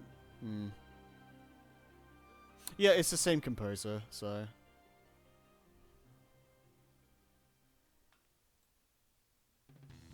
Yeah, I think that's fair, because Puyo Puyo 4 definitely has the most interesting story out of the bunch, I think. Because it, like, involves a, like, was it doppelganger owl, and, like, she's, like, what is it? Well, it's a oh, new Metal theme. Nice. I will have to look at that later. But yeah, I'm stumbling on my words right now, but I think Puyo Puyo 4 just has the most engaging story out of the bunch. So that's why I'm putting it higher than the others.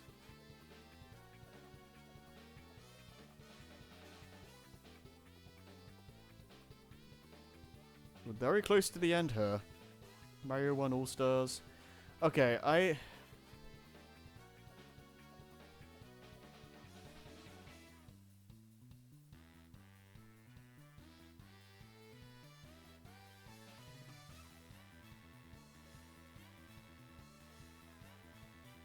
this might seem really bad, how far I'm putting it down here, but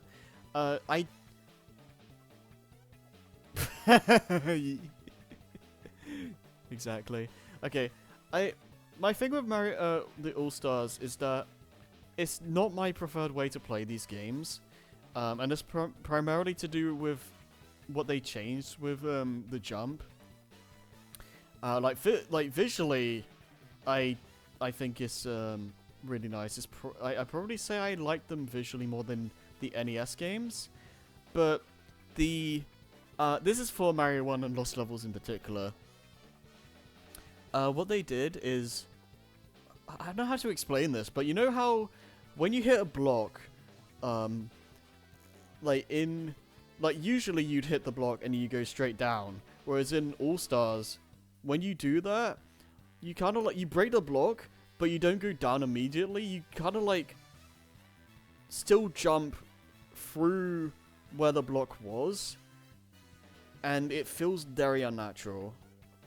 Like, I don't know if that makes any sense, but it's one of those things where you play both versions, and you'll know what I'm talking about immediately.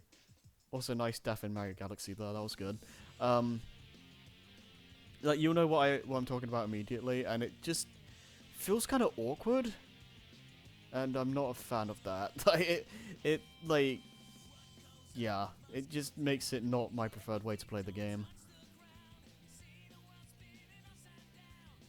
Remake looks better, original's more iconic. Yeah, that is, yeah. Mario 3 All-Stars.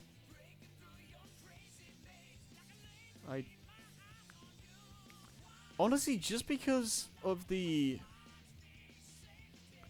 I don't have it as a separate thing, but this is also counting the e-reader levels.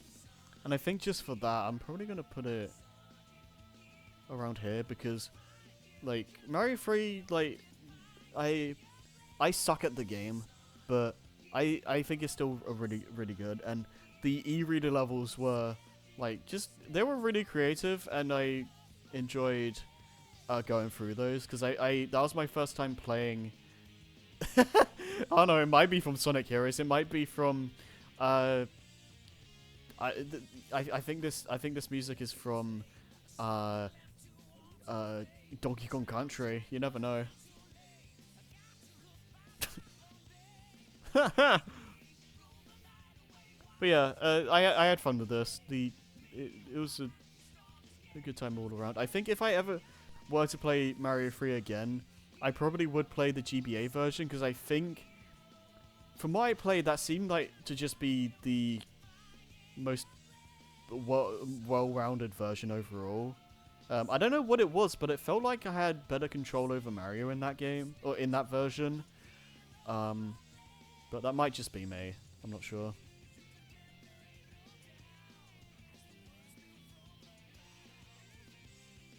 Miles Morales.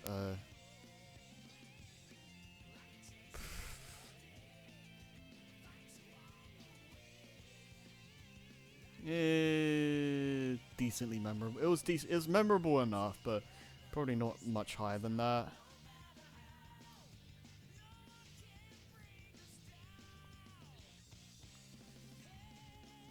Reverse Rebirth.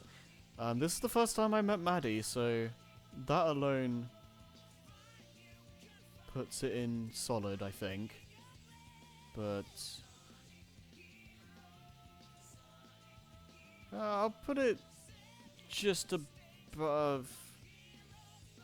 I'd put it right below Risk of Rain, I think, because it's definitely not my favorite Kingdom Hearts game or anything like that. But just the fact that it was the first time I met Maddie, like that, I think that it deserves to go up here just for that alone. All right, on our final row. I can't believe I've almost 4.5 hours of this.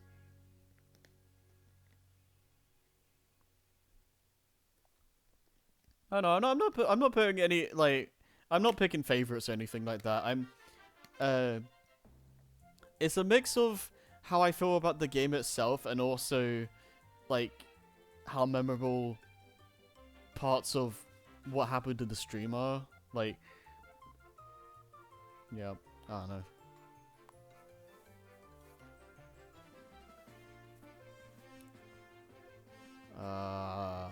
Forgotten Land, since we're listening to Kirby music.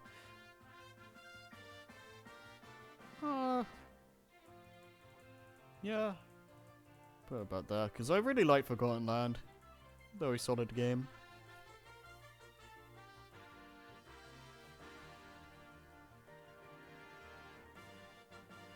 God, I hope my vocal cords aren't completely shot tomorrow.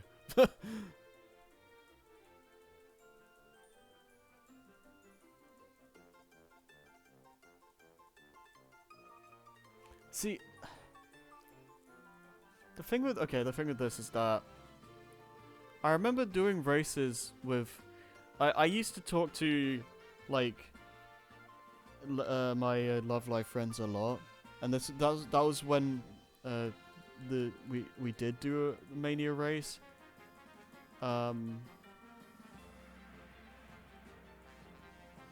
But yeah,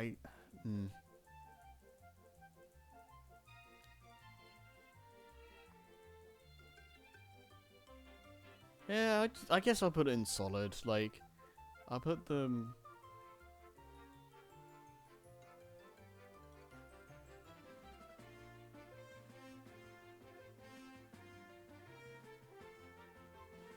I definitely wouldn't put it above radio races.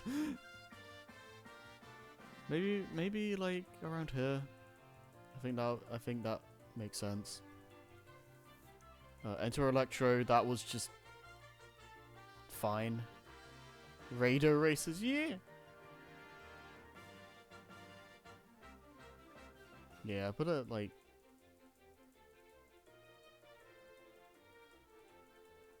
Yeah, I think around there. Misadventures. I think.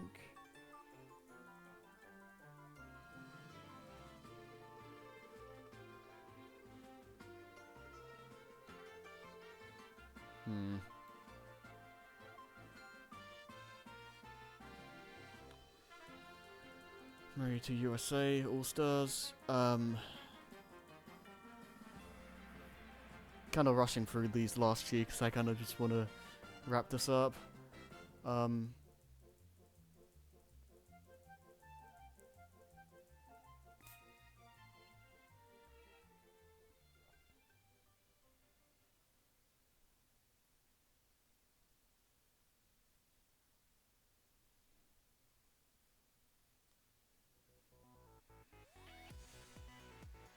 I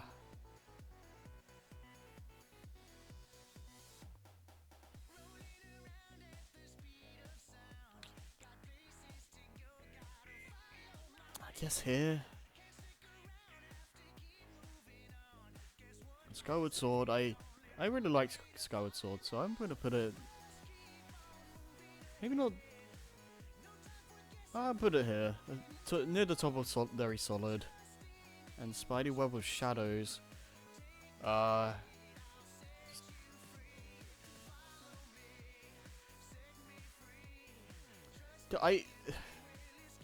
put it slightly below Miles Morales because Web of Shadows has like a really fun combat system, but the game is like it doesn't have enough like enemy types for you to need to really use it very strategically or anything.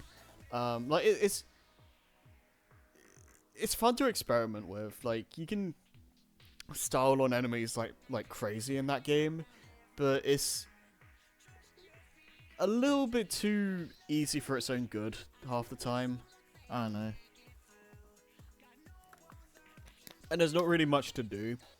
Like, outside of just beating people up, there isn't really much to do in Web of Shadows. Outside of just swinging around for no reason. So that definitely knocks it down a lot. But the combat is so fun to mess around with that alone makes the game worth playing. So, you know. Yeah, I think that's about it. I think there's a couple of things that I didn't put on here. Let me just...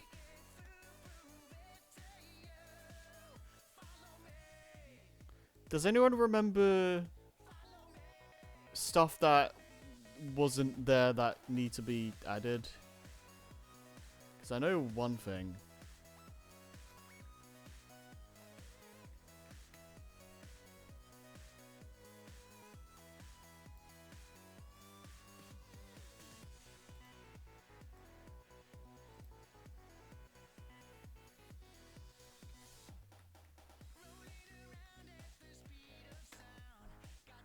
Okay, can I add stuff to this? Additional images, okay.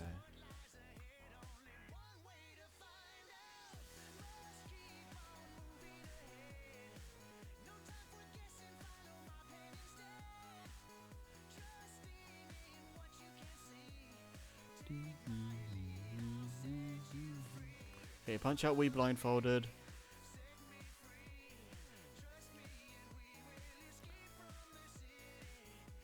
I'm gonna put that as some of the best, because that was really satisfying. I'll put it below Wii Sports, but like that was, part of me kind of wants to go back and try and finish it. I like attempt the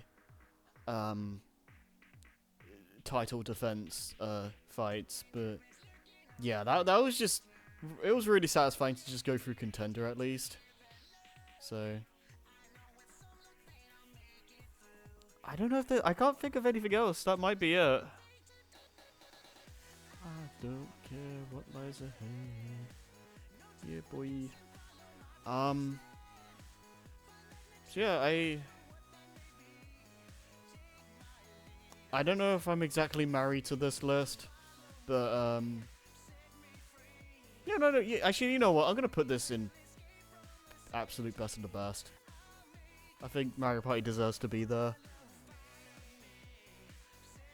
I'm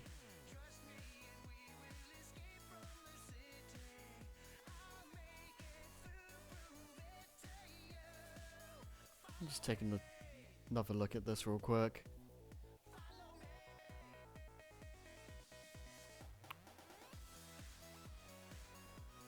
A lot of these seem fair.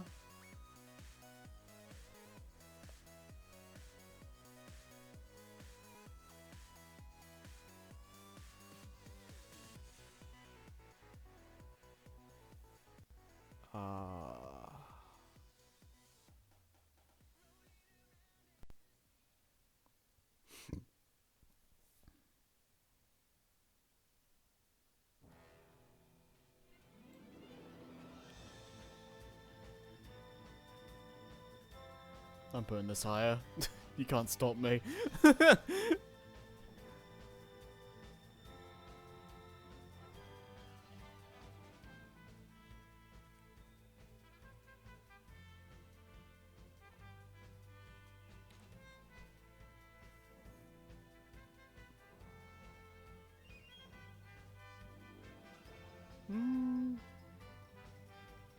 think I'm pretty happy with most of this.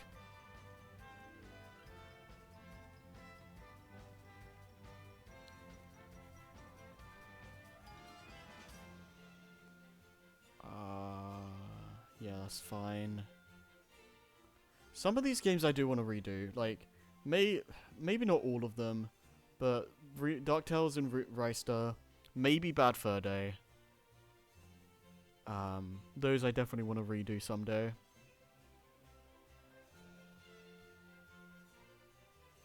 And all this, yeah, these games, like, yeah.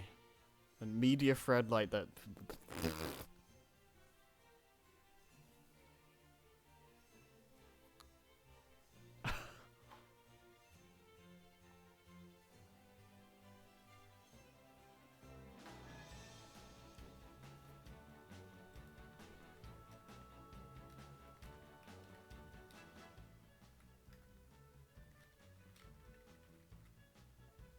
That's never happening.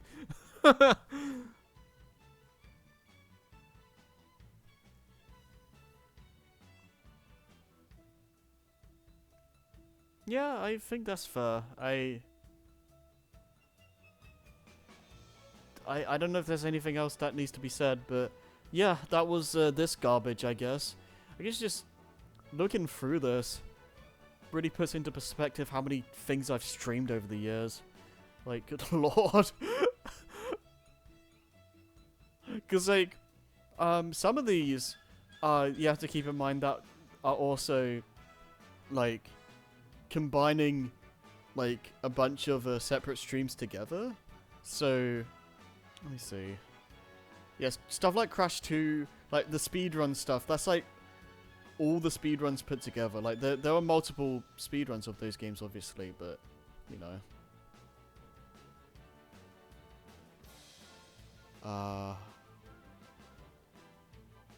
Other stuff that I'm not thinking of right now.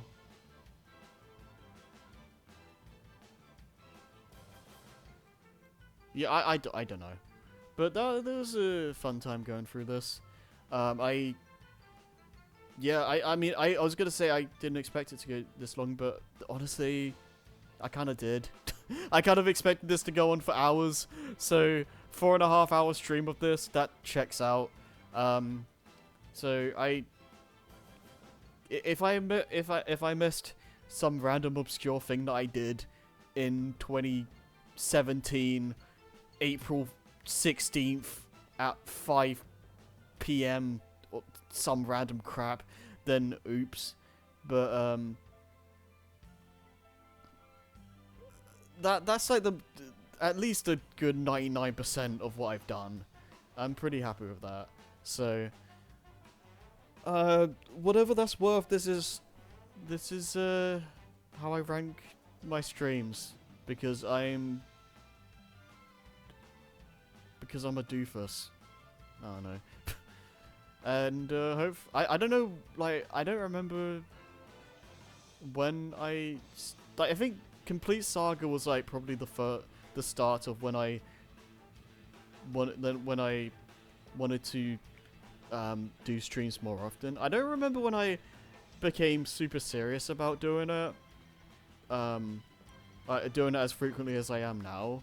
But yeah, it's been a long road, and hopefully we have many more years of this garbage to come. And I still don't really think I'm the most interesting person, but the fact that you guys stick around for this is does mean a lot to me. Yeah.